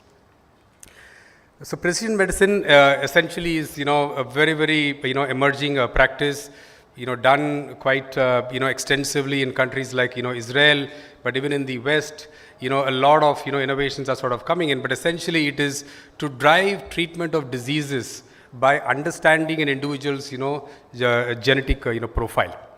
And the more detail you sort of get, it sort of becomes as complex as possible. And that's where, how do you sort of ensure that to meet these requirements, what is the important aspect? And to us, and for all of the researchers and clinician, data becomes the most important element. And unfortunately or fortunately, we have data, but then mostly in a very unstructured format. Have data, but then they are part of the story. So how do we sort of essentially build a precision medicine or a personalized medicine as we call it, by enabling systems to capture those right kind of data? First is to have the systems to easily be able to collate those data. Secondly, to have it stored in a very, very structured format. And then finally, to drive AI models and data modeling to intelligently analyze them and then provide the right kind of insights. And like I mentioned, EHR, or the hospital management system, is the first point of contact of getting the conversation from the patient from the doctor into a digital format. While there are multiple platforms, like I said, it becomes very, very critical to drive innovation at the core of healthcare, which essentially is a platform such as EHR. And what we have tried to do is to drive a whole lot of innovation and driving a lot of AI interventions within a setup as an EHR, so that aspects such as collation of data, augmentation of data, and representation of that becomes much more easier and compelling. So some of the specialties that we are working upon largely focused on mental health and women and child. And oncology is another sphere that we are working on, which is in progress. But today I would like to focus our attention and our thought process on infertility. Why infertility? Because that's sort of a growing, very, very fast growing market at this point in time. The need is very, very high. Statistics say that 1 out of 6 couples sort of go through challenges such as as unable to conceive. Second is the cost of intervention is very, very high. Conversion rate is low, in the sense that if one needs to go through an IVF cycle, it's average 3 cycles that an individual go through before they actually conceive. And that's where precision medicine sort of enables them to sort of get that average much lower. So right at the first start, you're able to sort of get the conversion. And last but not the least is the data privacy. Just to give a glimpse about the IVF process, and I'm not going to talk, much in detail, but a very high level, this entire cycle is just a 21 days process of having to provide the right kind of hormones and medications for the oocytes or the female egg to sort of grow to a particular, size, monitoring them for about 6 to 8 days. And then you sort of have the aspect of fertilization of taking the male, egg and then the female egg and, having that fertilized. And then another 5 to 7 days to monitor the entire growth of the embryo. And then finally, having that transferred back into the system. And while it is just a 21 days, process, but in the amount of data, the amount of nitty-gritties of the medications, the way the hormones are sort of, getting represented is really, mind-boggling. Ultimately, what we said was, if we have to provide a solution which is not only enabling the clinician to manage their practice and take the data, but to really move to the next step about how can we ensure that we are able to manage the genomics and bioinformatics as well as the bibliometrics, which is basically tons of data that is available, for example, in the internet, to sort of curate them and get them together and finally provide the right kind of reports. And so we have sort of collaborated with a company called 23 Strands, and they are in Australia. And we are quite gung-ho about this collaboration because really both the products sort of fit absolutely good. And then we've had a couple of pilots in both the countries sort of going on, where the clients are very, very excited about how this can really increase the conversion rate of the IVF cycles. Now, what we try to do is to sort of take the phenotype data as well as the genetic data. Our system sort of collects all of the phenotype data in terms of the height, weight, and so on and so forth, which is largely the reference data that is sort of gets used for treatment. But here we have where we look at the whole genome sequencing. And if you look at the the entire structure of the human body, it has 3 billion pairs of DNA. And whenever I see this slide, one of the verses from the Holy Scriptures that come to my mind is that I am fearfully and wonderfully made. The more detail you go into the depth of the human sciences, it's really amazing, and how sort of getting into those data will really benefit in terms of getting healthier and better outcomes. Typically in the current world, not only in India but across, most of the genetic tests are done on whole exome, which essentially captures just about 2% of the base pairs, but the whole genome takes care of the entire 3 billion. And just to give a size of the data that we are sort of looking at, for a particular patient, the entire data goes to about 300 GB data. And that's the size of data that one needs to sort of use to really drive this kind of outcomes. And again, from a future perspective, we connect the clinician, the specialty, the fertility specialist, the patient to drive a very, very seamless process, ultimately providing the right kind of treatment, which are very, very specific and personalized to each client. Some of the questions that really get answered are aspects such as why the issues sort of happen, and it is not only about issues on one gender, but really on both the sides, both in terms of the male as well as on the female side. And more importantly, how can we sort of provide the right kind of insights, because most of the reasons currently are idiopathic, which means unknown, but using the whole genome sequencing, you really get very precise reasons and precise analysis to provide the right kind of medication and right kind of insights to get the outcome. And ultimately, what is the outcome? You're able to predict, you're able to prevent, and ultimately provide the right kind of prognosis for for this kind of a thing.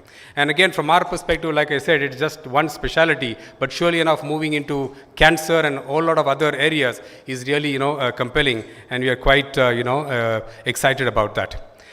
I would like to just give a glimpse about our platform. There are various modules, but I talked about the ease of capturing the data, and how our virtual assistant helps the doctor without even having to touch the screen, being able to capture the data. If you can just, play the video.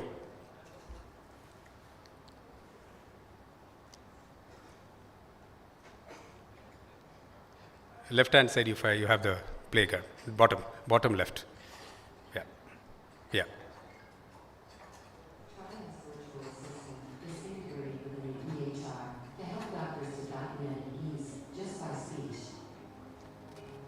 See our virtual assistant in action. Good morning, Dr. Jackie. Have a nice day. Book an appointment. Use phone number or name to search for a patient and book a new appointment within seconds. New appointment. Start Encounter. TriAS provides a one-page summary for each patient so you get the full view of the patient medical records in one glance. Chief complaint. Listening. Chest tightness and pain. Full stop. Wheezing when exhaling. Full stop. Trouble sleeping caused by shortness of breath, coughing and wheezing. History. Listening. No travel, no smoking, father is asthmatic. Allergy. Listening. No known allergy. Diagnosis. Listening. Suspected asthma. Drugs. Listening. Tiotropium bromide twice a day after food for 2 weeks. Next line. Mepolizumab once a week for a month. Investigations. Listening. X-ray, spirometry and exhaled nitric oxide test. You can use pre-documented templates for easier documentation. Show favorites. You can choose from a list of saved templates and load the information instantly.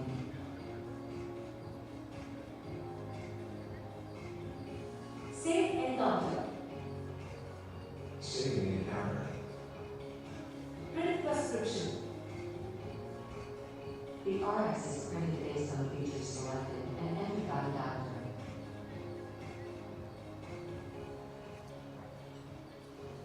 Contact us for demo with more details. So pretty intuitive and easy for a doctor to sort of capture, and more importantly in a very, very structured format which can then be used on a later basis. And like Jose was mentioning, we are quite open for a lot of collaborations. We have done collaborations because ultimately to build the right kind of outcomes, we need that collaboration where we can drive it together.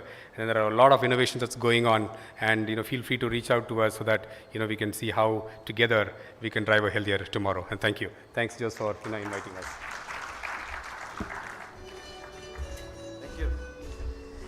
Thank you, Solomon. That was really a wonderful presentation. Sometimes almost scary the way that's doing, but I think I have seen it in live. While some of you may think it's a edited video, it's not. And I remember that it can recognize also a guy's voice as good as it does for a lady's voice. Thank you. Let's give a big round of applause to Solomon and the platform that he has come up with, because this can help transform record keeping and avoid errors. I can already see somebody is taking Solomon's card. All right, let's move to the next speaker. Alok is not here, I think, from Next Big 3D because he had an emergency which he told, but we will put something on LinkedIn, a video about them so you can see.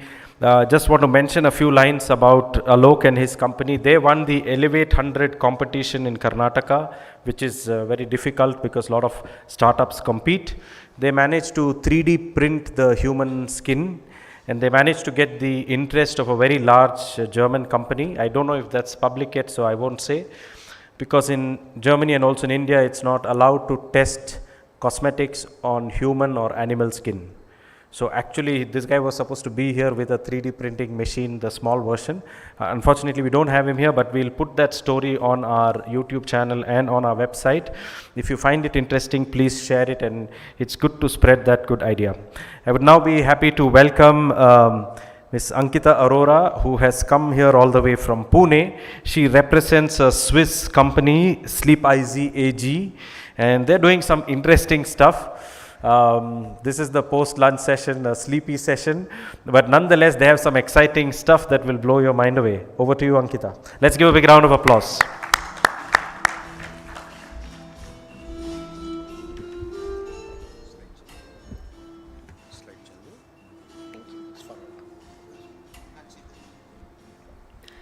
Hi everyone, good afternoon. I want to start out by thanking Jos and Swissnex for presenting us with the opportunity to tell our story. Considering this is the time after lunch where we might be feeling a little sleepy, as goes by sleepies, a little bit of participation from the audience won't hurt. How many of you know someone or are someone who snores? I know that's not the best question to maybe ask in a room full of people, but thank you so much for those of you who raised your hands. We'll get to it in a little bit. I'll start out with a quick introduction about sleepies. We were born in Switzerland in 2018 by Switzerland to a large company of 70 people spanning Switzerland, India, Germany, and now the US as well. Our vision at Sleepies is to improve people's lives by creating the future of healthcare. And the way that we aim to do this is by providing patient-centric disease management into people's homes. Now, we are present in prevalence, diagnosis, along with treatment. Similar to how Mr. Dilip mentioned, respiratory disorders are the third leading cause of death in the world. This is which ends up being underrepresented on the seriousness of these disorders. And the disorder that I will be talking about today is called sleep apnea. This potentially life-threatening disorder is when a person's breathing stops for multiple seconds in the middle of the night because of an airway obstruction. Those who suffer may exhibit symptoms like daytime. This is very outdated. Our co-founder, Soumya, couldn't believe his eyes when he first went to a sleep lab, and he really thought there had to be a new age technology that could be applied to diagnose sleep disorders. And that's the thought with which we were founded. At Sleepies, we are building a first-of-its-kind digital sleep lab that comes to the patient's door. The future of healthcare is one in which traditional healthcare is accessible to all, along with digital health technologies. And what better to do that by moving the point of care to where patients are, in their homes. We're starting this conversation and doing this by addressing sleep apnea, but soon our goal is to also maneuver into other respiratory-related disorders and chronic long-term monitoring too. How are we doing this? Essentially, we have a certified medical device. This medical device is using radar technology in order to measure a person's vital signs, like their heart rate along with their body positioning.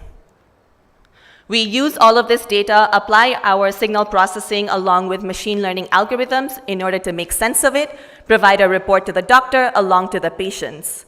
In this entire process, the patient can sleep comfortably and conveniently in the comfort of their own home, skip the hassle of having to go to an unknown sleep clinic, all the while get the medical insights required in order to assess their risk of sleep apnea. That too at the same preciseness as which in a sleep lab. Now, in order to avail our solution, anyone can hop onto our website. They can order our device, essentially rent it for a period of 3 days, simply press the one button that the device has, and sleep with it on their bedside table. Throughout the night, Sleepies is going to be measuring their vital signs, post which we provide the report to the doctor. We also do provide the report to the patient and conduct a phone consultation with them to answer their questions, provide sleep coaching, and or walk them through their report.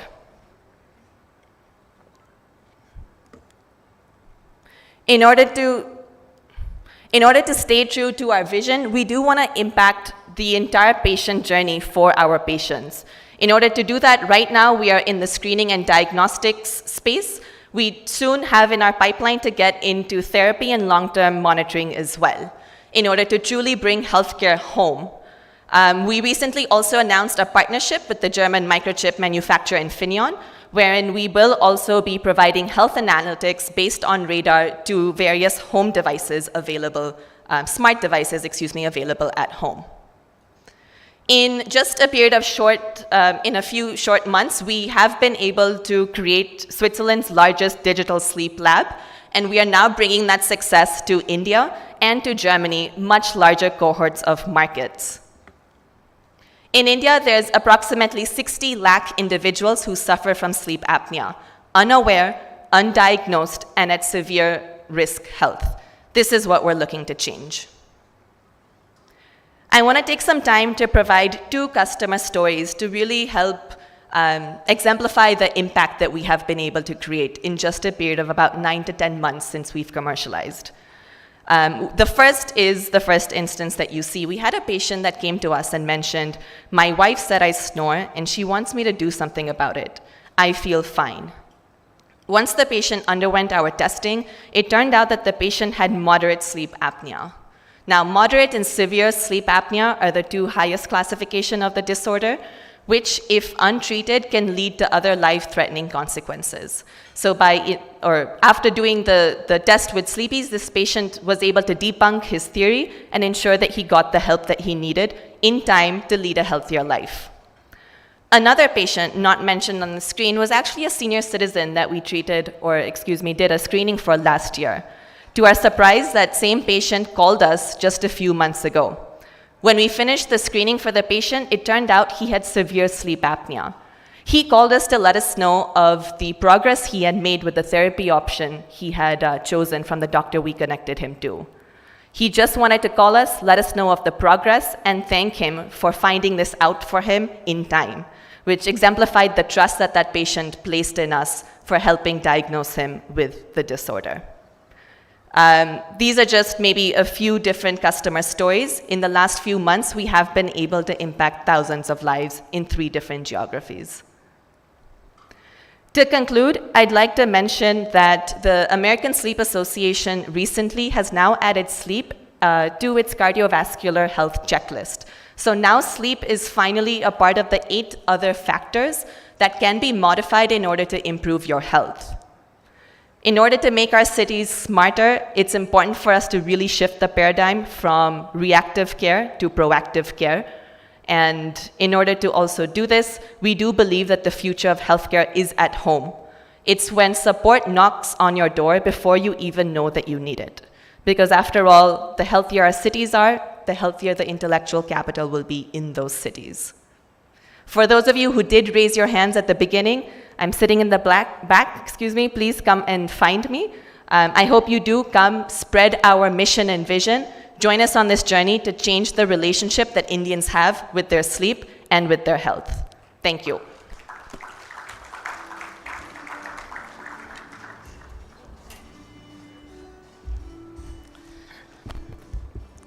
You know, the fast pace of the city can steal many things from someone, and it can also be a good night's sleep. And we see how important it is to sleep well for the body to get reset, and how to measure it in a very, very smart and clever way. And that's the theme for today. How can we move towards a smarter future? I'm very happy that we have also a wonderful next session, which will start shortly. We have excellent speakers from IBM, Kyndryl, which is a spin-off of IBM. We have Mohan, who was the former chairman of Indo-American Chamber, who runs Cash Technology. They have some interesting software products for logistics.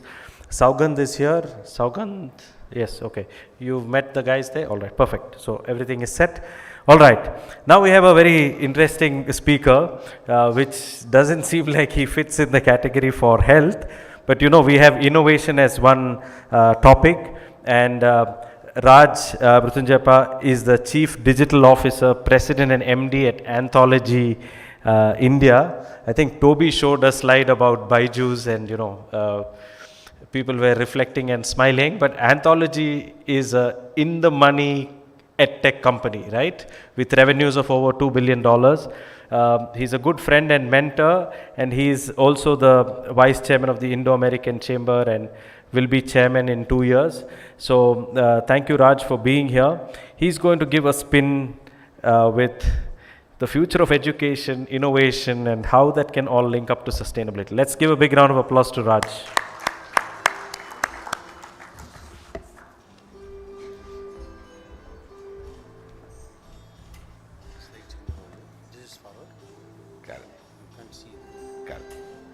All right, good afternoon, everyone.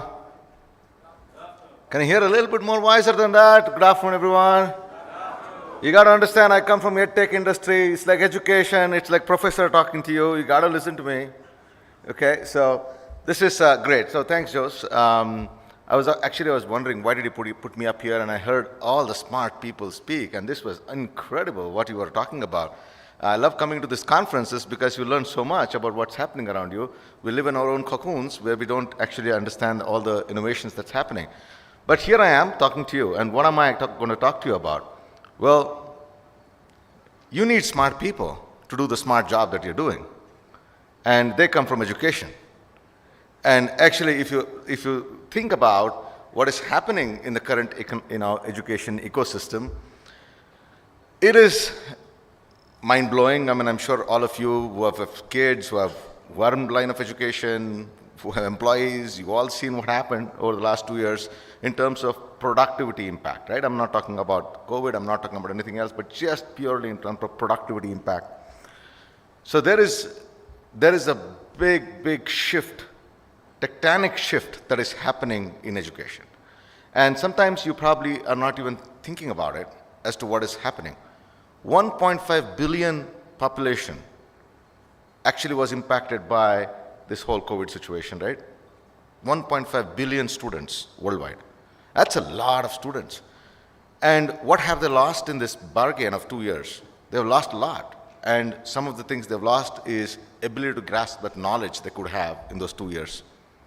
But what else has happened? I wouldn't have told them, if I told them that, let's do education online, I would have been laughed at 2 years ago. We always knew this change is coming, change is shifting, change is happening, but nobody would actually believe it. They would say, hey, whatever, yeah, that's fine. But then what happened actually? What really happened is, pretty much, wherever digital,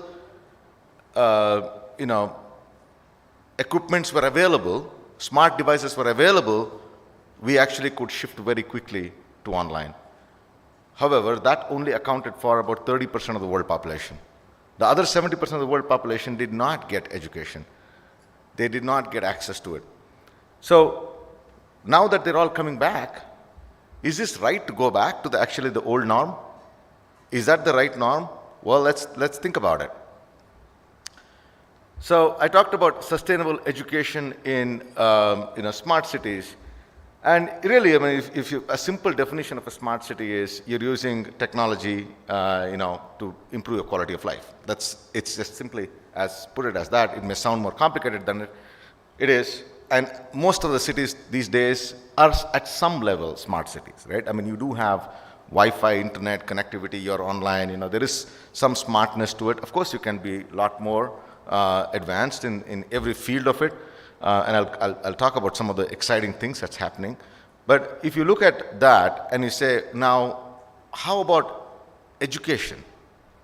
Is that becoming smarter? Well, you start thinking and say, yeah, it is, because now I'm doing online education. Well, online education is a method of delivery. It's the same teacher on the other side, talking to the same student on this side. Instead of sitting in a classroom, they're sitting in front of a screen. That is not smart education. If anything, that actually is a detrimental part of education, that now you don't even have a teacher in front of you. So what is smart education then? Right? Smart education is about looking at what the technology, all the great things you talked about, what we heard just in this session, the three wonderful speakers ahead of me spoke about some of those things which is happening around us. Where are we educating our next generation students to build from where you are and not go back and study from the bottom up? Build from where you are is what sustainability is about. You got to have a constantly upgradation of what you're doing and not somebody who's going to start from scratch all over again. So where do we actually take that education? This is what we dapple over. Anthology is a global company. We have over 8,000 institutions worldwide who use our solutions. And we actually work with institutions to think through this problem statement. How do we actually evolve this? What can we do to actually do a better education, right? And truly, we want to move to what we call as typically what we know as an education. I mean, the moment I say education, you can think of a university building, you think of your classroom, you think of your teacher. How do we actually shift that and really make it think of you as learners, from being education to think of you as learners? And we learn every day. I just was a learner right now till I come up and started speaking. So this is, broadly what it is. So what I kind of touched on the disruption that happened here. And as you look ahead from a disruption to, you move into the transition that is happening. That's what's happening now. As we are going into it, we are actually doing the transitional stage, which is we are either institutions are switching back to, okay, get back to classroom, or they're saying, okay, I'm going to do blended, I'm going to do some online, but I'm going to do a lot of classroom. Again, none of that is really big shift in education. The only thing that is shifting there is probably a carbon footprint is actually now reducing, and most of them are thinking how. Actually, there is enough studies being done now to say the carbon footprint is far better when you actually have students studying from the homes than actually coming to the schools or colleges, right? So is this actually helping towards the larger cause of the world? Absolutely. But what is the negative effect of this? The socializing skills, collaborating with people, and those are some of the impact that is happening. Now, what is the next level? What does a reimagining education means? Well, we got to rethink how this education is going to evolve. And smart education, now as you think about evolution, is not just about classrooms anymore. It's about well-being. It's about being a learner. It's about being, a safety up and operations. And when you think about smart city, when you say, hey, how does all this work? This is what we are working towards. The safety and operations is a top priority in smart cities. You know where your kid is going, you know where the bus is, you know where you're tracking, you know what time did the kid eat food, what calories got counted, and this is what the whole technology aspect of what is happening. That is what it's all about. Safety and operations is what you're working on. And on the other end of this, you have schools which are teaching you. And there is online content, there is collateral, there's so much is happening at learning. Who is thinking about well-being? Where is the student well-being? And especially in this era, I think we all need well-being. Definitely the kids of a younger age, as they're grooming and developing and growing up, well-being, physical, emotional, and readiness to learn is a very, very important aspect of what this needs to be. So, as I move in, and I don't know how many of you knew this, the first classroom was built in 1635. Can you imagine this? 1635. Massachusetts, US, had the first classroom. And up until 2020, you actually think about that, there's not a big difference there, is it? It's sometimes we don't think about it. We think that our classrooms have better desks, but it's actually the same thing. Probably those were made of teak wood, now it's made of plywood. And then in 2022, this happened, right? Post-2022, which is now everybody's on laptop. Well, in this one, it shows like they're sitting in a classroom, which is truly that's what is happening.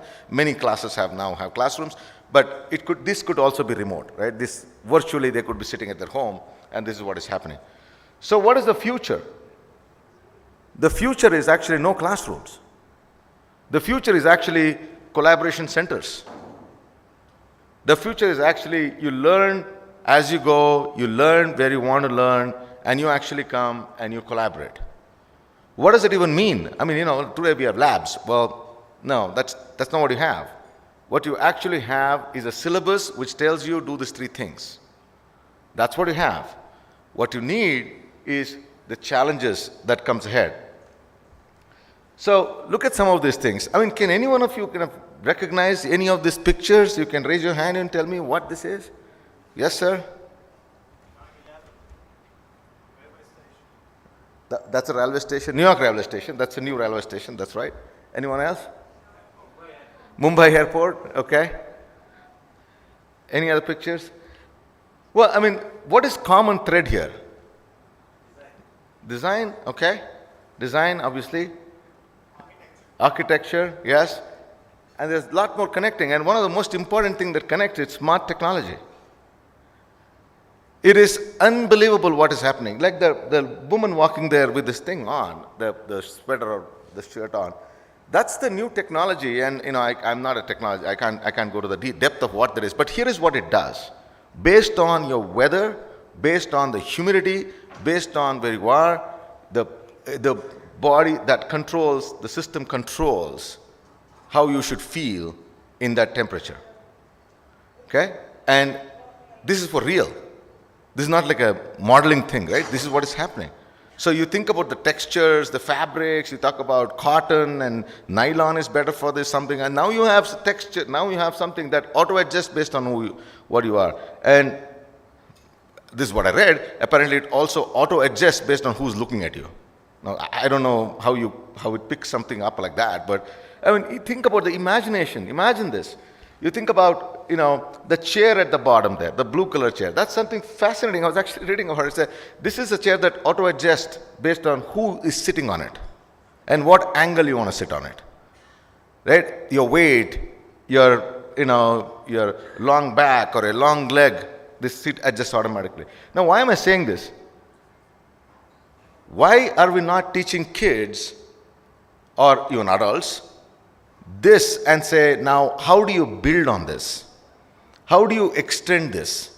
How do you now take this to the next level? Right? How do you make, for example, if this can be done on a chair, can you do this on a hospital bed?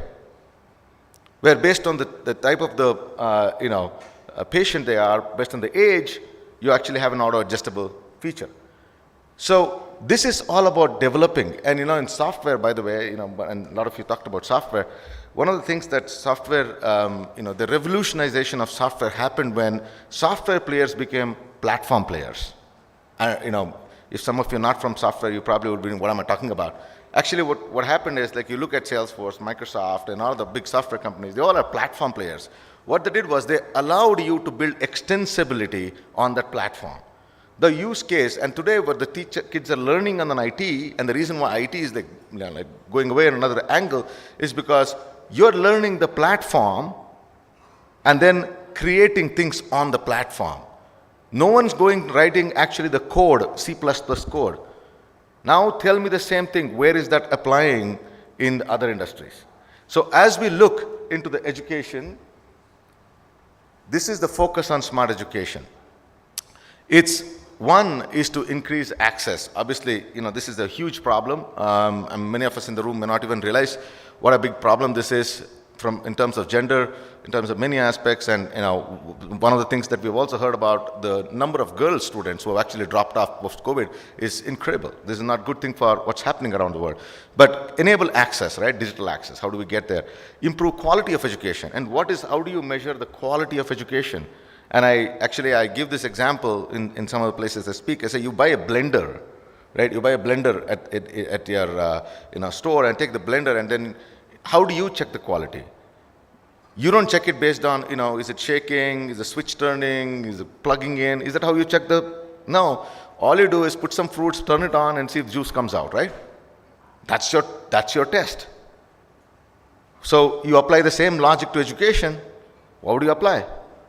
Once I come out, am I getting a job? Am I able to do research? Am I able to do this? You actually put 2 or 3 parameters, and that's what it is. So it is the quality of that is that reduce costs. By the way, the online education actually has dropped the cost of education by 40%. And if this is a sustainable model that we can actually bring in collaboration along with the online, I think this is going to be the future, where you don't have to pay hundreds and thousands of dollars for doing it online, the degree in a lot of these colleges. Support inclusion. It's a long topic, won't get into it, but definitely, inclusion is a huge part of it, and low carbon footprint, I kind of touched that. But education has to be enjoyable, energizing, and all the E's that I've touched on. So what are we working on? How are we actually thinking of doing this? Here is a couple of good examples, and I'll close it based on giving you a couple of good examples. A lot of you talked about data. That's exactly what we do. Right? There is lots and lots and lots of data that is available with the student. And you look at the student journey from the time they ever expressed interest in wanting to join your institution all the way to actually being an alumni, there is tons of data in the institution. And today, if you actually tell the student, then you should actually go to go and attend the economics class. Economics student, you'll say, I don't want to go. Well, typical teenager or maybe grown up, because they don't understand what it means. So what we are actually working on, and in many ways it's already there with a lot of these institutions, is for a student, if they say, hey, your economics class is coming up next. Okay, interesting. If you look at the way it actually gives them analytics and says, your weakest is economics, because you're actually not done in economics over the last 3 semesters. This class will actually teach you these 2 skills which can improve your economic score by X percentage. And the students who pass this with X grade have 1,000 jobs available to join. And those 1,000 jobs pay you $100,000 each. Is that a good motivation for a kid to get up and go to school? That's all data analytics. Right? And that is available in the fingertip of a student. It doesn't just say that you go to class. It says, well, you got to go to class. That is the future. So that's what we call as intelligent experiences.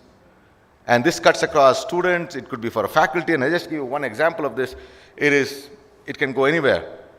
And it actually changes the way students think about education. It changes the way faculty think about education. It changes the way industry has to think about education. We work with industry to actually bring the data in, saying that, okay, how many jobs you think these people get, and what kind of skills are required for it. And we actually put it all together. And this is what kids loved seeing, because this is what they want to know. I'm doing this physics, it's boring, but is it required? Yeah, because this probably you have a good chance of getting a $200,000 salary if you do this right and you do it this well. Ladies and gentlemen, sustainability is there for education. And I think you can partner with education different ways to make sure that we actually have in our future, a future where our kids, our grandkids and all of them actually are studying and building and learning the way we want them to learn in future and not have to go to those classrooms. Thank you.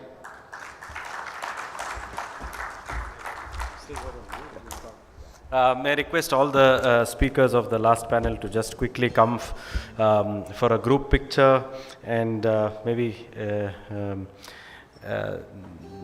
Samprata, yeah, come, Solomon, yes. We take a group picture together, and like yesterday, we'll do the moving coffee concept. Coffee is available, you can bring your coffee and come back. And we move to the next session as well. I have got requests from people, they're afraid of Bangalore traffic, maybe more afraid of traffic than their wife, so we should let them go free, right? So let's take a picture together for the panel on health. Let's give a big round of applause to these wonderful innovations that we heard.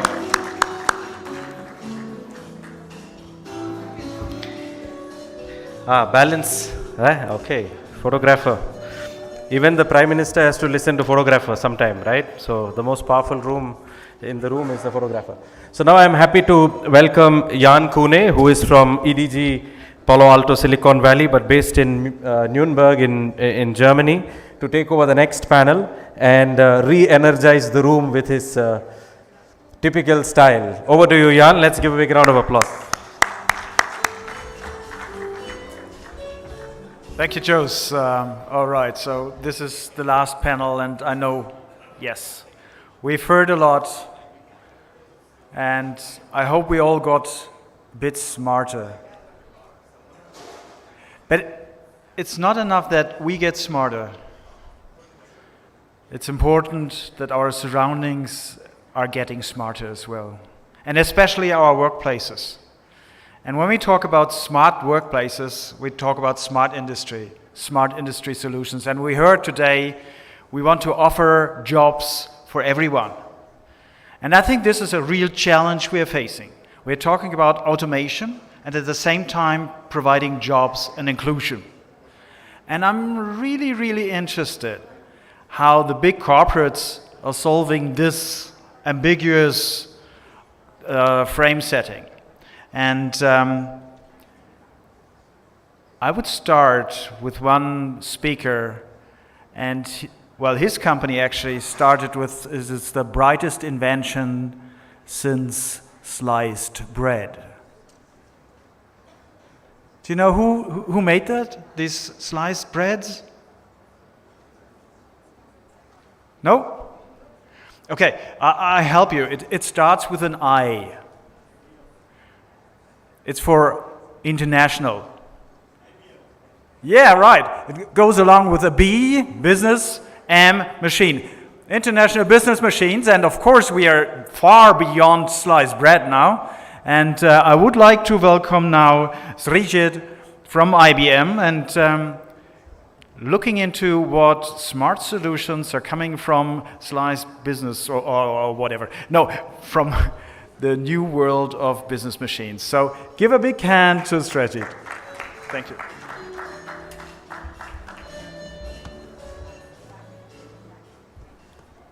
Thank you very much. First of all, thank you for providing the opportunity. I just want to put a simile first that when I was listening to my esteemed speakers before, phenomenal products using data, AI, network, cloud, and so on and so forth. I always think about the fact that we never think about our hearts till we are 45 and beyond, and by that time, it's too late at times. If in the next 8 to 9 minutes, if I'm able to at least imbibe a thought in all of these innovative companies, that please take care of your heart while you're building the systems, you're building the solutions, you're using the infrastructure, I think I would have at least made an attempt of what IBM is trying to achieve as its goal towards sustainability.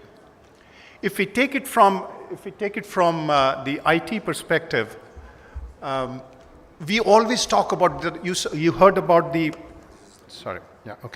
you heard about the phenomenal products using education, including medical science and so on and so forth. But they use a lot of compute and a lot of energy. And there's a lot of similar figure what we say. We spend a lot in suits and ties and so on and so forth. But you see on the back end, it all consumes a lot of power, which is around servers, which is around data centers.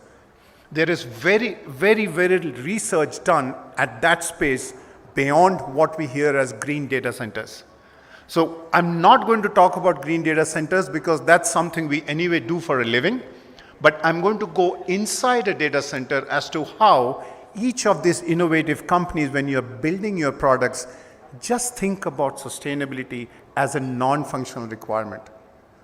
We, as IT, have been in this business for now 25 years. I have never built a solution when we grew up thinking that sustainability is a requirement.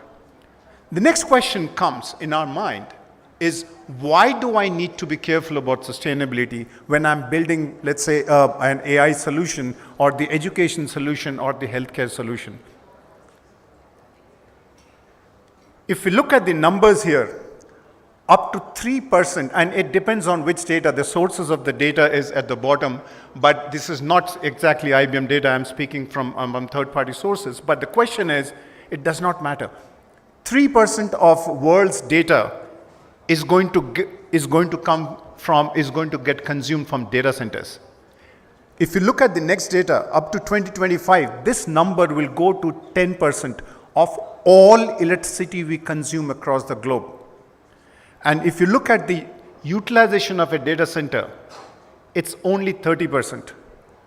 So imagine 10% of world's of power this data center will consume, and the efficiency of this data center is 30%. Take a guess, when it is not doing anything, when a data center is not doing anything, how much power does it consume? Anywhere between 30 to 40% of the maximum power it is still consuming when you are not doing anything on the data center. So imagine the quantum of impact we in this organization, we in this small room itself can make by making our products much more sustainable so that they consume less power and less energy. The next step comes is how you, as the CEO, CXO, CEO, can really make a difference. The cultural shift is all what we as an IT organization are requesting from all of you here. So Simply put, there are only 5 things you need to take care of. And beyond the 5 things, call us. But anyway, so look at it from 5 very simple perspectives. There's no technology. I'm not going to talk about huge technical terms. First thing is compute. A very simple example of compute is when can you look at your servers which you are using, your computers which you are using, and you're not replacing, which are there for 20 years, and replace it with something which probably is consuming, going to consume almost somewhere between 70 to 80% less power. Please go ahead and do your small job of, there is much beyond these compute power. We from IT can design your systems in a way that they itself by design, they consume less power. So first is your hardware part, and then we can configure the hardware with your support to make sure that they consume less power. The second thing is around network. Every time when you are setting up a servers for your company itself, and I can give you a link, you can look at the dirtiness of your servers, of your websites. Are you doing from, say this, your website is in India and somebody logs in from US, is it doing 5 hops and using more network power? Think about it. There are easy technical solutions to solve that problem of consuming less network power. Similarly for storage, a simple example for storage. Simple example, if you're not using your data for a quarter or 6 months, you're going to laugh at it, please put it on tape storage. We are going 50 years back. Yes, we are going 50 years back, but do not put it on a high-end mainframe and start consuming the MIPS of a mainframe and consuming power. Extremely simple things. Many of the CEOs, when you are building your products, let your teams know that they have to think sustainability when they're building your systems, when they're building your simple websites. You'll be surprised that every time you log into a website, how much energy you consume. You'll be really, it's anywhere, you look at your website, I'll send you the numbers, and you'll be surprised every time you log in. The last thing is infra and services, which is around procuring the power, which is more sustainable. For example, wind.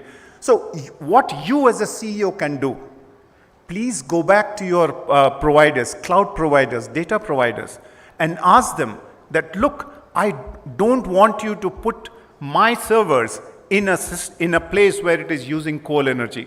I want you to put my workloads, put my systems only in a place which is using wind energy. Force your systems, force your service providers to move your IT systems to places which is using more green power. Simple things to do. Not much which you can always move your systems to cloud and get 70 to 80% reduction in power. But beyond that, push your cloud providers, push us to move you into a more green sustainable power. The last thing is about services, which is around coolant, but that's technology, I'm going to skip that. But I just want to leave you that I did not speak one technology term. I did not speak about systems or networks or clouds and so on. Please tell your teams to think across these 5 simple things when they design your systems. What are we hearing from our clients? We are hearing from our clients is 3 things. Clients are saying, give us actionable insights. Don't come back and tell me that your data center is consuming or generating 5 metric tons of CO2. Duh. What do? You expect me to shut down the data center? Thank you very much. Doesn't help. So when as a CEO or CEO, when you are asking your service providers to provide you data, ask them that give me an insight where I can say that this application or this server or this machine is generating more power so that I can do something about it. Don't please give us gyan about data centers and cloud from Google. Doesn't help. The second thing we spoke about is end-to-end solution. All of the companies, as we grow, you will be committing for an ESG goal. Your servers, your IT is one part of it. For banking, for example, it is extremely big. But if you go to airlines, IT is not big for what you consume as compared to the fuel you consume. And that's the industry layer, what I'm talking about. That there's an industry lens to it. When we as a company go and look for sustainability in IT, it is very, very industry dependent. I just want to end with my last message to this group, and please spread it. And I hope there are people who look into it, that please, please, please, there's nothing big about it. The only change we request from this team is a cultural shift. Think sustainability when you are designing your systems, when you are buying your systems, when you are integrating your systems with a service provider and moving to a cloud. Just think about sustainability as an extra parameter. That's all is the ask for. Thank you very much.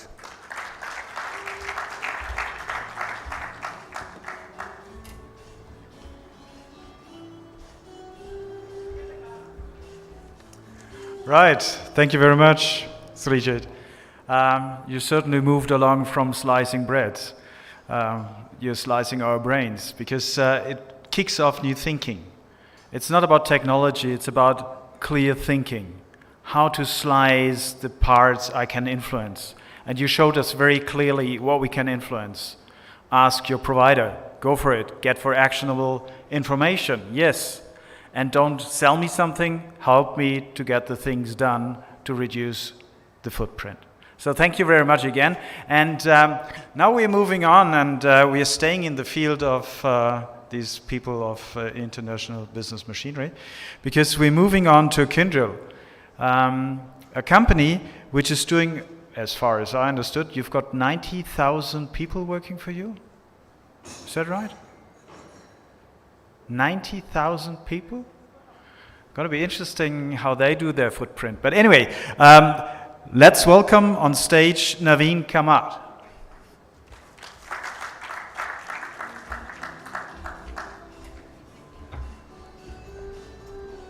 Is the clicker? Yeah. Okay. Thank you, Jan, and thanks, Jose, and the India Advantage Summit for having me here. Yeah, all right, thank you. So I'm Naveen Kamath. I lead up the data and AI practice globally for our clients for Kyndryl. Kyndryl, as Jan just mentioned a while back, is a spin-off from IBM. We were spun off last year around November timeframe. So this was the managed infrastructure services part of IBM.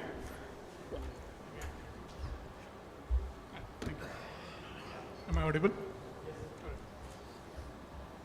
So we were spun off from IBM last year, and this is a 90,000 strong entity. It's an independent entity now. We have around 4,600 clients, and across 6 different practices that we are now focused on and engaging with clients, including enterprise and core, the cloud practice, network and edge, resiliency and security, digital workplace services, and then applications, data and AI.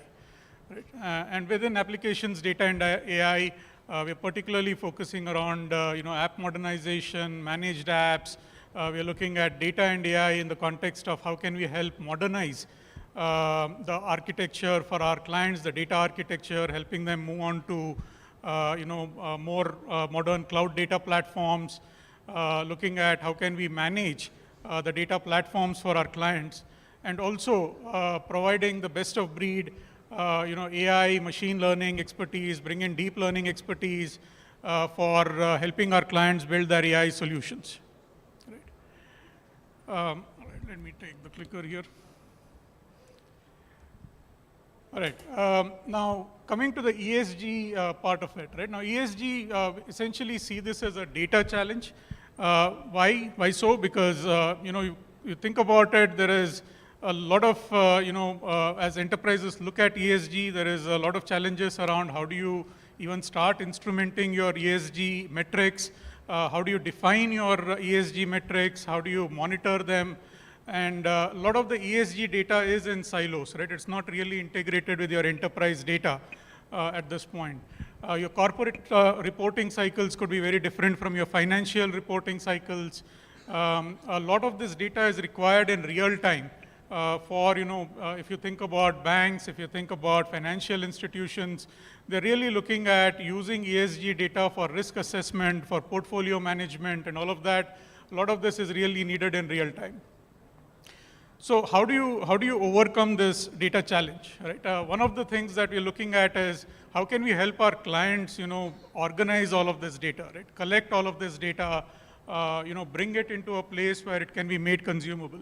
It doesn't necessarily have to be a data lake or, a federated kind of a solution. You could have different ways to integrate all of this data. You could use data virtualization solutions. You could use, various replication solutions. But basically being able to bring all of this data to a place where it can be made consumable, organize it, bring in a governance layer around all of this data, synthesize it for, downstream consumption. Now, also, if you think about it, there's innumerable amount of use cases around ESG. Right? Some of the areas that we are engaged with, I think Srijit talked about it a while back, which is around, green data centers. Right? So we're engaging with our clients around green data center solutions. How can we help our clients, with managing their data centers better, optimizing their energy spends, things like PUE. PUE is a metric that's used in data centers. It's called the power usage effectiveness. How can we actually help our clients manage their PUE and optimize their PUE so they can actually, run their data centers in a more greener and a more optimized manner? And so also this extends to building management systems, right? It's not only about the data center, it's also about your entire, operation as an enterprise. We are engaging with electric vehicle companies around battery, remaining useful lifetime. I think that's a very key metric for electric vehicles. So we're kind of helping them monitor, manage RUL for batteries. So I think that's another use case that we are currently engaged with. Maximizing yield in agriculture, right? This is another use case that we are engaged with clients based on the soil quality, based on, various different metrics. How can we help agri-tech companies, have solutions around maximizing yield? How can we help the farming community with maximizing throughput and all of that? Then around scrap reduction, right, in manufacturing. This is a huge, huge use case, right? When you think about Industry 4.0, it's really about how do you help reduce the losses through your production processes, right? Begins with visual quality inspection. How can you detect using AI and ML defective parts early, so there's not a lot of scrap, there's not a lot of wastage. How do you improve the operational equipment efficiencies even so you can maximize throughput in a manufacturing line while reducing your carbon footprint, right? So that's another use case. And then there's various other use cases. I won't go through all of this, but we are looking at, we're engaging with some entities around deforestation, using drone and AI technologies, for mining kind of use cases. We also worked with a chemicals company around worker safety, right? When we say worker safety, it's about how do you use AI data to look at whether employees are in hazardous zones, right, within a chemical plant. So that was another very interesting use cases based on, again, radio feeds coming in from these, enterprise 5G kind of devices. I already touched upon financial risk management, portfolio management, and some of that. I think that's a huge play in terms of how you can bring in AI to look at all of the ESG data, look at the CSR reports of companies, scrape through all of that data and being able to generate a risk score that can be then used by financial companies, by asset managers and some of that, right? So very interesting use cases that are coming up in this space. And Nandan yesterday talked quite expansively about how digitization is, changing the landscape in India, right? He talked about UPI, he talked about, the FASTag, he talked about, the entire Aadhaar, how Aadhaar changed the landscape for India, right? And digital KYC as well is one of those, I think, use cases in terms of how banking is really evolving in this country. So talking about, all of these use cases, we're engaged with a lot of clients, we're engaging with a lot of clients in this space, but we're also walking the talk in terms of our own data centers. So we have close to around 260 data centers in 50 countries. And using again AI and ML, what we have done is we have looked at all these different feeds that come in from your chillers, your cracks, your various cooling systems, looking at various telemetry from server, storage data, and all of that. And basically, we have kind of provided very specific recommendations on how you can have your aisle placement within the data centers, how can you manage your data center more optimally, so you can actually reduce your energy spend. Right? And we have gotten to close to around $4.2 million in savings, which is almost like 35,000 megawatt hours, right? Which is very significant reduction. And part of it is the AI/ML capabilities that we have used in our own, sort of data centers. But also we have kind of looked at, doing virtualization, consolidation of all of these servers, bringing some of our workloads onto cloud. So that way we are able to, run our data centers in a far, far, far more, optimal way. And going one step further, we have actually introduced solar arrays in a lot of our, at least a few of our data centers globally, right? So 2 of the locations in Belgium, where we have introduced solar arrays, bringing about almost close to around 2,800 megawatt hours of savings of solar power that we've actually used to power up those data centers. And a third on-site solar array in Boulder, Colorado, where we're using the solar panels to generate around 5,700 megawatt hours of solar power. Right, so this is actually going beyond just looking at how can we reduce our energy footprint within the data centers that we have today. And these solutions are what we are also taking to our clients. We are also engaging with our clients in this space. So as much as we are leveraging them internally within our own shop, how do we sort of engage with clients in this space? And lastly, I think what we have created is something called a Data and AI Cafe within Kyndryl, where we are basically bringing in the entire ecosystem, whether it's our clients, whether it's our partners, whether it is engaging with academia. I think it was a great talk by the principal of the RV College yesterday, Professor Subramania, who talked about how RV as an academic institution is engaging in a lot of these different sustainability initiatives. So we're engaging with academia in multiple ways in terms of how do we bring the best of talent, best of minds to co-create in this space and engage early in what we can do from a sustainability standpoint. And also engaging with social startups. We are looking at co-opting the startup ecosystem and how do we contribute to good tech and make this possible together. Right? I really like to think about sustainability at this point as like this big elephant that each of us is probably touching and thinking or from our own lens, right? From our own lens, we are looking at touching a part of the elephant and saying this is what probably sustainability means for us, which is all good. But I think when we come together as an ecosystem and look at this elephant as a whole, sustainability as an agenda, I think there's so much more co-creation, there's so much more impact, a grander impact that we can have together. So looking forward to collaborate and looking forward to co-create as we sort of set about achieving greater impact around this whole sustainability agenda. Thank you.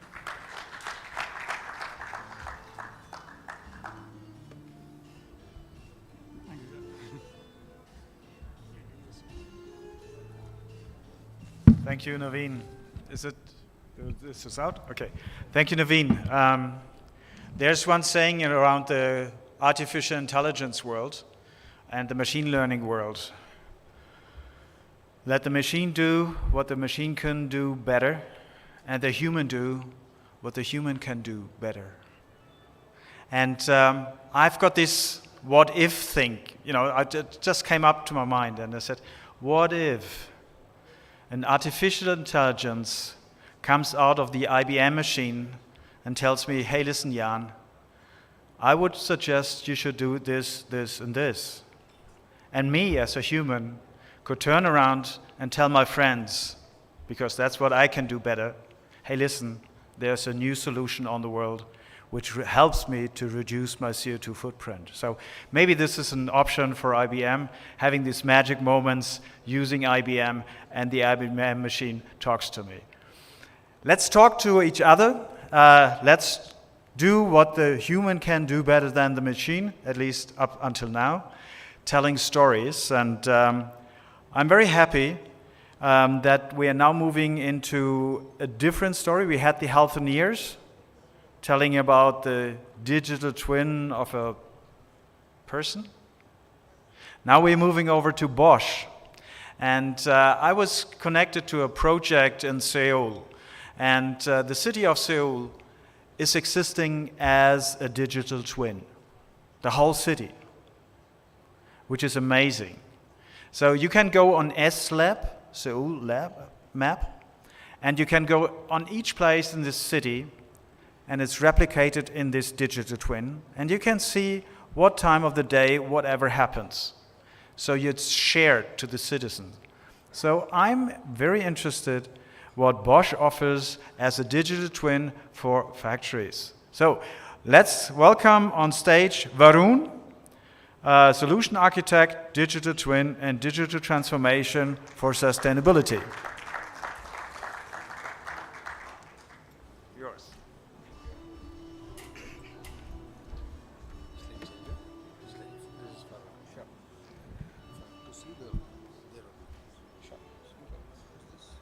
I think I'll just have this. Let us see if it's switched on. So, sure.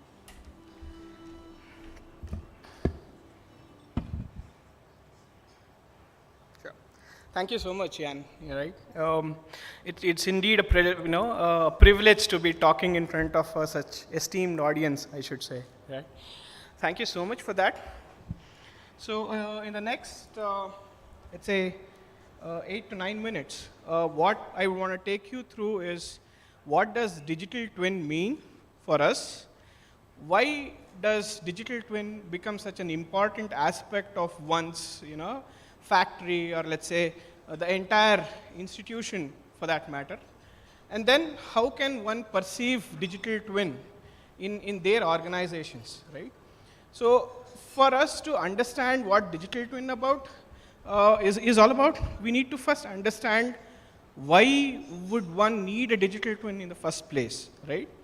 And for that, I want you to go into a world of imagination, right? I have a couple of slides to show. And as and when I move across these slides, I would want you to imagine yourself in those situations, right? So imagine these large wind turbines, or let's say windmills, which are there at large geographical areas of mountains. Imagine these windmills which are in the middle of high seas, right? Imagine how difficult it is to go and change a small part within this entire huge structure. Imagine this paper mill which spans right from the fender to the roller section with hundreds and hundreds of parts, moving parts, non-moving parts, critical parts, and whatnot, right? Look at this reciprocating compressor. Yeah. So this churns out oil in the middle of an oil well. Yeah. Any stoppage of this would really be detrimental for the entire process flow. Now imagine this kilometers long conveyor belts which takes your ore from right where it is mined to the factories where it is really churned out, right? Imagine this cement kiln, the complex process which is there inside the cement kiln which helps you to produce these cement which you pack and then build your houses, industries, whatever. Look at this large reactor in a chemical industry, right? Complex reactions within these different reactors, hundreds of temperature variations, hundreds of chemical aspects that you need to take care of to have the right product out, right? Look at these large turbines, both steam and gas-based turbines. These are the heart of lot of the energy-producing units within your large industries. And finally, look at this ball mill. Yeah. So this helps you in crushing ores, different kinds of ores. It could be alumina, it could be rock solid ores and whatnot. Now, what do you think all of these assets have very much in common, right? And if you just give it a thought, you see that they are large and huge, for sure, right? By the nature of it, it's totally spanning across kilometers in some cases, right? It's really complicated. If you see those reactors, if you see those machines, they're really, really complicated. They have a high capex and opex. To run these machines, you need to burn a hole in your pocket. Now, what happens when they break down? Yeah, it most invariably brings your entire operations down. And more often than not, they usually operate in very hazardous environments, even where you cannot go and take a temperature reading, right? Let's say, imagine a hot sulfuric acid bed beneath you in a chemical factory, right? Would you dare go and take a temperature reading over there? And then it is, you saw those windmills, how difficult it is to access. Let's say even if you want to go and change a small screw or a small bearing, which is there at, let's say, 150, 200 meters up in the air, the bearing might be peanuts in terms of cost. But going and then, changing that, it's really a task, right? And then it's spread across various geographies, right? If you see that conveyor belt, right? We have an example where the conveyor belt is of 230 kilometers, right? And imagine the number of motors that would be there in that conveyor belt. And imagine 5 of those motors conking off every day, right? Your entire year is filled with job, right? And then what will all of this present to you is, in one way or the other, they bring you a lot of uncertainties in your day-to-day activities. And then with these uncertainties not being answered or questioned, it turns into untamed complexities. Yeah? And that's when we lack a lot of transparency in our entire operations. Yeah? And this leads to something called as invisible inefficiencies. Yeah? And what do they really affect? The bottom line and the company's P&L, yeah, at the end of the day.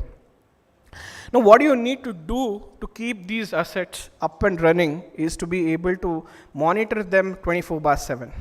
Yeah?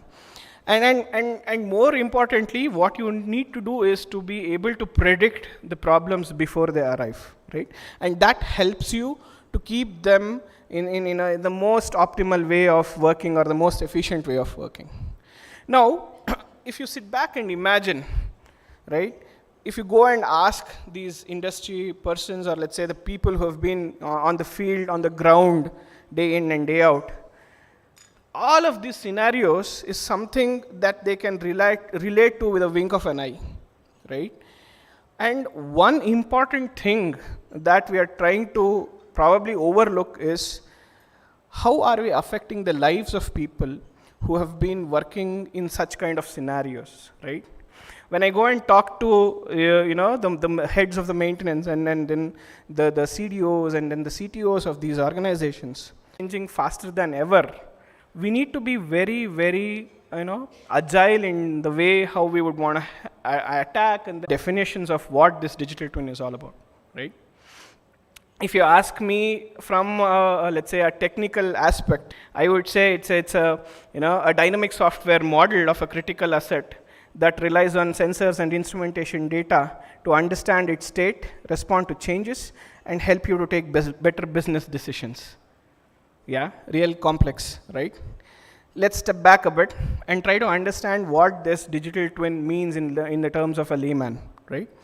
Now, look at this asset. Yeah, it's a simple engine, let's say, and then you have a lot of aspects, dynamic aspects, static aspects that are invariably related to this physical asset. Now imagine an exact, all of this in a way, relates to the environment, right? Relates to the efficiency, and then thereby a thread is always connected to how efficiently we can run these machines, thereby contributing to the nature as well, right? And digital twin helps you do that. Yeah, it's an exact living replica of your critical asset that helps you to predict what is there in future for it, and then helps you to drive it in the most efficient and and drive it without any problems per se, right?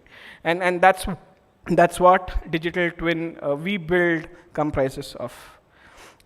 Quickly moving on, I think I'm already out of time. We talk of 4 different types of digital twins: a product twin, an application twin, system twin, and a process twin. These are different types of twins that cater to different industries. End of day, we look at efficiency. We look at how good you can operate this asset both optimally in terms of cost, in terms of efficiency, and thereby helping to address a lot of different things that a customer wants to, right from sustainability to green carbon footprint to achieving more revenues out of it, and number of things that they would want to achieve, right? With this, I just finished my short talk on digital twin, and thank you for patient listening.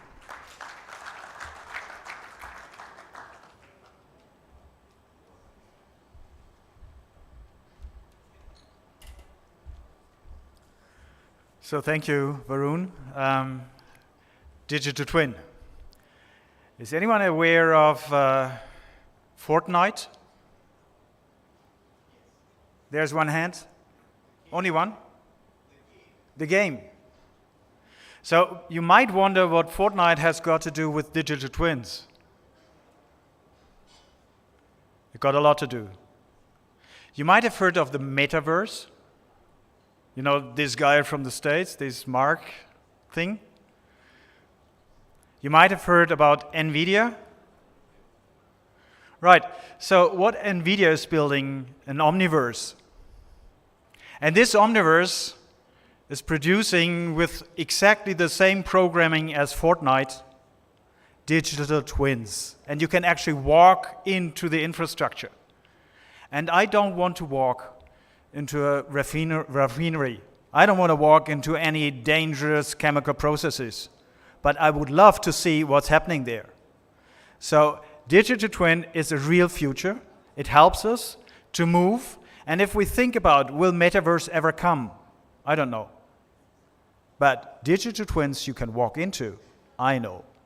Because that helps to save lives. So thank you very much again, Varun, to these insights of the basics of the digital twins. And we're moving on to applications. We all talk about smart solutions and smart here and there, having something on an app. And sometimes you wonder, how does all these beautiful ideas come down to software solutions?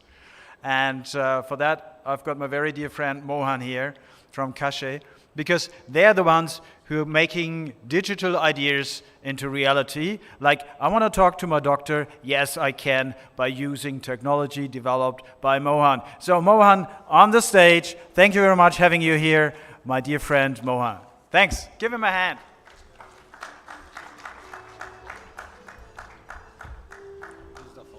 Forward is this side. Okay. Well, good evening, everybody. Thank you, Jose, for this wonderful opportunity. And since I'm almost the last speaker, and I was really inspired by Srijit's presentation, keeping everything simple. So I want to move away from the slide deck a little bit and probably start a conversation on perhaps wine, right? So let's start with that, because Jan has also inspired me to say how real-life applications are going to come in and technology is going to disrupt them in the manufacturing space. So let's assume that all of you have bought some very expensive wine and champagne. How can you ascertain that it is a genuine bottle that you've picked up, right? So this is kind of a challenge that is existing in today's market. It could be wine, it could be a pair of shoes, a pair of sneakers that you pick up. It could be a Nike, an Adidas, you picked it up in Delhi and you are worried that it could be a counterfeit one, right? So here comes technology where we are building products and applications using NFC. Anybody who has got the app that has been made from the manufacturer, it can instantly validate that this particular product is authentic, it is genuine, you have the product on your hand, and you are confident that the money that you have paid is worth every dime. So with that start of a case study that I wanted to just start my conversation with. So my name is Mohan, and I run a company called Cash Technologies. We are in the digital transformation space for small and mid-sized companies from across the globe. We have customers from Australia, UK, Canada, US, you name it, we have a bunch of them. So, and this is a cliched term, right? We've been talking about this over the last couple of days. Digital transformation is almost like a jargon being thrown at you almost every day, right? So each one of them are defining digital transformation in various different ways, right? So somebody says the use of digital technologies to enable major business improvements. So how do you quantify each of this, and what exactly is digital transformation? How is it measurable, tangible to the ultimate end user in the manufacturing space, right?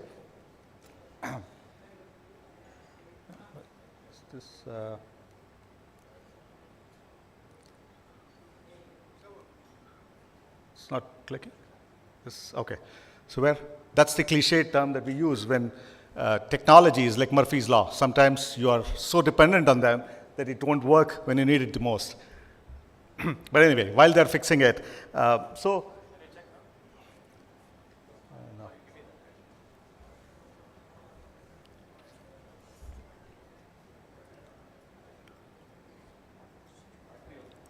well, the clicker must have got tired, right? So with all the clicks.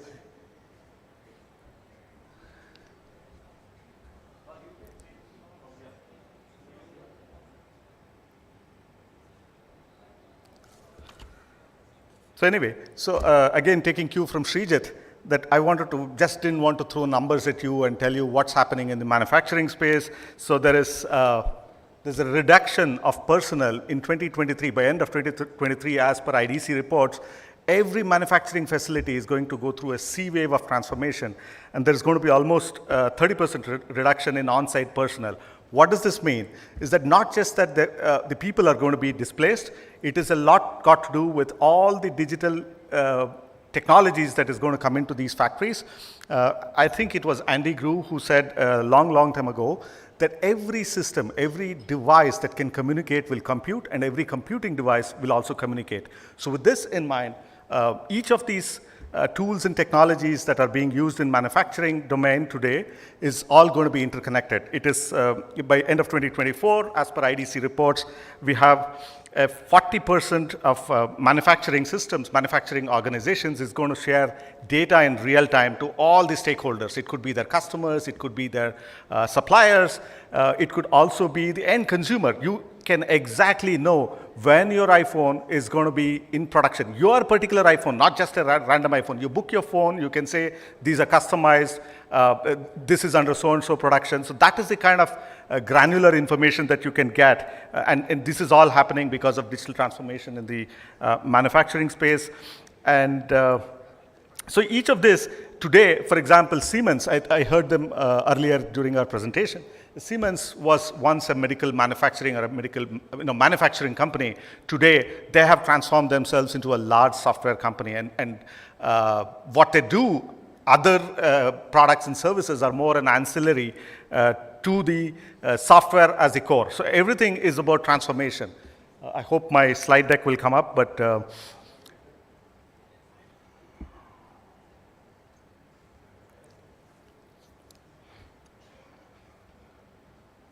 so anyway, let me keep you engaged with some more tidbits about the 4 quadrants of a maturity model in the digital transformation, right? So we have the beginners who are, many small industries and small manufacturing companies here in India, in Pune. You might see that they're still using old lathe machines. There is a lot of transformation. There's a lot of opportunities to go and digitize them, to go and give them meaningful insights.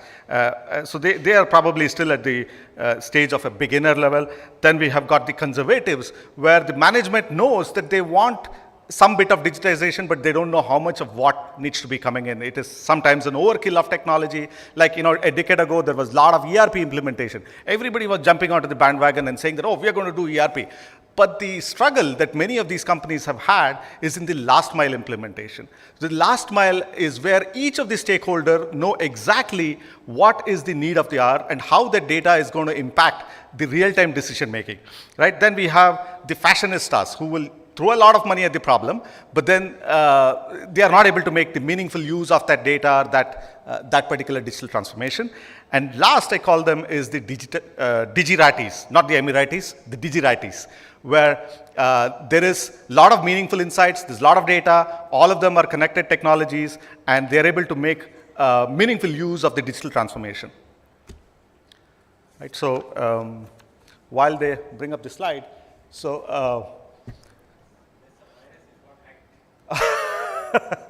hope it's not from me.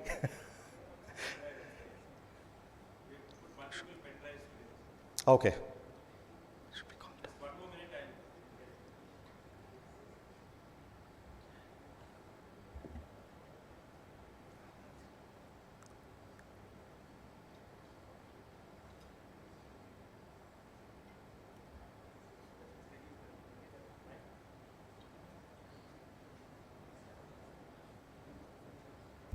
I think we have 5 laptops, all have crashed one after the other. I think the last one is an Apple, so let's see. Is it done? Okay. Okay, That's great. it. That's fantastic. Okay. Let's give a big hand. There are some guys here all stressed out. All right, Mohan, continue. Yeah. Sorry from our side. Yeah, that's should not happen. These All things right. happen. We are Yeah. so used to it, and that's where we come in, right? We are all technology evangelists. We bring in, we say, like Murphy's Law, anything that can fail, and will fail sometimes. So.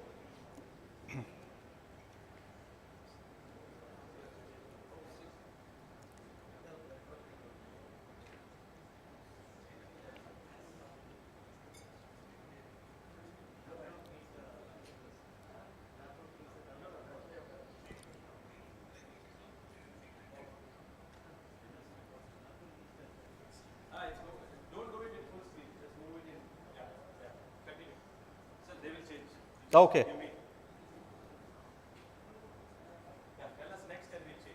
All right. I think so. Most of it that I wanted to speak about, I've kind of run it down. So these are the data points that I took from IDC, just to give you some insights about how the manufacturing industry is transforming itself. What kind of those who I call another quote that the illiterate of the 21st century is not those who cannot write or read. It is those who cannot learn, unlearn, and relearn. And the manufacturing industry is really at the cusp of things where they're trying to implement a lot of digital innovation and bring in. So we spoke about Siemens some time ago. So Siemens is not an industrial powerhouse now. It's a software company connecting its industrial assets in the cloud space. Right? So and again, Uber was another classic cliched example. Many of us know about how Uber transformed the transportation industry. They have an employee base of far more, I mean, they're all contractors, but they own 0 assets. And these kind of transformations are waiting to happen in the manufacturing industry as well. So everybody knows about platform as a service, infrastructure as a service. Now, soon manufacturing is going to adapt digital transformation, and we're going to bring in something called as your product as a service. So everything is going to be product as a service. So we have a lot of things that are getting a big buzzword in the manufacturing space. There is simulation, there is IoT, cybersecurity. So imagine all the devices that are interconnected, and somebody is just hacking in remotely and stopping a production line. So the emphasis on using the right technology, the blended right technology at the right time for the right reason is the right way, and that to me is digital transformation. So as I said, digital transformation is a very, very cliched term. Each one of them use it very loosely. So, and this again is a digital transformation model for the manufacturing industry. It's all about the customer engagement, the buying experience, the owning experience. It's not just that some manufacturing facility somewhere in Pune is making a nut or a bolt and they just dump it to the customer. It's about the complete life cycle of that bolt, and how is it making a transformation in the end product. In the connected world, everything can be tracked. You can see inside your Mercedes-Benz, for example, which nut and bolt is actually failed during that Cyrus, the recent tragedy that we have had. In the future, you can know what was the actual failure element and at what points, at what threshold levels these systems are failing, and that's where we come in. We are able to bring in a huge amount of meaningful insights and meaningful data. So we are in all the spaces. We build cloud, we build AI, ML, we are in the 5G and edge computing, and that's in a nutshell about everything that we do. I already spoke to you about these 2 counterfeit detections in the distillery and winery industry. So that's something that we do. For very expensive bottles, there are NFCs that we enable them, and that's about it. Thank you, Jan, and thank you, Jose. I hope. Thanks. Thank you, Mohan. And I know technology is sometimes tricky, and especially while you're presenting. So, Mohan, thanks for your energy, and you kept on doing it. Yeah, give him a hand. Give him a hand for that. Besides managing digital transformation, which is hard stuff, we all know, he was managing the digital experience of presentation. So thanks again, Mohan. It was a great story. And really, it's important to know what kind of process you want to digitalize and how to take the people along to understand what it really means. What it really means is, leads me over to another question. Did you ever try to teach a robot?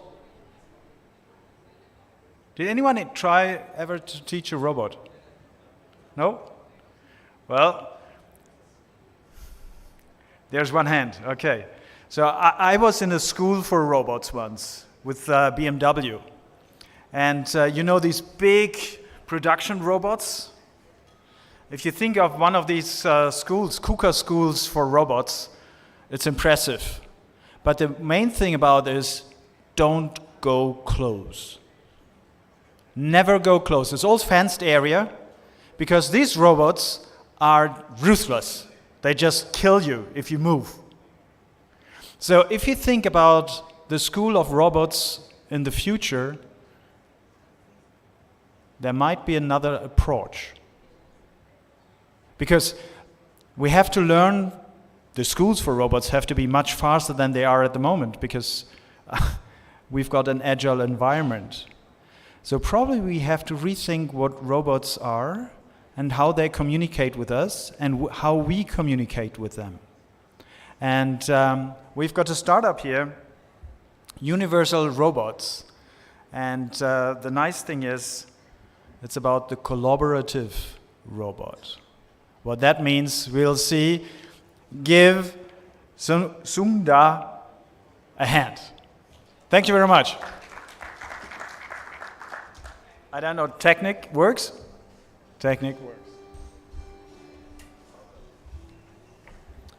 That's fine. I've always been known for a difficult name, so that's at least Jan got it almost right. So thank you so much for this introduction, but I'm definitely going to steal that from you. The next time I do that, the transition from automation to human to going to technology to digitization and then bringing back a KUKA school of automation and then to collaborative robots. Beautiful transition. Just 2 minutes. Okay, perfect. Or you can change it from there. Okay.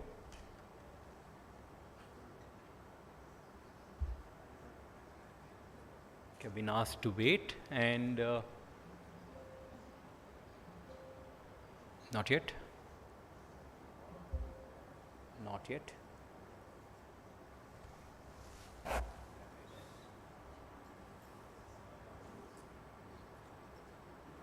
Okay. So to start off with, what we technically are talking about is smart factory and collaborative robots.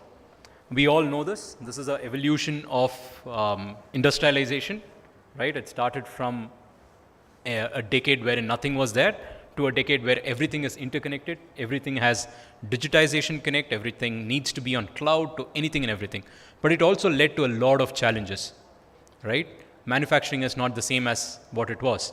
It's changed to be like what Tesla almost said this. They shot themselves in their shoe when they said, we can do all of this with automation.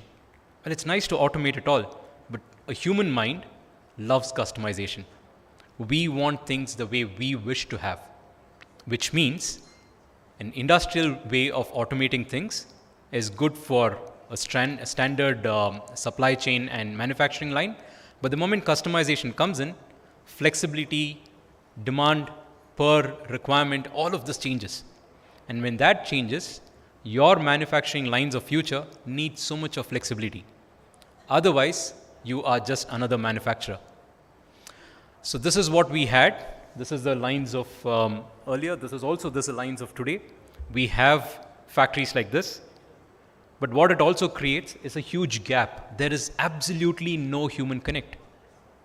We've distanced them from for their human intelligence, for their skill sets, etc. But there is a small line below that, if you all can read.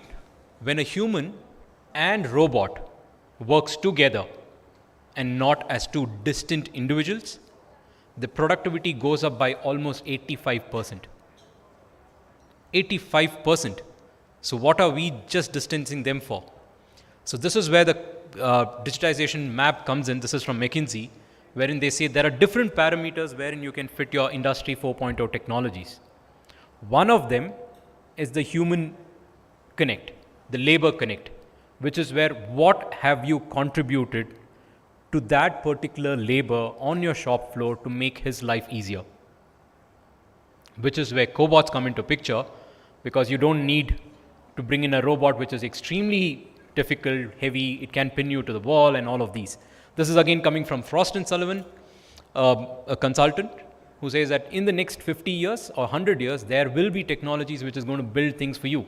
And collaborative robots will be a part of that, a key part of it.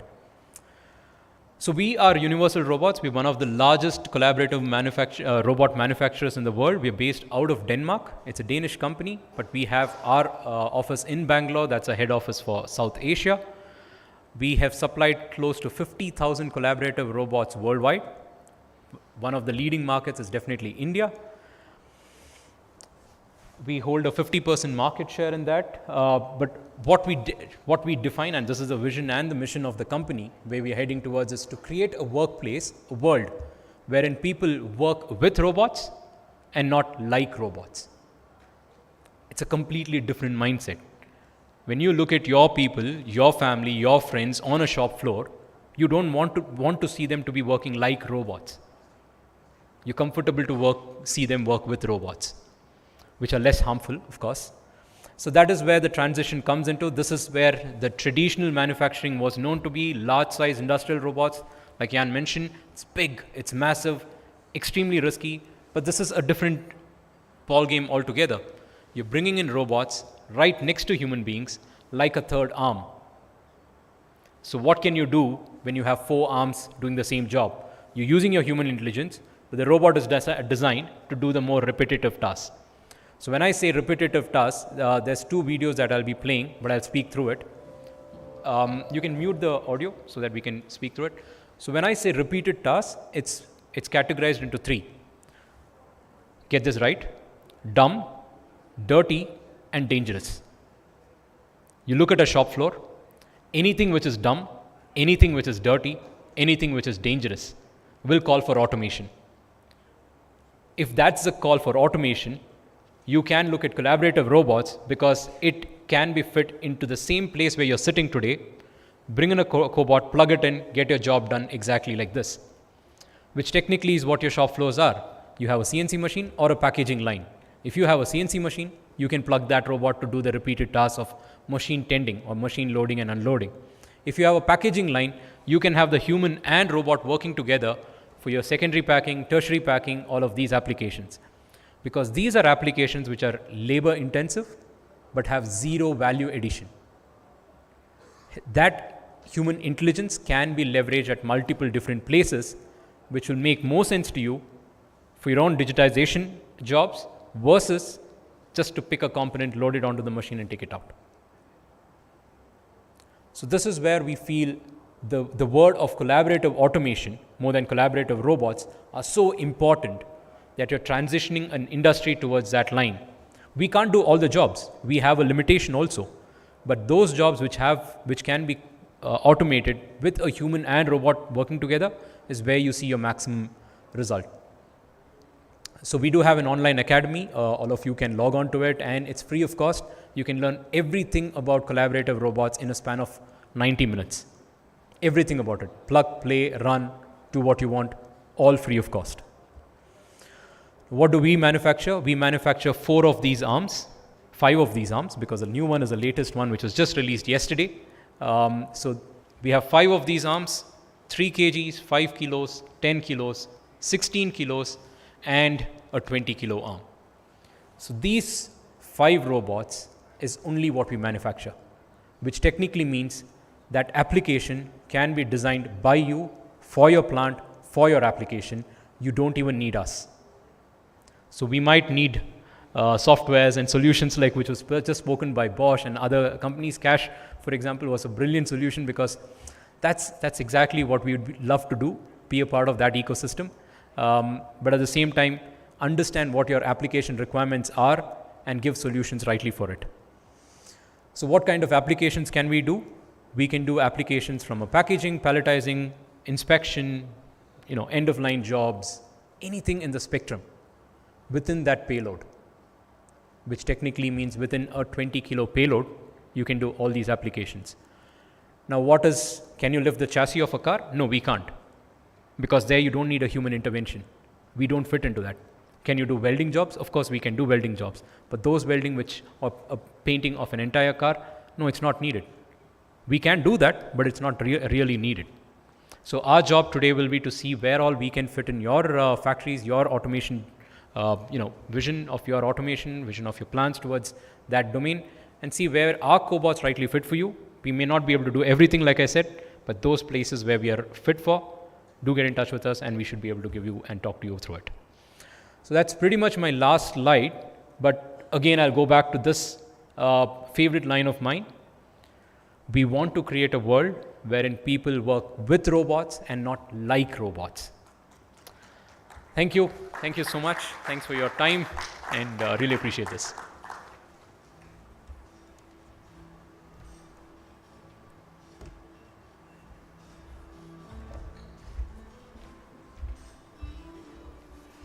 So thank you, Sugdan. Yes, working with, not like. I think this is the core message, working with, not like, and the core message for all the digitalization. Let's use the digitalization to improve the human life and not to restrict the human life. And that's an important part of it.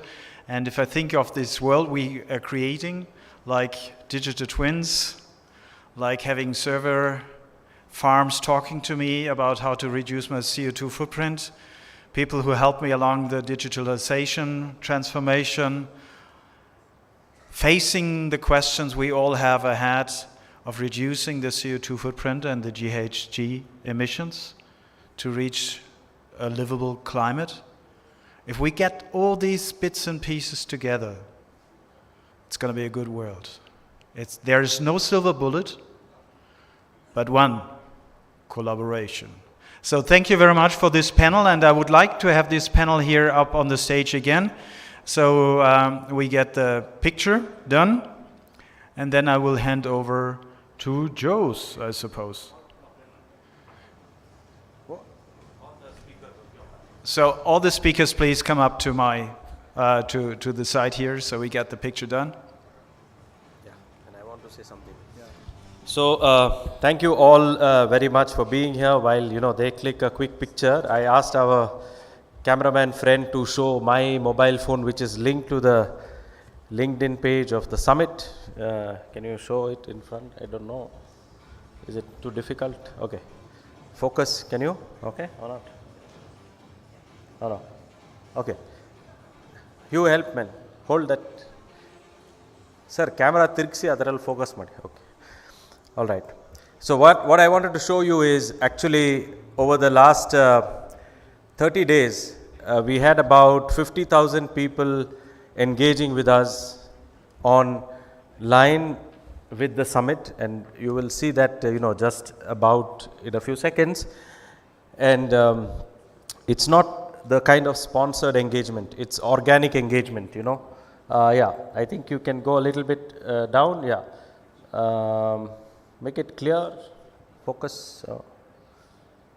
Okay, come down, Martin, show the graph. Okay. Okay, there you can see a little bit more down. The number is down, Martin, take it up, yes. You see that? 50,471. Let's give a big round of applause to all those people who have shared the speaker's posts, and you have seen that, we have Genevieve from our team who has been posting everything silently from the corner. Thank you, Genevieve. At the end of the day, digital transformation also has to be used to spread good ideas, and we try our best. So I request all of you, the speakers, to share the posts that are already there. By the time you reach on the way, if you're stuck in traffic, if you have a driver, do it. Otherwise, go home and safely do it. Let's spread good ideas, let's share those good ideas, and I'm sure that together we can create a sustainable future. From an organizer's point of view, I want to thank once again the sponsors, Government of Karnataka, Dr. Ramana Reddy. I think the delegation from Karnataka is in the US, that's why they are not here. Otherwise, usually they are all there with us. They are there to promote the Bangalore Tech Summit and bring delegations from the US in November. I hope you will all be there in the Bangalore Tech Summit, which will be there in November. I myself will be there and hope to connect once again and continue these conversations. The next year TIA Summit will be mostly in the month of June. We didn't do it in that time because of Omicron that started at the beginning of the year. We're looking at the first week of June on Wednesday and Thursday. We don't do it on Friday. So it's an interesting date, 7 and 8. So 6th is the month, June. So 6, 7, 8. Easy to remember. So 7 and 8 of June. So I was just talking to some of the consul generals. Many are excited to bring a delegation of companies from different countries. So I think we'll have at least 100 people from outside India staying with us for 2 days at the conference. Mix of startups and large companies. I don't want to say the names now, but all of them have told me. And usually these consul generals are they are very committed and stick to what they say, and therefore it will be a very exciting moment. Those of you who are interested to collaborate and see how to build that network further, please get in touch with me. All the speakers have my number, the others can get it. I would like to thank especially Jan. He's come all the way from Munich, and great job with keeping all the energy up. And I would like to thank all of you. You are the guys who stay till the end. It takes resiliency to stay till the end, and resiliency is not only about digital stuff, it's also about a sense of character. I like, especially I want to thank Mohan, because he's made sure that people actually sit, great. We saw his resiliency on stage, right, with everything collapsing, but he was still perfectly engaging. So thank you. But I thank all of you who were here. Miha from Slovenia, yeah, thank you. You came back, nice. Thank you, Miha, for coming all the way from Slovenia. I don't know, Miha, don't get upset with me, but I'm going to say some crazy things about you as well. He's a billionaire, but he's here. And it's not about bringing a lot of people and filling the room. It's about having the right people. And he's already in touch with 2 or 3 technologies, because their company runs the largest private city in Europe, 8 square kilometers. It's a mix of building, office space, and all of them need solutions, technology. They're looking for collaboration. And he could be sleeping in his room, but he's come back, you see. So the idea is we have to connect and collaborate and need each other to grow. Next year, a TI Summit will be in June. I wouldn't say that proudly, but I would assume that God willing, everything happens, because we don't know nowadays what happens next month. Even though Toby's think tank will help us to look at the threats, but nobody knows what can happen. So if all goes well, then we'll meet again in June, probably at a bigger venue if there's a larger delegation from outside India always in the room, and that helps us to connect and collaborate much more. Finally, I'd like to thank all those advisory board members. Mohan is our advisory board member, Father Noel is here from Don Bosco, Jan, and all the consul generals who have really supported us and given me advice. Just some people were asking, how do you do this event? So I just want to tell you, it's an age-old and simple thing. It's there in the Hindu tradition also. If you listen and you take advice, what you do will get better. So I myself personally go to these different advisory board members, sit with them one-on-one, 45 minutes with my book and pen, take down the ideas that they give, and then curate and set the panels. We don't call for an advisory board meeting where there are 20 people, because who speaks first, who speaks second, who is the bigger guy, who is the smaller guy. I don't know all this stuff, and it's very complicated for me to analyze, and I don't like to do it. But I go to each one by one, listen to what they say. So some of the consul generals are very good, because they share with us the priorities of their government, whether it's Denmark, Switzerland, Italy. And then we understand what their government is prioritizing in collaborating with India, and we take those topics and bring it here. And this is where we can create greater collaboration, because many times the startups will know. You may have a great idea, but if the timing is wrong, it's a mess. And how to know the right timing? Let's take advice from the right people. So thank you all for being here. Those of you who want to take selfies and pictures, please come and take it. Just one moment. It's time to say thank you. And it's time to say thank you to Jose. Because this wouldn't happen if it wouldn't be Jose. He's the connecting part. He's building up the network. So give him a big applause. This is Jose. Thank you very much, Jose. It was a great thing, man. And all those who are here, we can come for a quick group. Come for a pic. And thanks for the technique. Great having you. It's always in the back. And thank you, Martin. And the Thank you, Infosys YDRA team. Group Thanks. and Parvez for all Right. the help. Thank you for the support. 1 or 2 glitches happen everywhere, but you can say 99% efficient, right? Thank you. Thank you very much. All right, we can have some music, and those who want to take pictures, please come forward. Thank you so much. And see you next year, and please help us online by sharing, commenting, and connecting. Thank you very much. Bye-bye.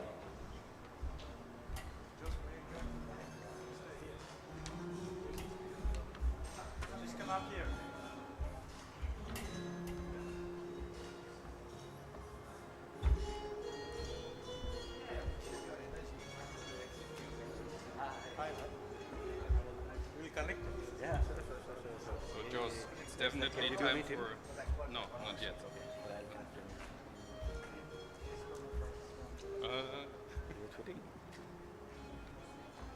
Excellent. Thank you for having me.